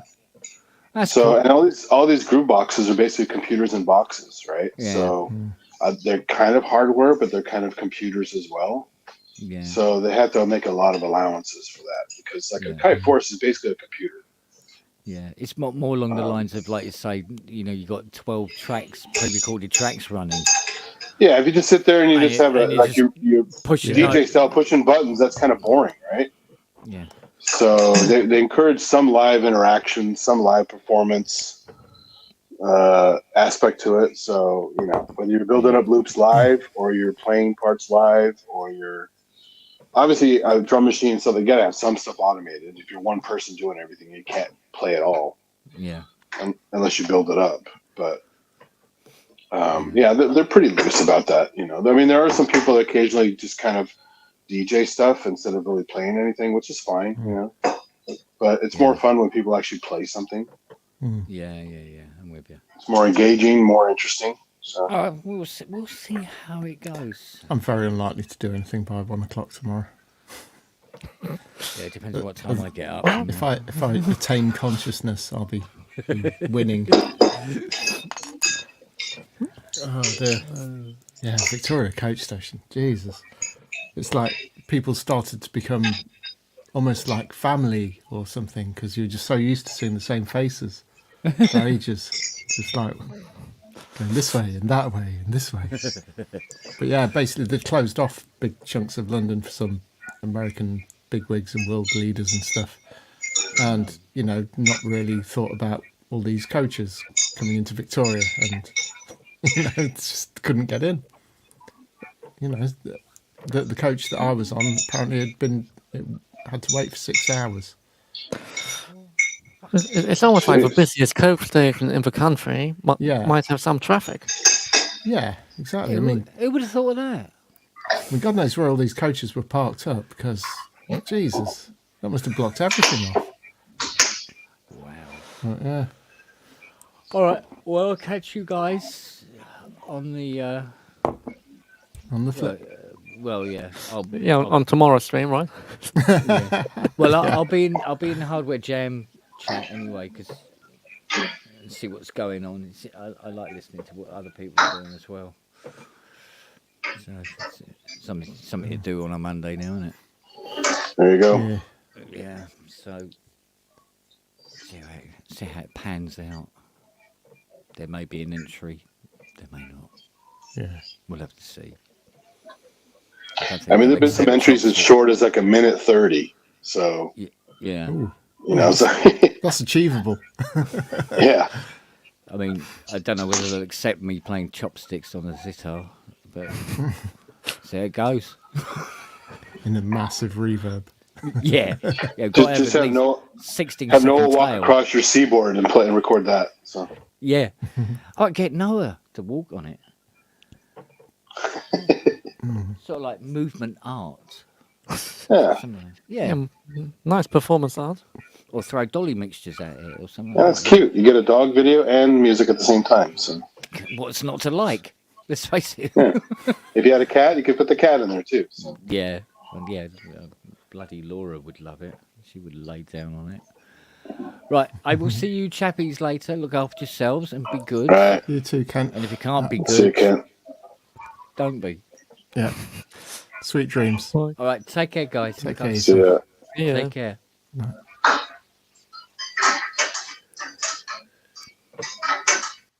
So what were you doing in London, Jim? Seeing Zoe. So I just went down yesterday and I thought, I'm not going to risk travelling back on the Monday. Yeah. Is that a far drive for you? It's driving. It's about 2 hours, 20 minutes. But I thought I'd, because I was really knackered from putting this night on the other night, on the Thursday night, I thought, I'm not going to bother driving just because of the fatigue. So I thought I'd get the coach. It's cheaper than driving down anyway. Yeah. It's like, it cost like £16 return. Oh, wow. Whereas fuel would have cost me like 30 or 40. Oh, yeah. And time and... Yeah, plus, I use the time for making music. Got my Digitact and a USB power pack and, iPad and stuff. I was saying that with fuel prices as they are, railway travel in the UK might actually become affordable. Yes. I know. Whoever would have thought that. That's crazy. Yeah. Coach travel is, yeah. So I was really confused with my last job when I went sending in all the receipts for train tickets when it came to £300. It's like, Jesus. Yeah. That was 3 times to Wales and back. Right. I remember when I spent the summer working in Switzerland, and I sort of split my expenses into like batches, and I forgot to actually pay in the check for one lot of expenses, and the accounts department phoned me up and they're just like, just querying these expenses, we don't think the check's been cashed. I'm like, oh right, okay, I'll check, and it's like £800 of expenses that I'd forgotten about. God, no chance of that these days. Yeah, crazy. But that was like lots of trains and trams and stuff in Switzerland. But it was cheaper to fly back each weekend than it was to stay in the hotel for the weekend. Wow. Yeah. Crazy. Do you get any weird looks on the bus with your Digitact, or is that standard these days? Weird look from the scout next to me. The coach was full of scouts, strangely, but there were men and women like scouts with neckerchiefs. They looked too old to be scouts. It was weird. I don't know what kind of scouts they were. Cosplay? No. No, not quite. So, they looked a lot duller than that. It's just odd. And so I was sat next to a scout who was just like, I thought he's just going to go look at me and go, "What the hell's going on here?" So I just thought, right, take my earphones out and I'll just explain to him, and then I'll just get on with it. So I was just like making music, blah blah blah. Do you know anything about music? And it's just like, a little bit. So I'm like, right, okay, these are the 16ths, blah blah blah. You know, and like that's that, and it's a sampler and drum machine, and then that was it. The one thing about those boxes is they're pretty clicky clacky. So if it's quiet on the bus, it might go. Yeah, I know, but luckily I can't hear that with in ears. Well, there's that. But they are quite clicky. Mind you, saying that, the Scouts weren't actually even supposed to be on this coach, so they'd kind of got on this one because it was earlier than the one that they would have been going on otherwise. So it was kind of like a favour from the Megabus company. So I didn't feel too bad actually. Sure. So that's on it. I wasn't clicky clacking too much, I don't think.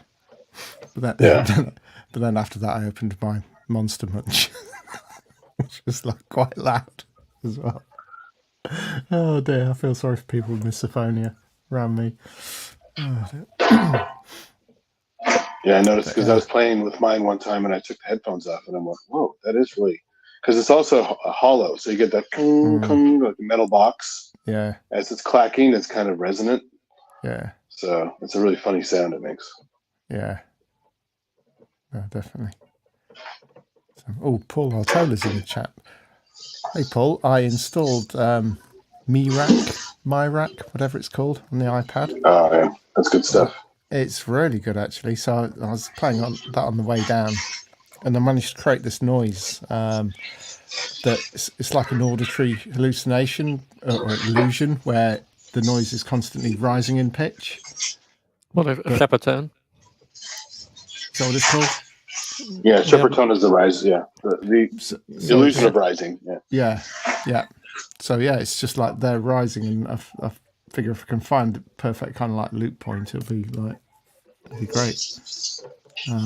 it's just like it's really strange, isn't it? You're listening to it, and you're like, it's going up, it's still going up, and it's still going up, and yet it's still going up. It's weird. Yeah, I was messing around my module once. I made one by mistake. Actually, I couldn't recreate it if I wanted to, but somehow I got a shepherd tone going on my modular system. Yeah, I was using clouds. Yeah, the sort of port of clouds. So. Well, I mean, if you have lots of we have a module that can do fancy synced LFOs, it's actually you take like 4 or 8 sawtooths that are all displaced in phase, and then triangles that are in the same phase. So the sawtooth would be the rising or falling pick, and the triangle would be the volume. Part of it. I was using a panharmonium, so that was part of it because that's a crazy box, crazy module. Yeah, well, if you have a crazy LFO box that gives you however many sync bonds, you can do shepherd tones quite easily. Cool.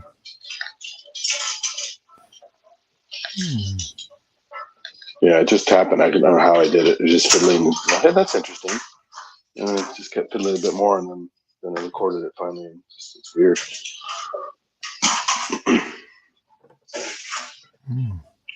Weird stuff. Yeah, MyRack is fun. It's just it's harder on the iPads are great, but with all those little controls and wires and stuff, it's harder on the smaller screen. But it is fun to have it portable. Yeah, no, it's cheap too. It's got my head around, that first stumbling block in modular where it's like, why's the sound constantly coming out? Oh yeah, you need to gate it. Yeah, you need to gate the envelope. To follow the envelope. Yeah. It's so funny all the years of playing with other synths and then just trying with that and just like getting lost and go, why is this so hard? Yeah. Oh, that's why. Yeah, it's because someone's done all the wiring for me and everything else. Exactly, yeah.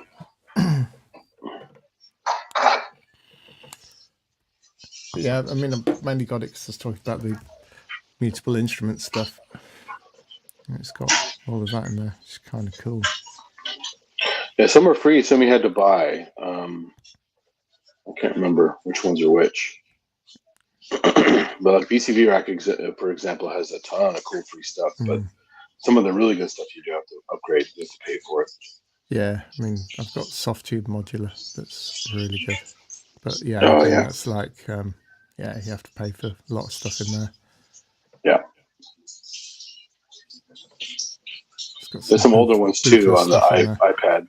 There's one called Jasuto. It was pretty good. Right. There's a Buchla one by this guy Bram Bose called I think it's Reese Maker. And there are a couple other really weird modular bits that have been around on iOS for many years, actually.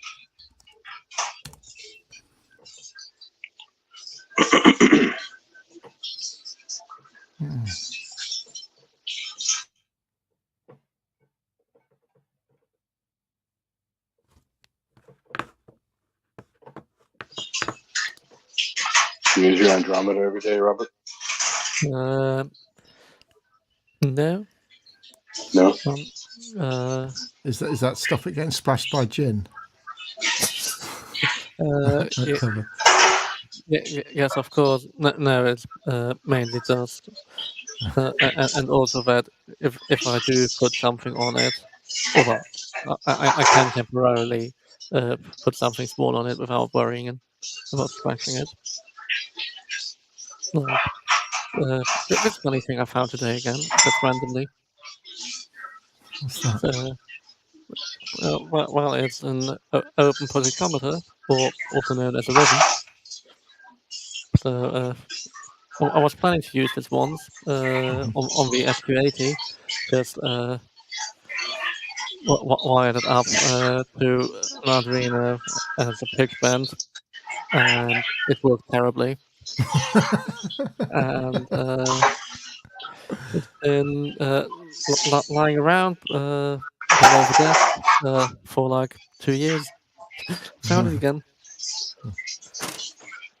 Yeah, there's a cool trick with the old op lab from Teenage Engineering, the black box, that you can make your own ribbon controller pretty easily with carbon scribbled paper, aluminum foil, and padded sticky tape to create the gap. Right. And then you can run your finger down the foil, make contact with the carbon, and get you basically a ribbon controller out of it. It's pretty cool. I mean, these are really cheap. These simple ones. Must have been 10 quid, or possibly even just 5. I mean, it's a really cheap thing. I mean, it's really simple. Yeah. I mean, it's just a piece of plastic with a cardboard track. Bloody hell. I've got to ask Andy, have you got a second job as like a pot washer? No, it's in the background. All right. Kitchen antics in the background. All right. I was just wondering. It's ASMR, my ASMR channel right now. It's not working in the scullery. No. This earplug mic is actually more sensitive than I thought it was. Yeah.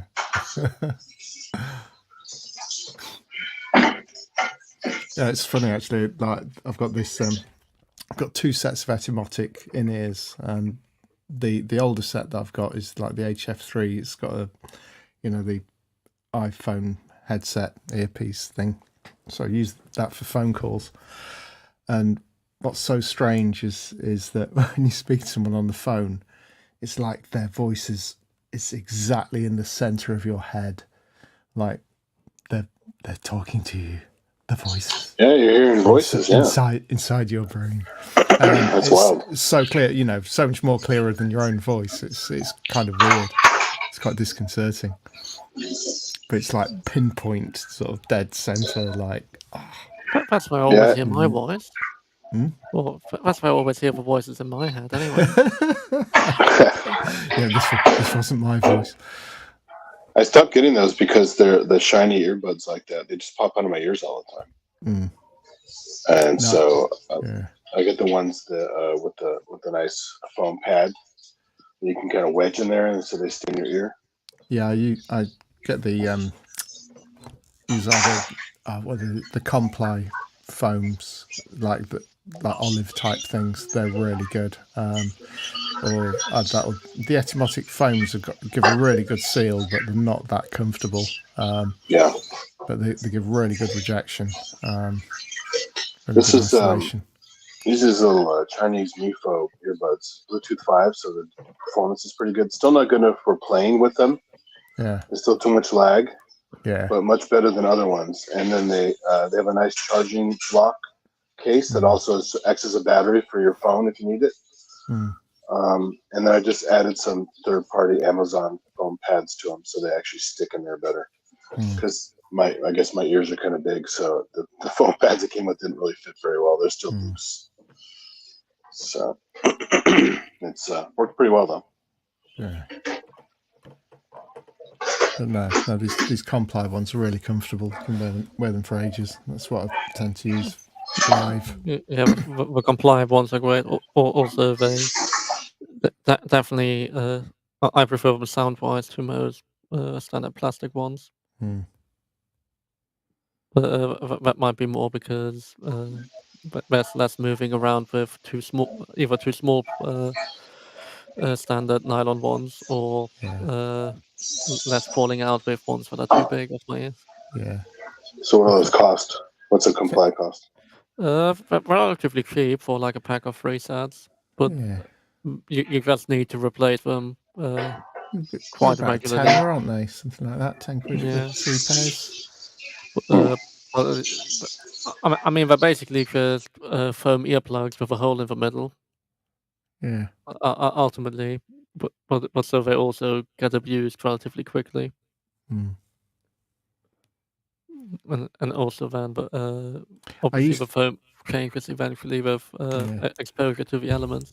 I used to use the Shore Olives until they changed the design and had this like really weird cheap plastic grill over the middle, and I just thought, I don't know what that's doing to the sound, but it must be doing something. You know, and it's like the Etymotics have got their wax guard filters in anyway, so it's like didn't need anything else there. So yeah, I just kind of went off those. I guess if you're extra waxy, they're being careful. Maybe. But waves do get quite waxy. But yeah, it's pretty awful. Sometimes you go, oh man, what is this? But it's great. It means you're not well. You can still listen to a lot of HF if you have a lot of wax. Because until you get it properly removed, you're dampening quite big. Yeah. Like I haven't had my ears cleaned since before the pandemic. No, it's been great for all the concerts I've been going to. I've been like barely complaining about things being far too loud and too top endy. I was always back at drama school when coming back to the studio there after getting them cleaned. We had Rogers LS59s. All right. So the medium-sized BBC speakers. Yeah. And they have a lot of top end. Yeah. A lot of those vintage ones had a lot of top end. Even for being 20 years of abuse, they still had a lot of, and I think they're already sold it to -1. Because for those for VHF, you have like a solder brick at the front of like +2, +1, 0, -1, -2. I think we were already at -1. Still quite toppy. Yeah. No, I inherited these this pair of Sony hi-fi speakers, and they're like a 3-way infinite baffle design, made in West Germany. Tells you how old they are. But they got like an 8-inch, I think, paper bass driver that kicks out very little bass at fault. But the mids and highs are just like, oh my god, it's like so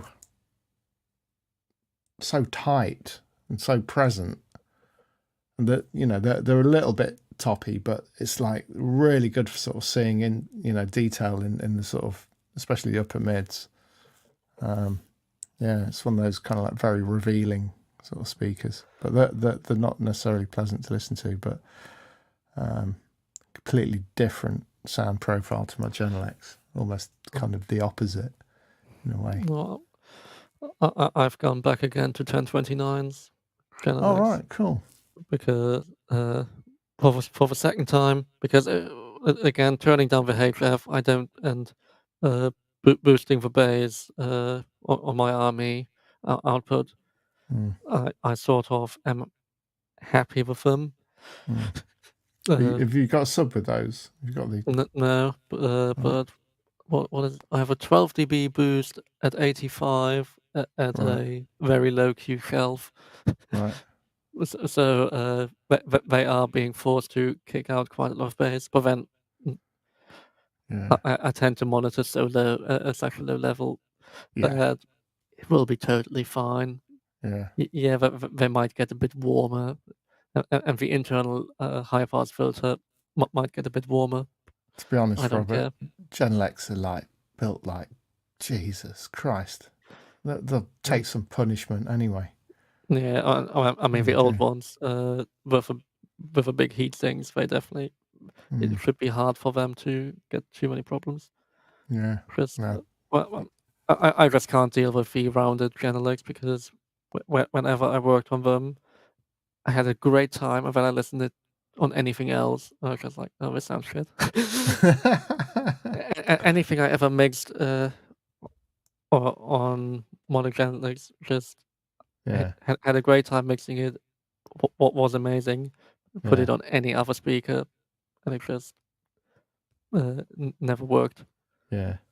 Now I've got Whereas with the older ones, like 1049s, or also the bigger ones, one workplace, or the 1031s. I mean, I've got the 8030As with a 7050 sub. Now, before the sub, I had them in a room that was like really well treated, and it was sort of plus or minus 3 dB across the whole frequency range, except for one bit at about 34 hertz. Bit of a null, but it wasn't like massive there. Well, that was bound to be a mode at that point of the room. Yeah. That's probably the only way to fix full that diagonal. Really would be a Helmut Holtz absorber, really. Or 1 meter or 1.5 meter of foam. Yeah. Just get a Rockwell delivery and stick it, unwrap it. Well, actually, nowadays the other active bass traps, they're quite interesting. Yeah, but yeah, before the sub, they were pretty good. Again, wasn't totally always happy mixing on them. Best mixes I do are on my in-ears anyway. It's just like ridiculous. Got all this acoustic treatment and really good monitoring system. Sounds amazing, but I actually trust my in-ears more than anything else because I just know what it's supposed to sort of sound like. Well, I mean, V770 is used for more than 10 years as my main headphones for listening to pretty much anything, just recreationally or in any other way. So I'm just so used to this pair sounding with any music, my own stuff, that I can very well. I know if it sounds the way on here, I know very well how it sounds on every other speaker I've ever used. Yeah, and I know what I have to do. But again, same as like I got used to with the 5.9s or with 1032s. Just like, it needs to be this crisp and this painful in the top end if I want to. If I wanted to sound the way it does in the theater eventually, one venue. I mean, to be honest, it's like my Genelecs are tend to be used more as a secondary reference, which is like. But then again, it's whatever works. I know which I have come to trust more, and that's my in-ears. And I don't know what it is about that. I tend to be able to hear sort of dynamics and compression more effectively on in-ears than on physical speakers. My problem with physical speakers is just level creep, whereas on the headphones, can't remember how many days ago I last touched the volume control. Yeah. Like there's a thing I have this level that with these headphones I'm comfortable for pretty much anything, and I know what the level should be. Whereas with speakers, there's always external factors like what is the ambient noise. Yeah, totally. Exciting stuff. Oh no, I'm running out of battery.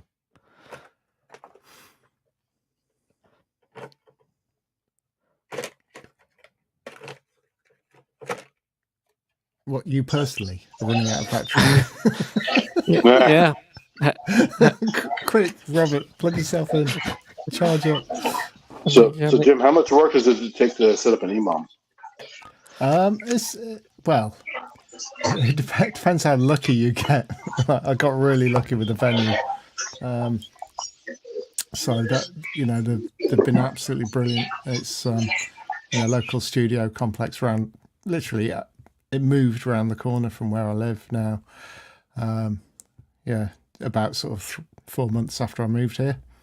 It was over another side of town, but they had to close because property developers came in and bought up everything. Then the university had this building and kind of saved it. The staff there are just brilliant, so good. And the venue's available for free. It's got a really good PA system.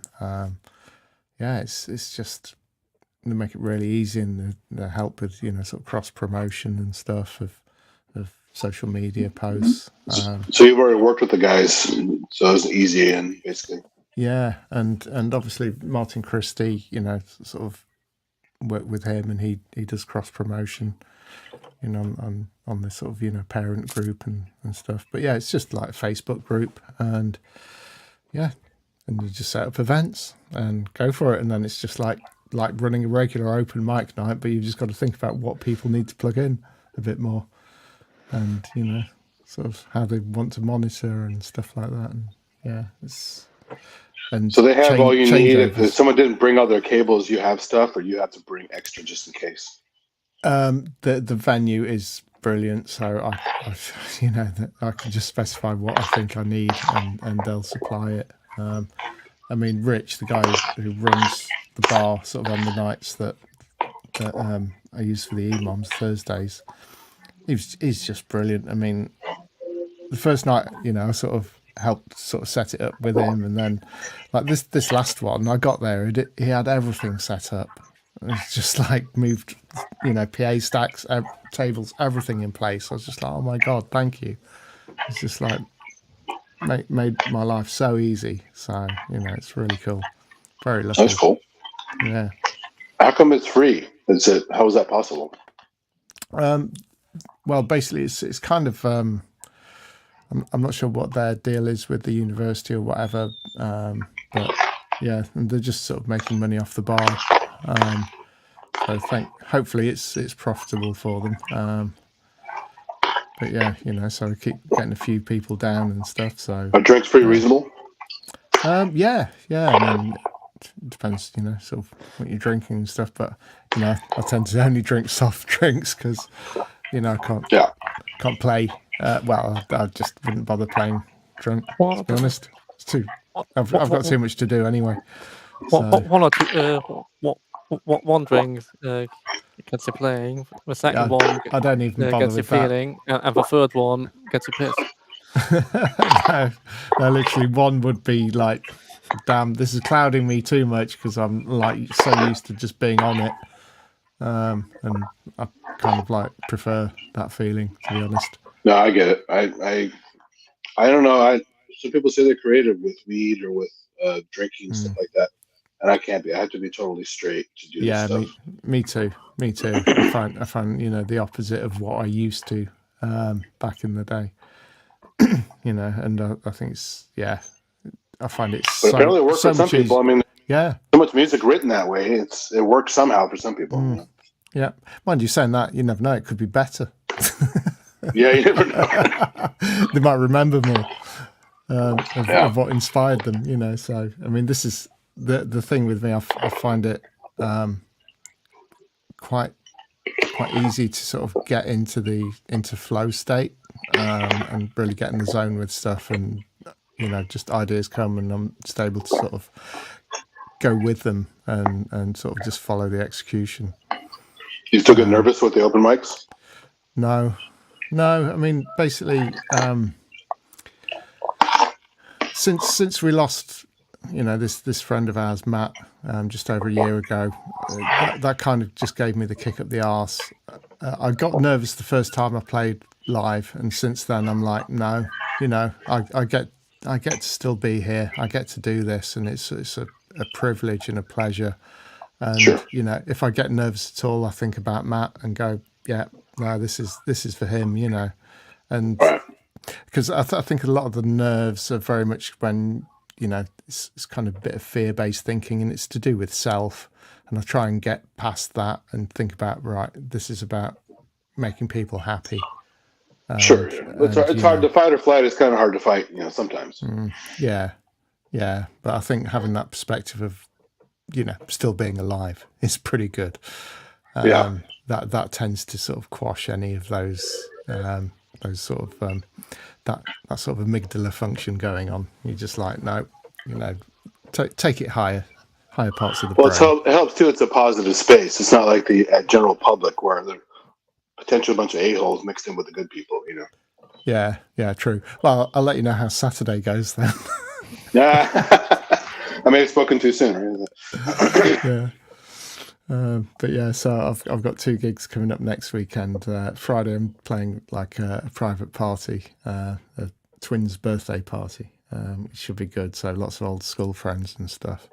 And then the Saturday I've got this sort of quite big gig at the venue where I do the EMOMs, but it's the end of Freshers Week here. So there's hoping to get loads of students in. Got 4 electronic acts and a DJ. What next week already? Yeah. That's starting early. Yeah. Well, my uni didn't start until October, end of September, October. Yeah, well, it's nearly the end of September. 2 weeks, right? Or 11 days. No. Yeah. Yeah. Jesus. Time flies. Yeah. Yeah, getting old is fun, huh? Time flies when you're working and when you're not working. Indeed. Yeah, I missed the one. I got sick last week, and I missed the one here in San Francisco called Resonant Frequencies. All right. I was going to throw something together and just go for it, just for the hell of it. And I didn't even get a chance to go just to watch because it just felt like crap. But they didn't post the one this time, but usually they've been posting the shows, and some of the stuff is amazing, like pro stuff. I'm even more scared now to go because it's like pro quality stuff. Yeah, well, it's funny actually because not the one I did last Thursday, but the one before that, we had this guy called Tom Ward come up with Polyend Tracker, and he'd just sort of got it in lockdown and said to his friends, "Oh, I'm doing some stuff." And literally played this set. It's fucking brilliant. Literally, the whole room was like, "Oh my god, this is a moment!" Witnessing this first time playing out, and it was just incredible. He's coming back to play the next one, which I can't wait for. The last the EMOM I did on Thursday, I did an ambient set, completely different sort of my normal live set. So and I did some like ambient guitar stuff on there, which I was more nervous about that than any other time I've played, because I'm like, when I was sort of practicing and if I hit a bum note on the guitar, it just sounded so bad. So much worse than hitting a bum note on anything else. It was just like, oh fucking hell! It's just like, just instantly made it a disaster. And even playing the same note twice didn't help. It was just it just sounded shit twice, rather than. You just don't make a face, right? If you don't make a face, everything is okay, right? yeah. But no, that went really well, and I've got a recording of it actually. That's pretty good. So I might post that on YouTube or thereabouts. So yeah. The group here, the Resonant Frequencies, is primarily modular. So I haven't touched my modular for about a year, so I need to get my chops up again. But it's it'll be fun just to participate. I'm not expecting anything great out of it, but there's some amazing guys in this group. Holy moly! Yeah. I could really do it at some point, but I need to actually throw together a live rig if I want to do anything more than just take the easel and bombard everybody with noise. Hey, Cortini does that, so why not, right? It's good stuff. We had some really, really creative stuff in this last one. We had one guy just using like a 4-track tape recorder and a dictaphone, doing all these like sort of feedbacky sort of loops. Oh, I could take the tape recorder. Yeah, I could take the. What's up there? There you go. Oh. So he had pre-recorded stuff on the dictaphone, or he was doing stuff into it and then to the tape. I'm not sure. I really need to quiz him a bit on what he was actually doing. So it goes under the name of "The Sky Is a Painting." Guy called Chris. Yeah. So I think it's on Instagram. I don't think it's on Facebook. Interesting.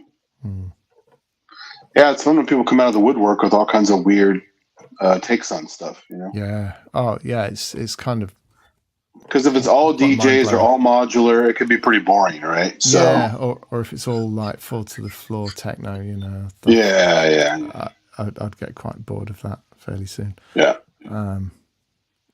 The odd track. I mean, I'm just like not 19 and full of amphetamines, so it's like exactly. Yeah. So yeah, I'm not exactly going to keep up with anything like that. Because I have some friends that DJ stuff like tech house and all that, and it's like, all right, this is pretty boring. I mean, it sounds nice, but it's dull. Yeah, it's fine for looking pretty too, But, it's just kind of like it's like a pretty object on a table. It's kind of lifeless but attractive. Yeah. And it takes skill to mix that stuff. So I'm not a DJ. I'm not going to necessarily knock DJs per se. I'll knock the laptop DJs who just push buttons. Yeah, but the guys who really DJ. The ones that even just pretend to push buttons. Now, I don't know if you, well, no, but also on CD phase or XD phase, you just put USB stick in, load your sound list, and press play. Yeah, that's what people do. Mind you, even better than that. Did you see that video that was on Facebook the other day where there's like, they just set up like this enclosure for someone standing. There wasn't even any equipment there, and they were just pretending to DJ behind a fucking screen. It's like I've seen ones where they're not even plugged in, like Top of the Pops, and they're doing the hot faders moves and all that stuff. This didn't even have anything; it was just air. Yeah, that's great. That's really funny. Of screen, and that was it. It's just like, oh my god, I'm like, how can you live with yourself? Well, everyone wants to be a star, I guess, so that's how they do it. So, And people go for the music mostly anyway. They don't even care what's really going on. You see those like Tiesto concerts with a giant UFO thing, and he's like pumping his fist. They don't even care what he's doing. They're going for the dumb music, you know. Like you said, they're all hopped up on goofballs and stuff, so they don't even care. Yeah, exactly. But it was nice about the live events. You know that's why I like. That's why I like doing what I do, and like that it can go badly wrong, because it stops it being boring for me as well as boring. You need an element of danger in there, and that's why the hardware jams are fun, because most people do live parts of it, so there is some danger, some risk. Yeah, jeopardy. It's my favorite word at the minute. The very reason occasionally I have to do like 3 or 4 takes, because I can't fix things. It's just all one giant take. So I got to start over again, and then So. It's like that for the VMOM thing. It took me about 7 takes to get one that wasn't shit. It's just like it's hard. Yeah. Especially when you're like 90% of the way there and you do something really dumb. Yeah. You're like, fuck, now I got to start over again. Yeah, live, there's no going back. You just have to roll with it. So live, there's no going back. Yeah, exactly. You just got to. You've got to put it behind you straight away. You accept there's been an issue, you ignore it, and keep moving on. Yeah. Or make out that you meant it. No, you just need to dismiss it. Dwelling on it just makes you stumble further. Yeah. Well, it's like that famous Van Halen concert clip where the guitar tech screwed up the guitar tuning, and Eddie's playing way out of tune with the rest of the band. Right. And he doesn't stop and fix it like you expect him to. He just plays on through it. Yeah. And oh well, that song was ruined. Yeah. Yeah. But I like when the guys will. I've seen other concerts where they will stop it. Wait, that's wrong. Hold on. Okay, now let's do it. And then it was like, yeah, because they get a proper song. I have yesterday with a support act. She was like at one point, sorry, wrong key. So she was starting a cappella, and then cellists and violists were joining in. So, I mean, they already gave her the look when she was starting, so definitely there was the awareness of like, well, what is happening? And she was like, sorry, wrong key, and started again on that song. Yeah. Didn't Adele do that a few years ago at some live event? She started over, right? I don't know. We've had a correction from Sir Richard Hilton, though. They played the backing tracks at the wrong sample rate, apparently. Oh. To be fair, also, if you're doing 48K to 44.1, that is really annoying, because you if you're then trying to find your half tones, no, it's going to be a mismatch. It isn't happening. Was he talking about the Van Halen thing? Because I don't have the chat open. Yeah. It's a pretty wild clip. I've had that once where I was like wondering, why is this? Why are these tracks that I have in? But why can't I find the key this is in? What is wrong? Yeah. I just like, I'm running at 48, these are 44.1, and I chose not to convert the sample rate because for some reason I deselected that. Probably like, no, because when I import 96 kilohertz files, sometimes if I want to pick them down with sound effects, it's quite common that because import them at 48K rather than doing another downsample conversion. Yeah. But that kind of reminded me of the shreds videos that you get. Oh, those are awesome. Now I've got a confession. If I've got the time, I've actually got. So Wagyu did that recording of the Chic BBC concert, and I was going to do like a shreds video. Oh dear! The mountain scene one with the Japanese orchestra is my favorite. I love that one. Oh, the Adele one's very good, and there's an Ed Sheeran one that's like, just horrifically bad. Yeah. But yeah, I love them. They're just so funny. Yeah, it's good stuff. Yeah. It was like snorting and doing that kind of yeah. Yeah. The Ed Sheeran was just remembering it now. It's very good. Oh dear. But yeah. So I'll perhaps that'll be my mission tomorrow. but the Mount scene one is great just though. because he's such a perfectionist and it's such a kind of a pompous guy. To see him, a video of that, him kind of putting him in his place is really fun. Because they did it long before that. I saw that one. I saw a training video he put up for kids to learn guitar.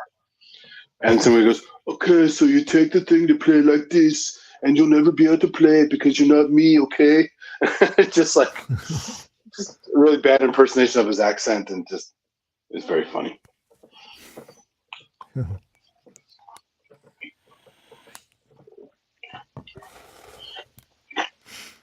Oh God, I'm flagging now. Oh, it's not even 4 a.m. I know. Although looking up there, it looks like lots of clouds. So probably gonna go to bed rather than try and see where the queue is now. Well, I mean, supposedly they were planning to close it at 6 a.m., but it has been rumored that it's most likely going to be earlier. And what camera body are you using? At the moment, I only have an FX3 here, which sort of works. I mean, the exposure meter has decided to die. Oh yeah. But shutter speed still seems approximately correct. I mean, not that I need, not that I care about the long shutter speeds. I think if I can even use the 60th of a second, that would be happy. Although, the last film cameras I bought were the Nikon FM2 and the FA. And the FM2 was the last mechanical camera they made. The only thing battery uses is the meter. Everything else is mechanical, even the shutter. So. I think on the FX3, is it anything from 125th upwards needs the batteries? Which is fine. It's just the meter broke relatively recently on this one. Which just means that number 3 also has issues now, which is annoying. Oh well, need to get that to attack or fix it myself or stop caring. Just buy a better camera for the... I think Andy's doing a new native instruments library, kitchen noises. Yeah, that was a bag of tangerines. So there you go. No. If you're keeping score, so here's some sink. It's only a matter of time before they do it, isn't it? There's some little spray bottle. The kitchen sink. Well, Spitfire used to have the kitchen sink library. There's a bottle of vitamins. Oh, good shaker. Yeah. Actually, I went through and made a bunch of samples for a Clownfest sample challenge I had a couple months ago. I didn't have time to make it. So I still have a boatload of real kitchen samples to make something with. Cool. Yeah. But yeah, the Spitfire kitchen sink was a legendary sample. That was the old labs when it was £2 donation to UNICEF to get them. And it was just a relatively big kitchen sink suspended from a stand in the studio and bowed or mallets, different types of beaters, whatnot, recorded like that. And it sounded interesting, but whether it was worth the £2 donation, who knows? Well, it's £2 to UNICEF. Yeah. So that's never a bad thing. There's some bottle clinks for you. But how much do they actually get, and how much does their payment provider skim off that money? Here's a poor man's Udo.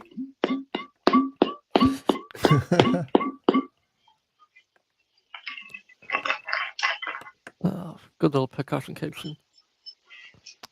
I love Udos, they're great. You should sample all the gin bottles, Robert. What In what way? They're all full. So like blowing across them. Well, that's unhygienic. Yeah, no, just hit them with something. Clinking them, like that's boring. But they're so full that there's nothing to resonate. But there's too much of a damp. Okay, well, maybe drink some and keep drinking and sampling and see how you get on. See what happens.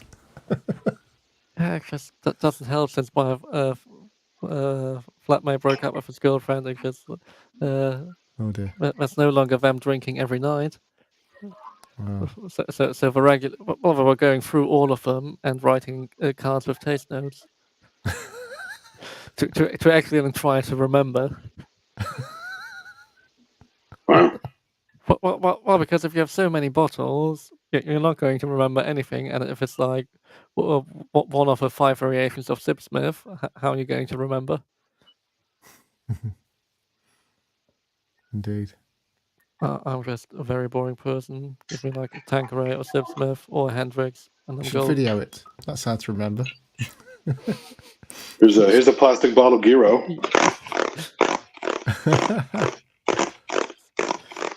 Very good.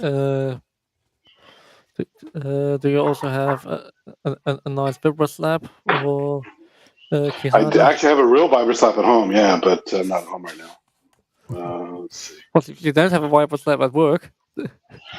No, I'm at my girlfriend's place. But, what else do I have that's fun here? All kinds of. It's a hand soap. Sounds like something else. There's the discount ratchet. that was the gooseneck on my lamp. Oh wow! With a plectrum.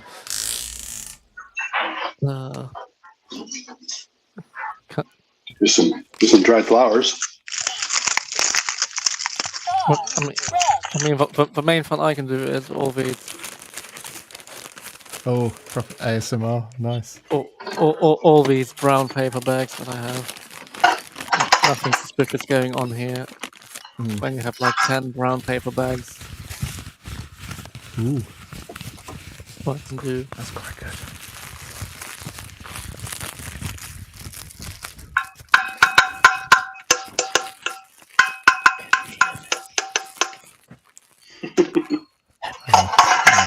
Poor man's cowbell.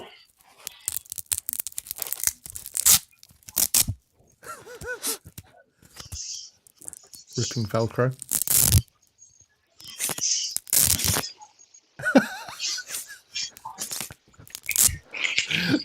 Do you think we're a bit sleep deprived now?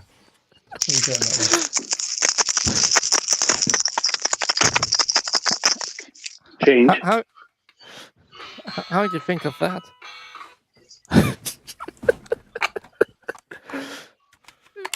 Is that what you write your best ideas on? Yeah.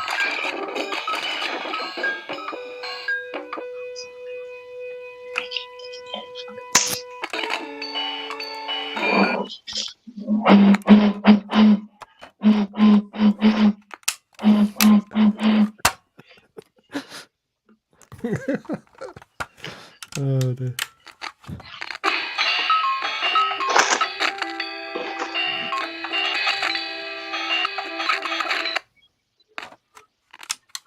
Love this thing. It's brilliant.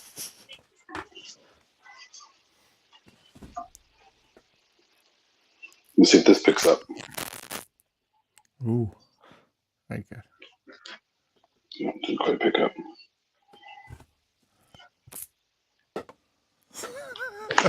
What other fun do I have here? You guys hear that? Do that again.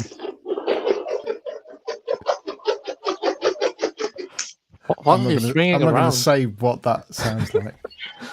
It's swinging an audio cable. Oh, Not quite a spirit catcher.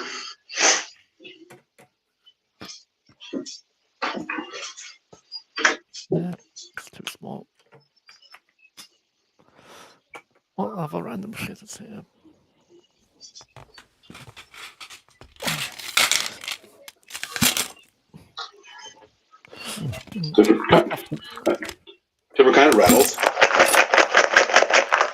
And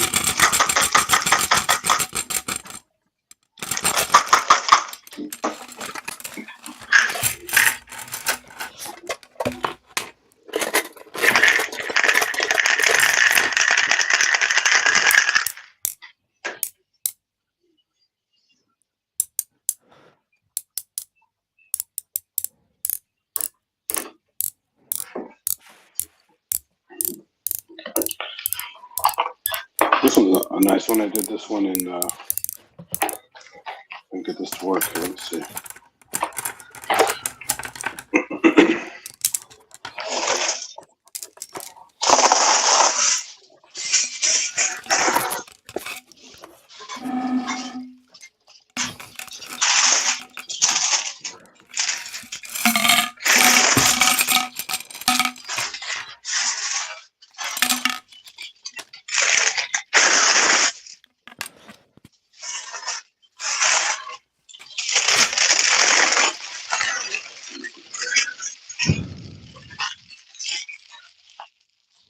What was that? Aluminum foil. Ooh. But I had one before that could rip as a nice sheet and made this great tearing sound.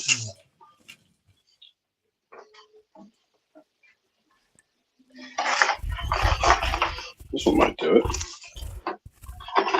More ASMR.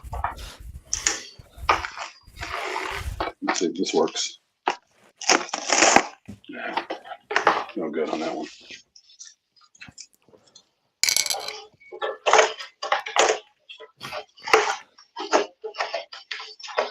That'll be a stream sample pack of all this crazy stuff.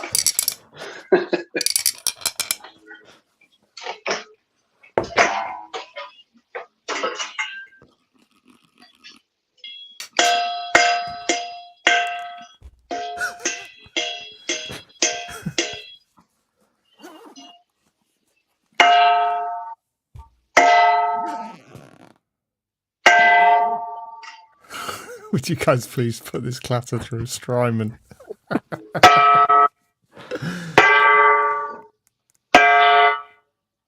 I mean, I can possibly give you reverb from my mic. How do I do this? And now the battery's this going on. could give you reverb. Maybe a bit short. This is supposed to be for large room.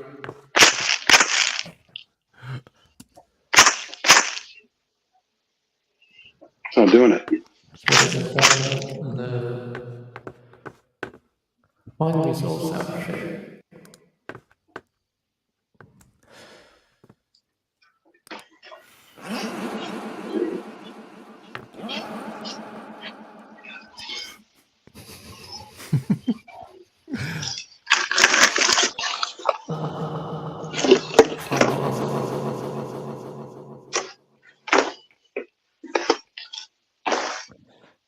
So what have we learned today?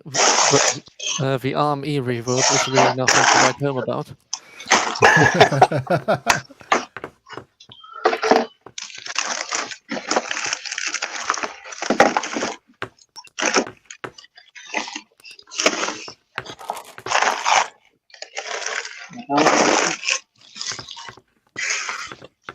Okay.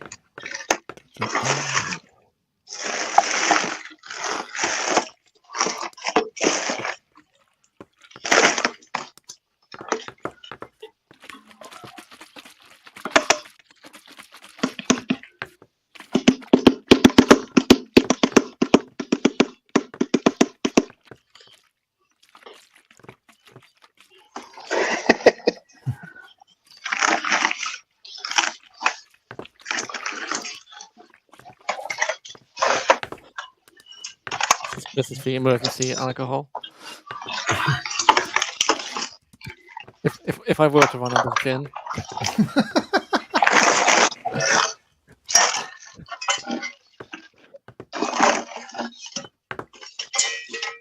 Oh. Here's the right thing.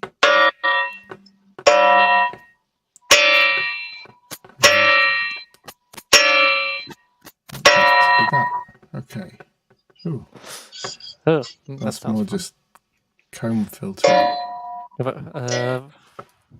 have the direct signal plus through software. Yeah, hang on.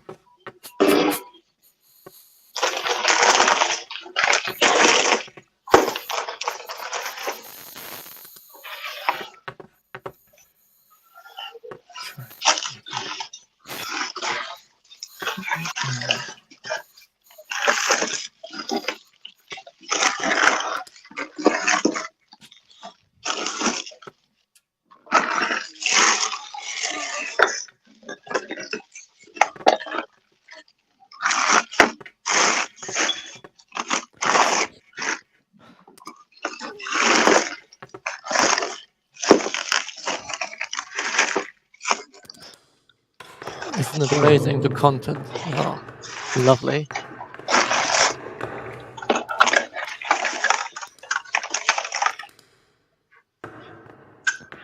Okay. It's not long enough at reverb.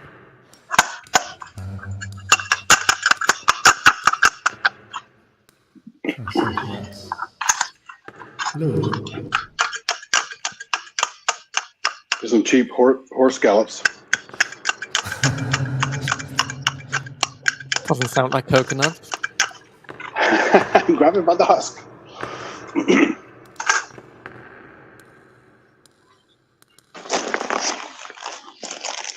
Let's get rid of that.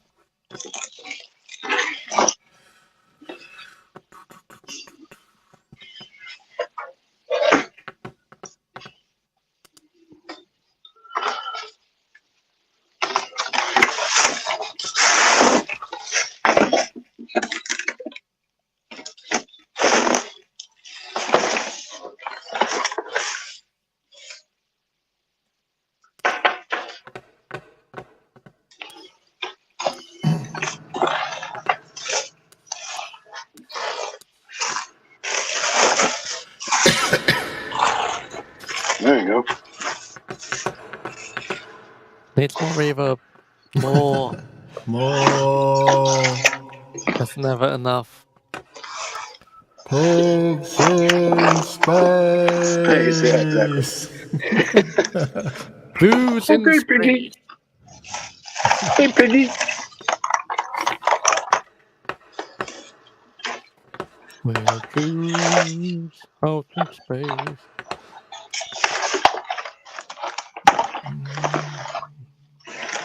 Oh, where did I put that thing?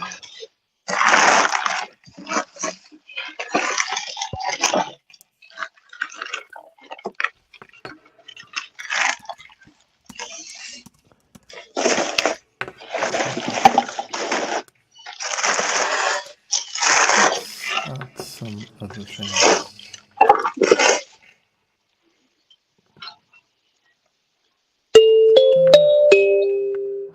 Whoa.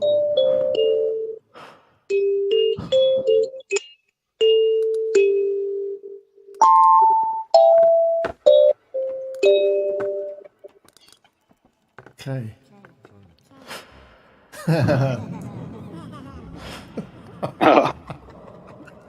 Okay, that's a what bit are you weird. using now? Like the bristleizer or? This is Quadravox. Quadravox. Eventide.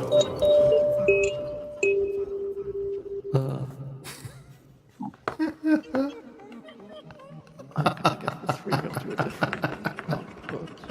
Oh dear.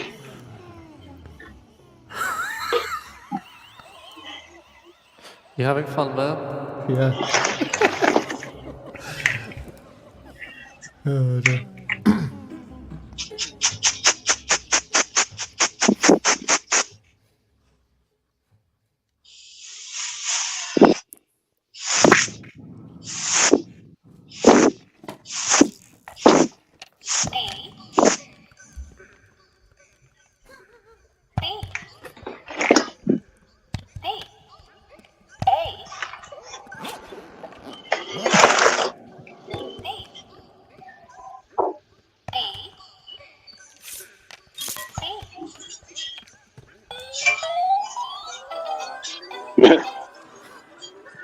That's the Atari Pac-Man, Atari 2600 Pac-Man.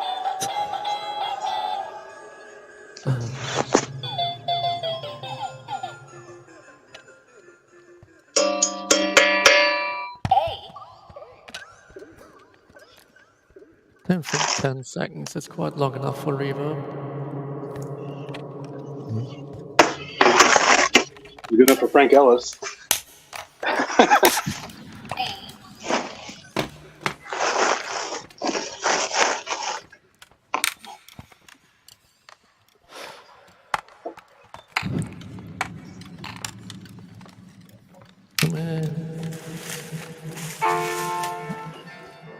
Might as well try to find the switch.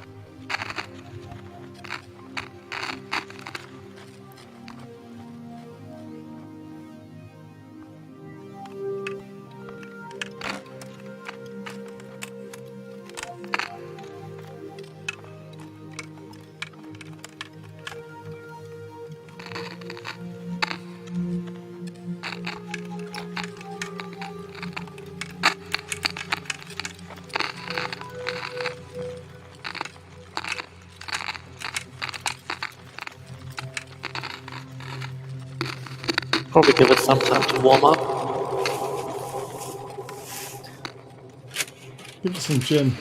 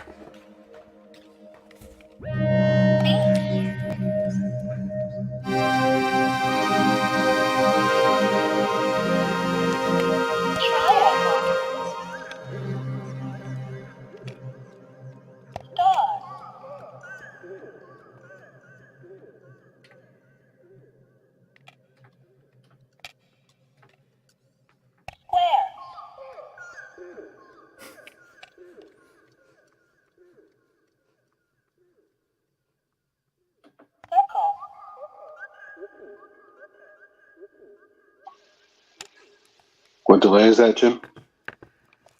That's Quadravox, Eventide Quadravox.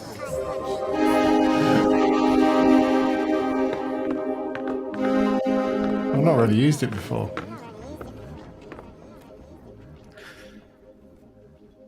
Oh, let's find out how long an auto-tune procedure takes on the Andromeda. Depends if Andy Brooks has been near it. He hasn't been near it. He's not allowed near it. This reverb's really pissing me off. Back to normal. Well, not quite. Back to normal. There we go. That's better.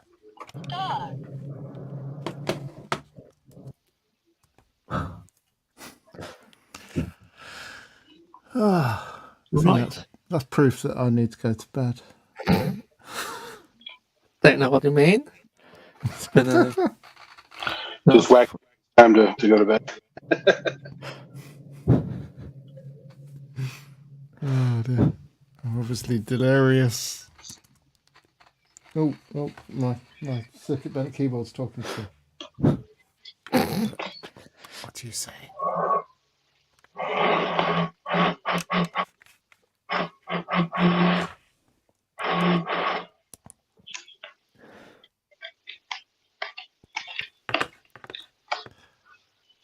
So, question from Homegrown. He'd like to know what conditioner you use, Robert. Conditioner? Yeah. What? Me? For your hair, Have, yeah. have you seen this hair? VO5. Have you seen this hair? It's a complete mess. No. Hasn't obviously had a doesn't haircut. think so. Hasn't had a haircut for years. Ah, so you use time.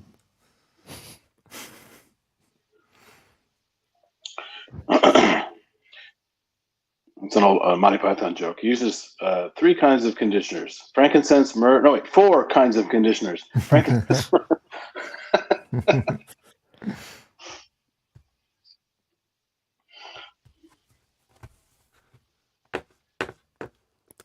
Right, I really am gonna have to turn in.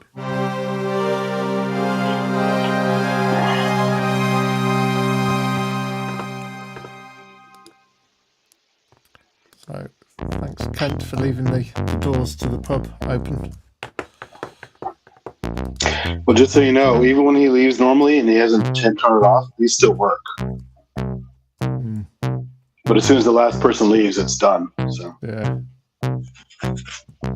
it doesn't go to YouTube anymore. This is going to YouTube still, but as far as like a private video thing, it will still continue as long as somebody stays in.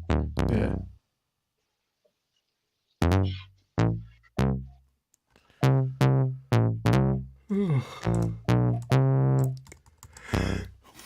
The only problem is if someone else tries to join, we don't have the right to join them. I just realised that after posting oh dear. Now let's wake Kent up. Can you let someone in? He just might. It's weird when it's not like Zoom where where you can then select somebody to be the new host. Yeah. And some of those you can even turn on to auto add, but I'm sure StreamYard doesn't have that feature. Alright, I'm going to go for a pass out in front of your eyes. Alrighty, good fun. Alright, yeah, nice to see you guys. See you guys. Alright, take care. Bye. Bye. Yeah, I could probably have dinner at some point.